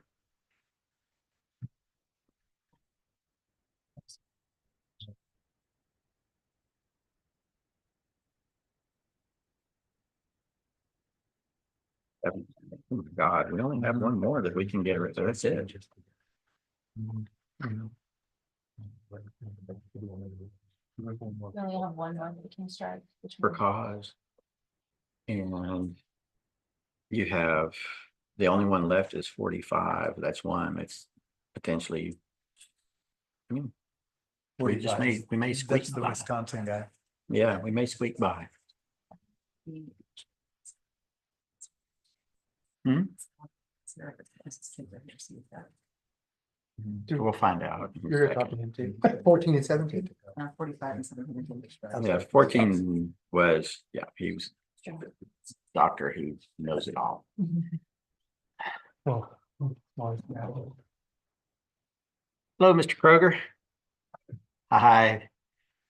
Sorry, it's a long day, I know. This is just a completely normal process, and the attorneys just need to ask a few extra questions, if that's all right. Actually, this is a question for me to ask. Sorry. So when we were talking about the length of the trial, you said you had a bus trip to San Antonio coming up? Not a bus trip, a business. Business trip, sorry, business trip to San Antonio. I always take the bus when I go to San Antonio. Have you ever tried Vaughn Lane? Yeah. Awesome. It's I awesome. really doubt you take the bus to their center. No, I do. Are you sure? I think Vaughn Lane. pretty cool. Yeah, yeah, it's really great called Vaughn. Anyway, I'm not here to do a commercial for I would them. love to take a bus to the city. It's better than driving, and they serve you well. Leave it at that. Like, yes. So when are you leaving on your trip, your business trip? Tuesday morning. Tuesday morning, and it's I unavoidable, have prepaid hotels, everything? business appointments, or Okay, and you're self-employed? self-employed. Okay, and supporting 4 people, one such thing. So, okay. All right. it'd be tragic if I had to. Oh, well, we don't want to cause any tragedies here. Does anybody have any other questions? No? Okay, all right. Well, thank you very much, Mr. Kroger. I appreciate it.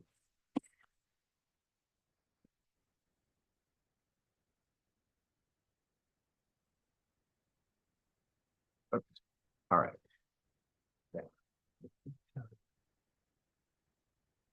You gotta take them out.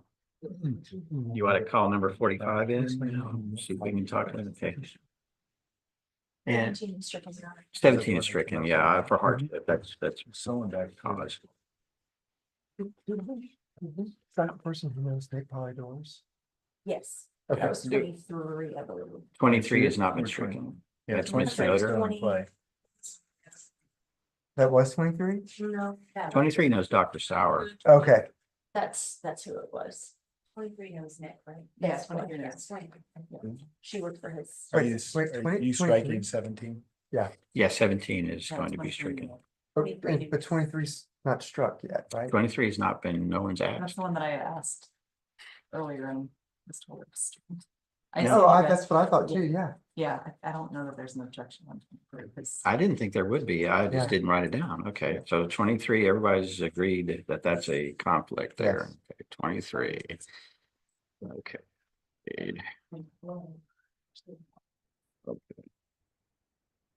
So it's 23, struck for cause. 23 is struck for cause. She knows Dr. Sauer, is that worked for Nick, and yeah, so it's kind of too close to 10, 11. That's 18 right there. That's already 18. If we strike one more, and depending on how you do your parentheses, unless you guys want to back off on one parenthesis and do 7 aside. We're at instead. 45, number 45. right? Yeah, Does that include the, Alternates. that includes the alternates? that includes the alternates, yes. You have 2 alternates. You can do one alternate. Let's see where this goes. Okay, Yes. let's because I want to see what the parentheses are going to be too. Let's bring in number 45, Mr. Anibeli.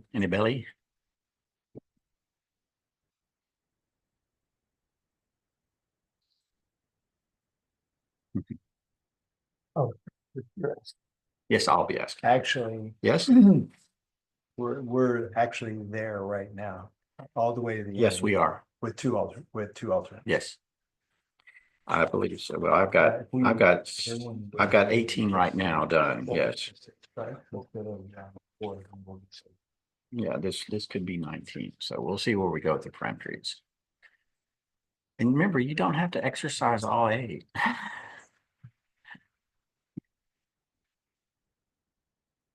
Hi, Mr. Anybody. How are you doing?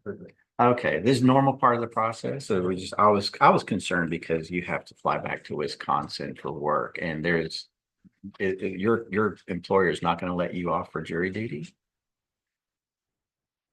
You live here, right? No, I actually live in Wisconsin. You live in Wisconsin, so I'm you're not a licensed. resident in Houston. I'm licensed to work in Texas and Wisconsin. Where I work in. But your residency is in Wisconsin? No, in Texas, in Houston. Your resident, okay, you live here then.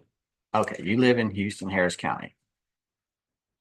No, if I have to vote, I'll vote at Harris County, but I work and live in Wisconsin. Huh. Interesting. Okay. Yeah. I understand it's complicated. So when do you have to leave to go back to Wisconsin? You said Tomorrow, 4:30. tomorrow at 4:30, and your employer is not going to give you time off for jury duty? They're required to do that by law.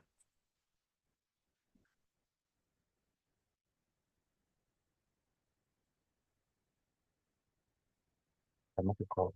Yes. Well, it's something that we kind of need to know now. All right. If you made a call and let them know that you've been selected for jury. I don't know if you've been selected yet or not. I don't know. We're just kind of going through and clearing up some questions that we had. But if you were selected, you'd be able to serve if your employer follows the requisites of the law.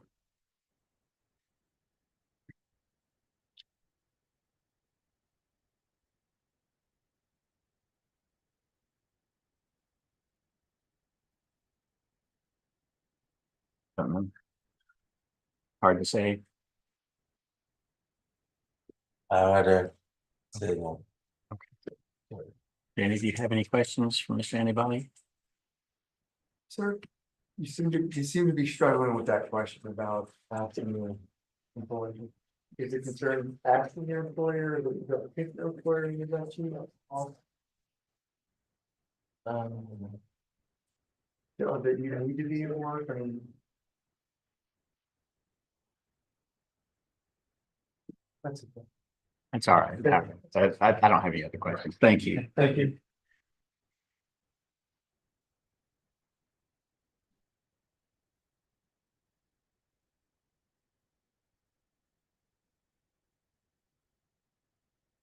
Okay.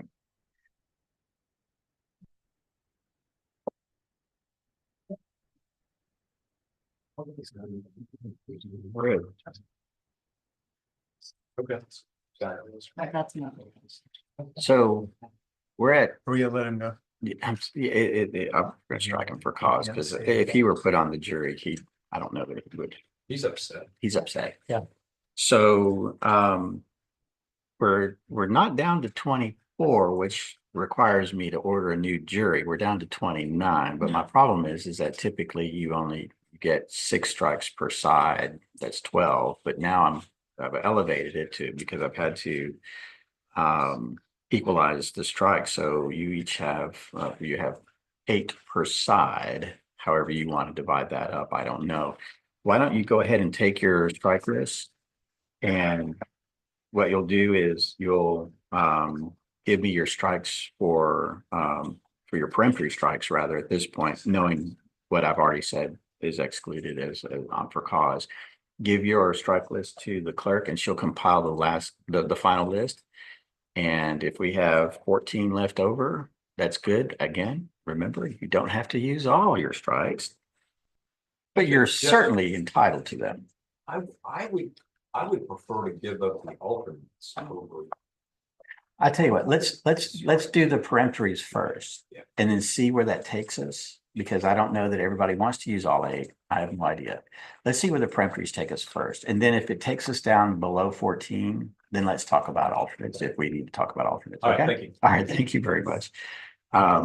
Take your time. I'm going to give our court reporter a break while you do that. Just let the bailiff know when you're ready, okay?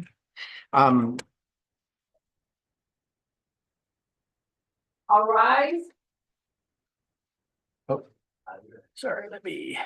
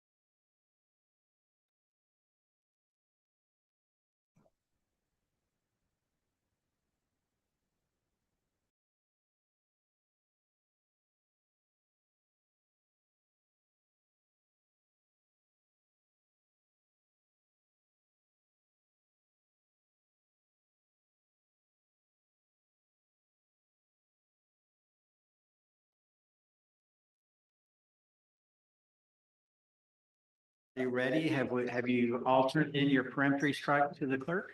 Ah, okay. So we have peremptory strikes from everyone now, right? Yes. Yes. Okay. Very good. Thank you.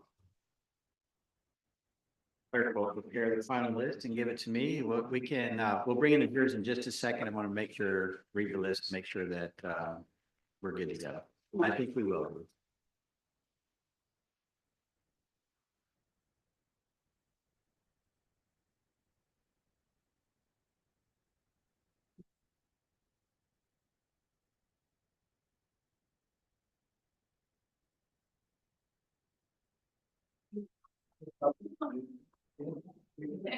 Sure.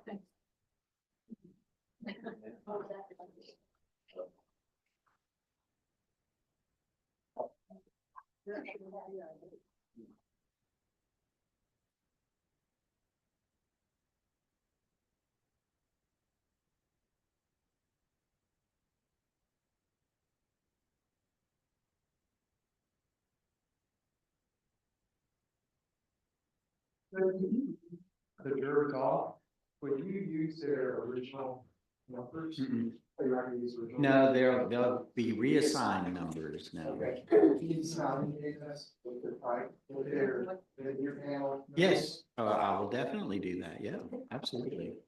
Mhm. Although they always seem to remember their other juror numbers too. So if you say number 43, they'll. But we'll give them new numbers, 1 through 14 here.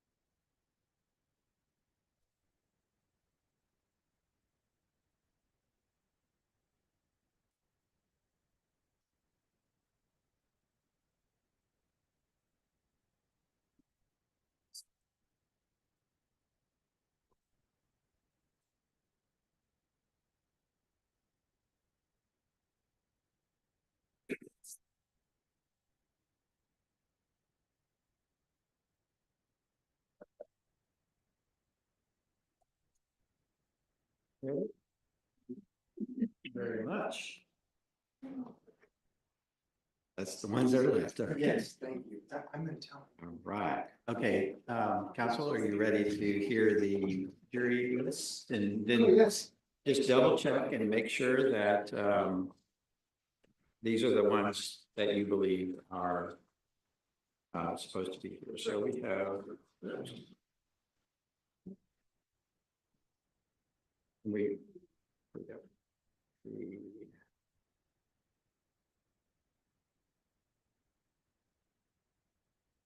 We have a 14, so we're very good, everybody. The juror number 1 will be currently juror number 2, Michael Wanless. The next called will be juror number 9, John Garcia. Next, juror number 18, Samantha Serra. Then juror number 21, Pedro Vega. Juror number 24, Aaron Nelson. Juror number 27, Harriet Randall. Juror number 31, Josie Samuels. Juror number 32, Mark King. Juror number 35, Oscar Yanez. Juror number 36, I think it's Genaro Castrijon. I don't know if or it's Gennaro Castrijon, depending on how he likes to pronounce it. Juror number 38 is next, Linda LeClaire. Juror number 39, Virgilio Ruiz Medina. Juror number 42, Brennan Drake. And juror number 46, Danielle Reina. The alternates are number 42, Brendan Drake, and 46, Daniel Reina. Does that comport with everybody's list? Did I call anybody you thought should have been strictly?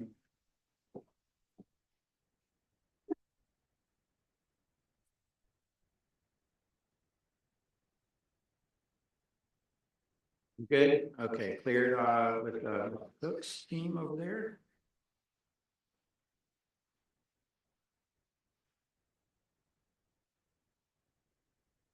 Are we cleared on your side, Mr. I think Christopher? we are we clear? Clear? We're good, okay, so those are the jurors that I'll call.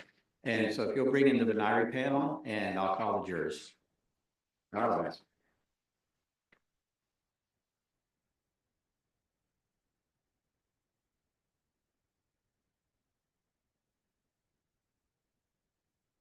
All right, for the jury.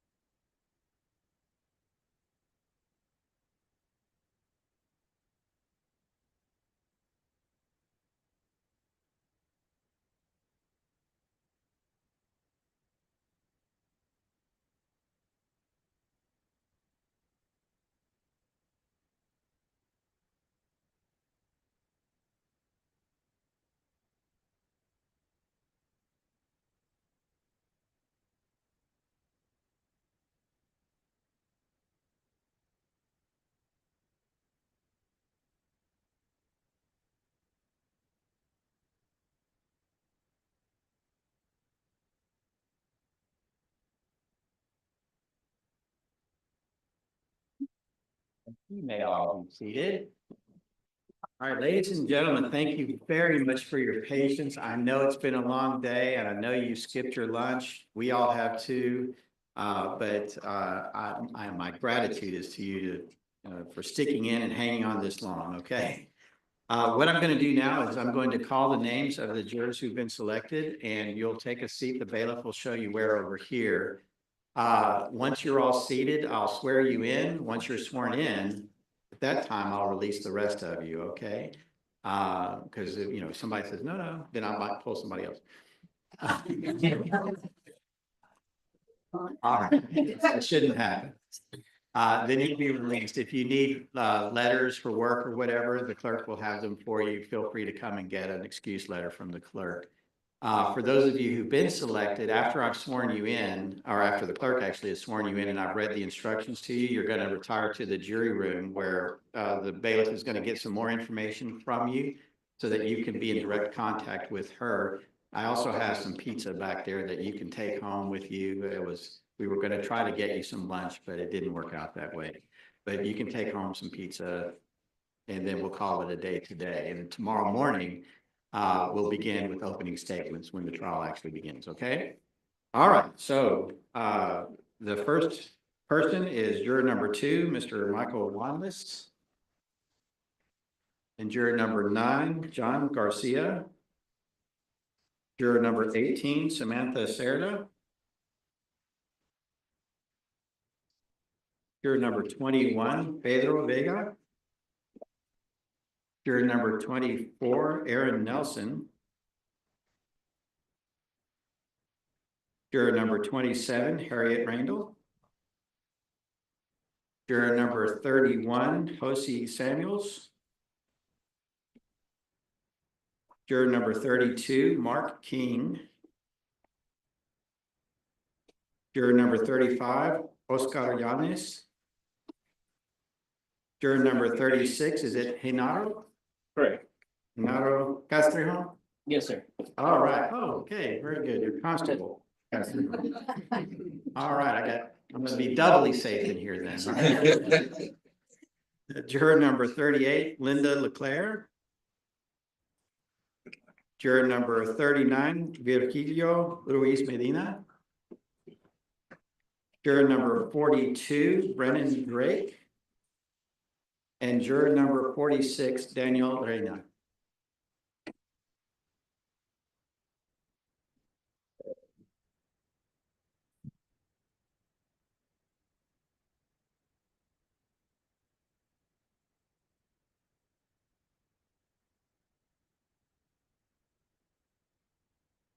So we're gonna be seeing a lot of each other now for the next week or so, okay? And we're gonna try to make your lives as comfortable as we possibly can, I promise you.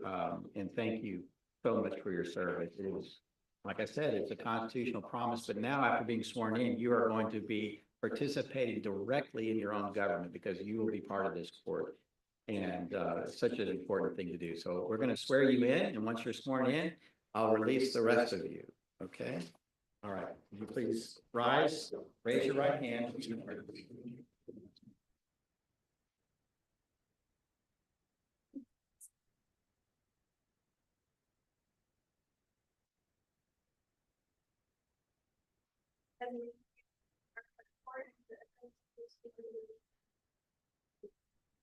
Thank you. May all be seated. Ladies and gentlemen, thank you so much for your patience. Thank you for showing up and, just giving us of your time. You are now free to go. If you need excuse letters, they will see the clerk. And if not, thank you again.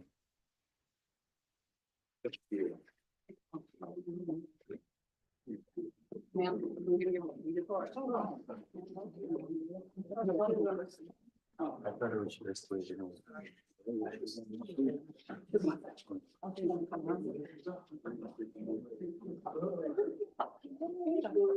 Thank you.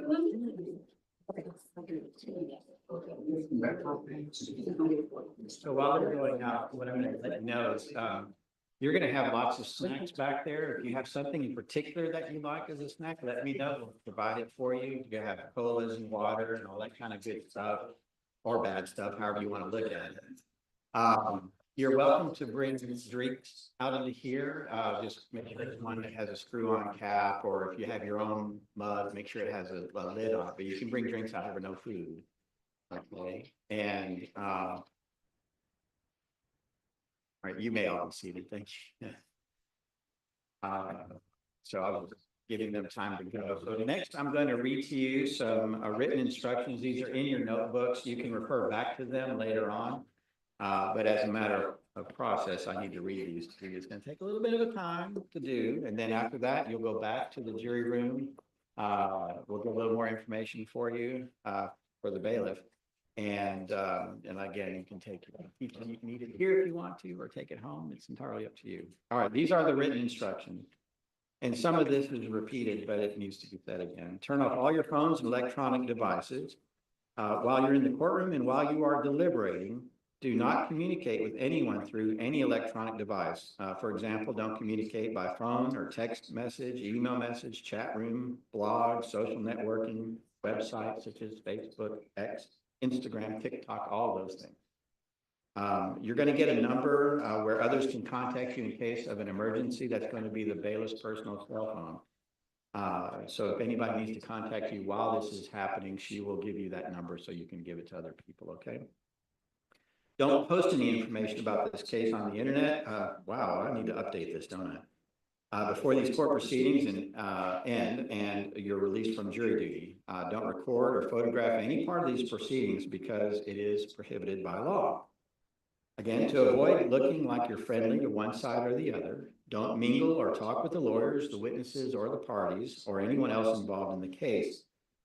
You can exchange casual greetings like hello or good morning, but other than that, please don't talk to them and don't be offended because they're going to have to follow the same exact rules. They won't be able to engage in conversation with you either. Don't accept any favors from the lawyers, witnesses, parties, or anyone else involved in the case, and don't do any favors for them. And this includes favors such as giving rides or food. Don't discuss the case with anyone, even with your spouse, a friend, either in person or by any other means, by phone or text, by email, chat room, all those things. Don't allow anyone to discuss the case with you or within your hearing. And if anyone tries to discuss the case with you or in your hearing, please tell me immediately, because we don't want you to be influenced by something other than just the evidence that's admitted into court. Don't discuss the case with anyone during the trial, not even with the other jurors until the end of the trial, okay? You should not discuss the case with your fellow jurors until the end of the trial so that you do not form opinions about the case before you've heard everything. You're going to hear me say that to you many, many times over. Keep an open mind. If you feel like you're coming to a conclusion about the case, stop yourself. Wait and listen to all the evidence. And when all the evidence is in and I submit the case to you formally, which you'll know when that happens, that's when you can start deliberating and forming your opinions about the case. But try to stop yourself from doing that ahead of time. After you've heard all the evidence and received all my instructions and heard all the lawyer's arguments, you'll go into the jury room and discuss the case with the other jurors to reach a verdict. Don't investigate the case on your own. For example, don't try to get outside information about the case, the lawyers, the witnesses, or issues from anywhere outside this courtroom. Don't go to any place mentioned in this case. Don't inspect any items mentioned in the case unless they're presented as evidence in court. Don't look anything up in a book or a dictionary, public record, or on the internet. Learn more about the case. And don't let anyone else do any of these things for you. This rule is very important because we want a trial based only on evidence that's admitted in open court. Your conclusions about this case must be based only on what you see and hear in this courtroom, because the law does not permit you to base your conclusions on information that has not been presented to you in open court. All the information must be presented in open court so that the parties and their lawyers can test it and object to it.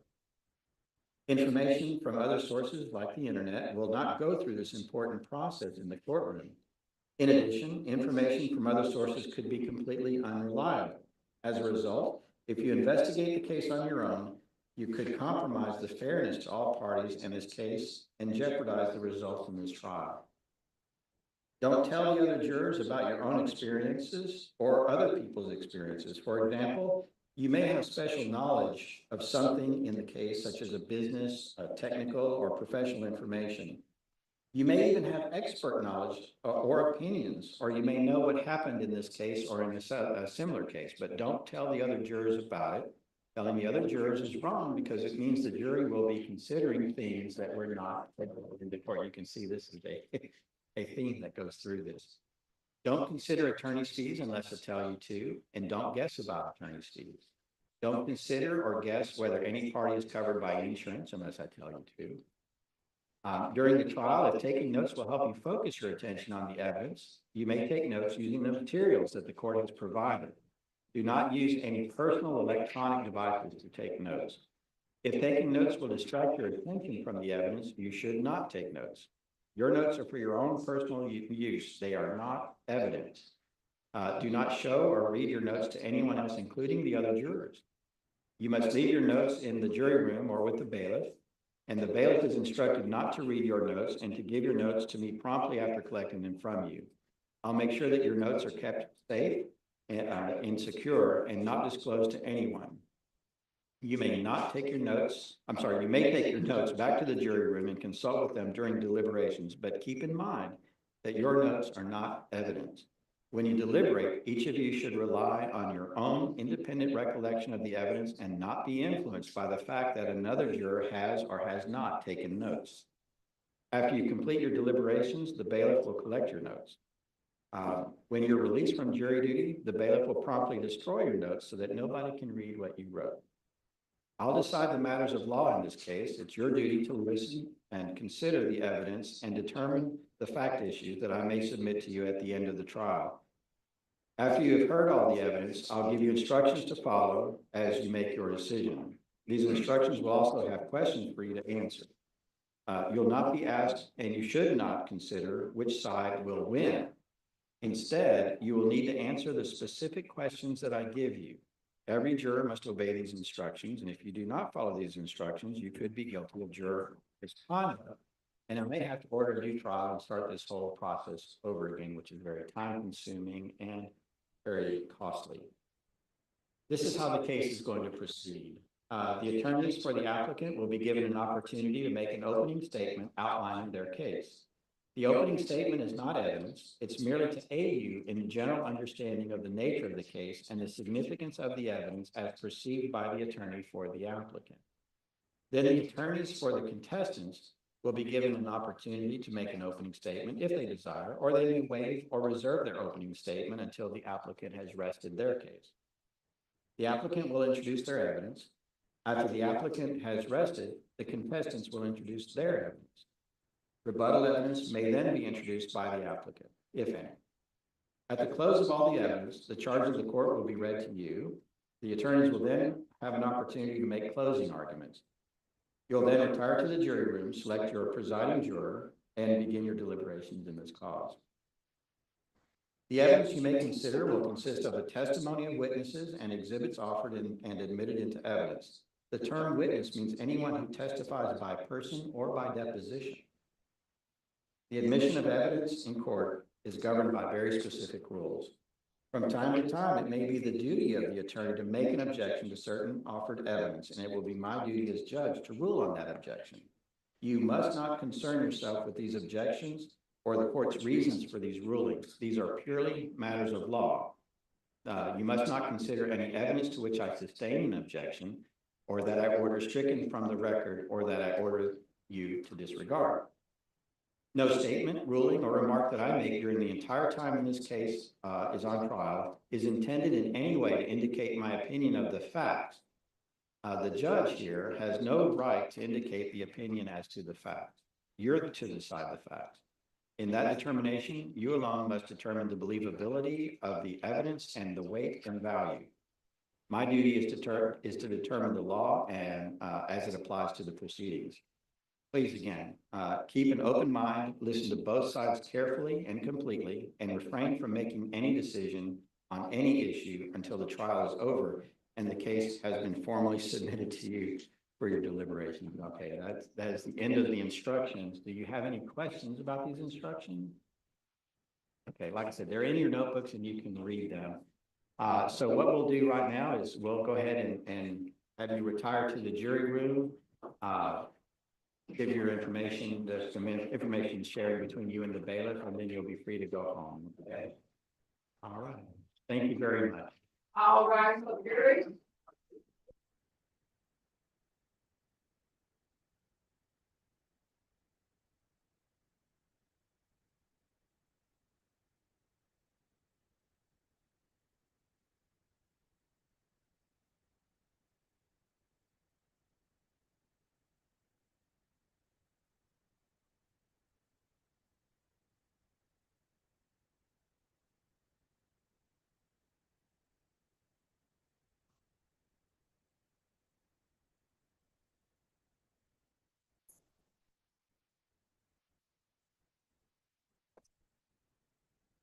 Needed. Any housekeeping business we need to do before we adjourn for the day? I do have a question. Sure. Do we have you have a schedule that you'd like to tell us about as far as, and that, I'm sorry if I missed it. What do you normally do, 9 to 5? Oh, so we start at 9 promptly in the morning, and we try to end at 4:30. If you're on a roll and you just need to make a point, feel free to continue on before 4:30. I just know that I have staff who have after work obligations sometimes, and at 4:30 the staffs begin to earn overtime, and the county doesn't like me when I do that. But the trial comes first and foremost. And so sometimes toward the end of the trial, if it looks like we can finish up, if we stay till 6-ish, we'll do that, but we'll talk about it first and make that decision. I take a morning break around 10:30. I'll let you know. What I'll do is I'll flash a little something just on the attorney screens. No one else will be able to see it. And I'll say morning break at 10:30 coming up soon. Just that doesn't mean to stop right then and there. What it means to do is to find a natural stopping place in whatever you're doing. And then at that point, you get to be the hero and say, Judge, how about a break? And I go, oh, great idea. And they think you're wonderful. So we'll stop again at about noon for lunch, give or take, depending on how it goes. And I usually take about a 45-minute lunch break. And the reason why I take a little bit longer is I have a lot of orders back there I have to sign because I've got uncontested dockets going on over here, and I'll have 45 hearings and orders I'll have to sign just tomorrow when this is over. So I like to get ahead of the curve and start signing those orders quickly. So we'll take about a 45-minute break. In the afternoon, we'll break again about 2 o'clock-ish. And then we may take another break depending on how they're doing. If they look like they're nodding off or whatever, we may take another break around 3:30, 3 o'clock, depending. But again, I'll flash little signs on the screen for you to see and you'll know that, so we try to take at least one break in the afternoon, but sometimes it ends up being two because right after lunch, people get tired and they just need to get up and get get it going. So that's typically how I do it. Does that sound okay to everybody? Sound good? Okay. All right. So everybody prepared for opening statements tomorrow. Are the contestants going to reserve or are you going to do opening statements right after the applicants? I will be reserving mine. Reserving? Okay. Ms. Kobati? You're okay. So Ms. Kobati, you'll be going right after the applicant. Ms. Smith, you'll reserve until case in chief. Okay. Does that work? If I go for 30 minutes tomorrow, and if he goes for 20, then they have 10 minutes on the case of chief.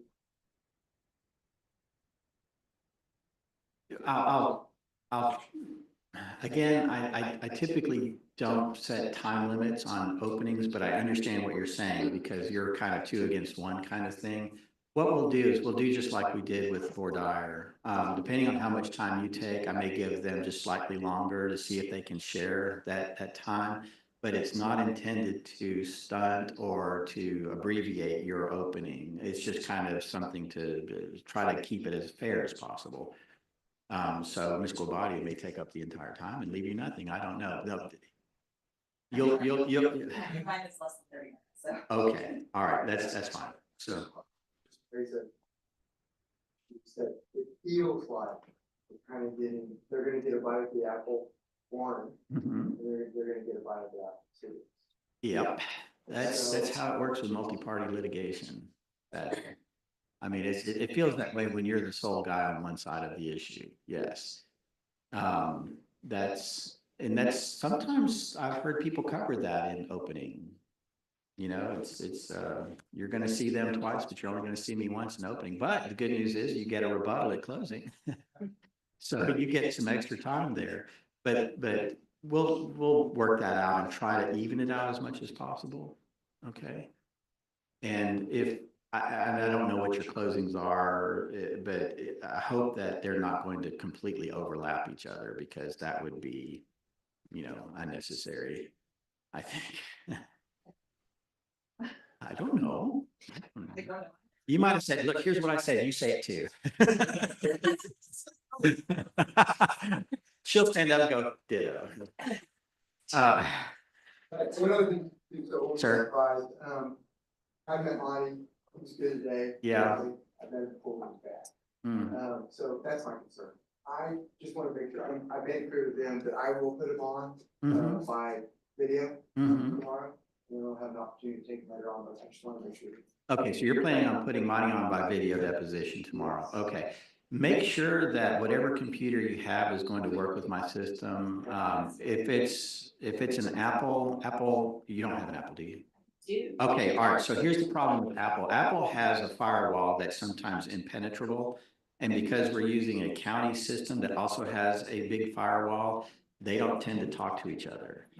And I've seen people, I've had attorneys use Apples and Dells over here and work out fine. I've had other people come with Apples and they could just, even our own IT team couldn't figure out why it wasn't going. It's just a video in plug. That's all it is. But it seems to be a problem with the Apple product itself because it is so secure and it doesn't want to talk to something else.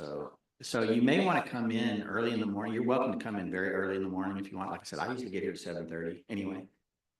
Test out your equipment. Everybody, you're all welcome to do this. Come in, test out your equipment. You're welcome to stay here since we're kind of ending for the day and test out your system. I'll stay here with you and work on it, make sure that it works. If it doesn't work, we'll see. I have really been trying hard to get wireless connection for this.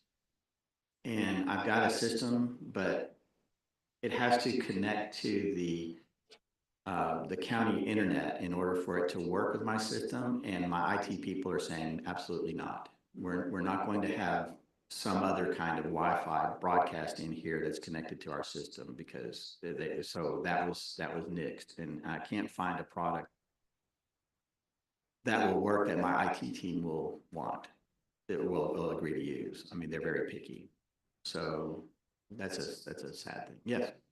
For wireless connections. Yeah, well, judicial economy's sake, they know we don't have their cuts yet. We are probably going to have objections. We have not seen or work.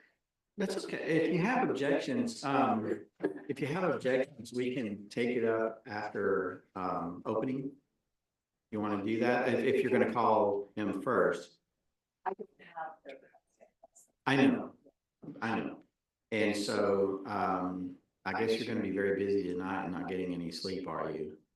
So that's the way it is in trials sometimes. So that, how forgiving is the court going to be if we need to go cut video tomorrow because we don't get their cuts until too late? This is my, I mean, we are really hamstrung it.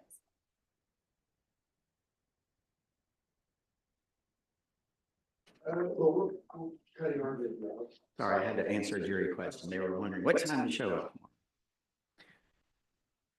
So I don't know how to picture that for you. It is what it is, and you know, I know, and I don't. Tomorrow morning, you can't. Can you be here early? I can try, but It's tough, isn't it? Like Yeah, I won't. it's tough. The only thing I can say is we can do this too, is that if you have the excerpts tonight over to them and they can look through it, we can do the excerpts right before opening, just leave the jury in there eating kolaches and donuts and whatever I bring. And then we can go over those objections and see where that takes us. That is not my concern. Oh, I'm sorry, I'm misunderstanding. As we sit here right now, I don't know if it's going to be the entire deposition. And then I think we're going to probably present Monty by cross on some of these issues that they don't include in the deposition that they present. So we are not going to have time to be able to go cut the video in response. That is I understand. procedural difficulty we are. I understand. I don't know what the answer is. That is, I really don't. Yeah, I know the conundrum we're in. I just don't know the response. I don't know the solution. Other than to tell you that that's just kind of the way it works in trial. You can reserve cross until your case in chief if you want to do that too. You don't have to do cross right away. No, no, I know you knew the options. I'm just kind of throwing stuff out there to see what.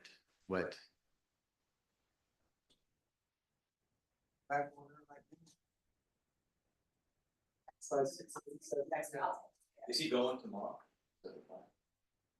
Are we gonna exchange, the witnesses that we're gonna call for the next day? We just agree on? No, everything's pretty fluid these days for us. We have witnesses who are available and who aren't available, so that's part of my phone. I'm trying to straighten it out, so I can't give you that, I'm sorry. Can you give it to us like tonight? No. No? Okay. I was gonna, if there's no more housekeeping, I was gonna ask for motions and everything. I'm assuming, did you do the order or you wanted? I've got them all written down. I'm gonna go back there and reduce them to an order and have them out later this evening. You're a better record. Sorry. You're a better record keeper than I am. I don't know. I hope I got it down right. We'll find out. I'm just denying everything. So much easier. No, I think I got it down, and everybody submitted proposed orders, so it should be very easy for me to go in there and just click the little check boxes. Okay. Anything else? No, so you decided not to call Mr. Donaldson live? No, because of my concern, because I I know. didn't see him. Yeah. Okay. I was Yes, just ma'am. gonna say, Judge, as a reminder, my amended motion was based on. Yes. It was filed on March 17th. Yes. There is a proposed order that Thank you for reminding me. I did make a note of that in here, but thank you for reminding me because I probably would have gone back to the old one anyway. So yes, I will. Exactly. Sorry, I missed that. All right. Anything else? No? Okay. Do you want to stay and try to figure that out? No, I don't mind at all. You have an HDMI cable there. And all right. So I think we can go off the record. I think we're adjourned for the day. Everybody's excused. You may go home. Everybody on YouTube, all 6 of you watching.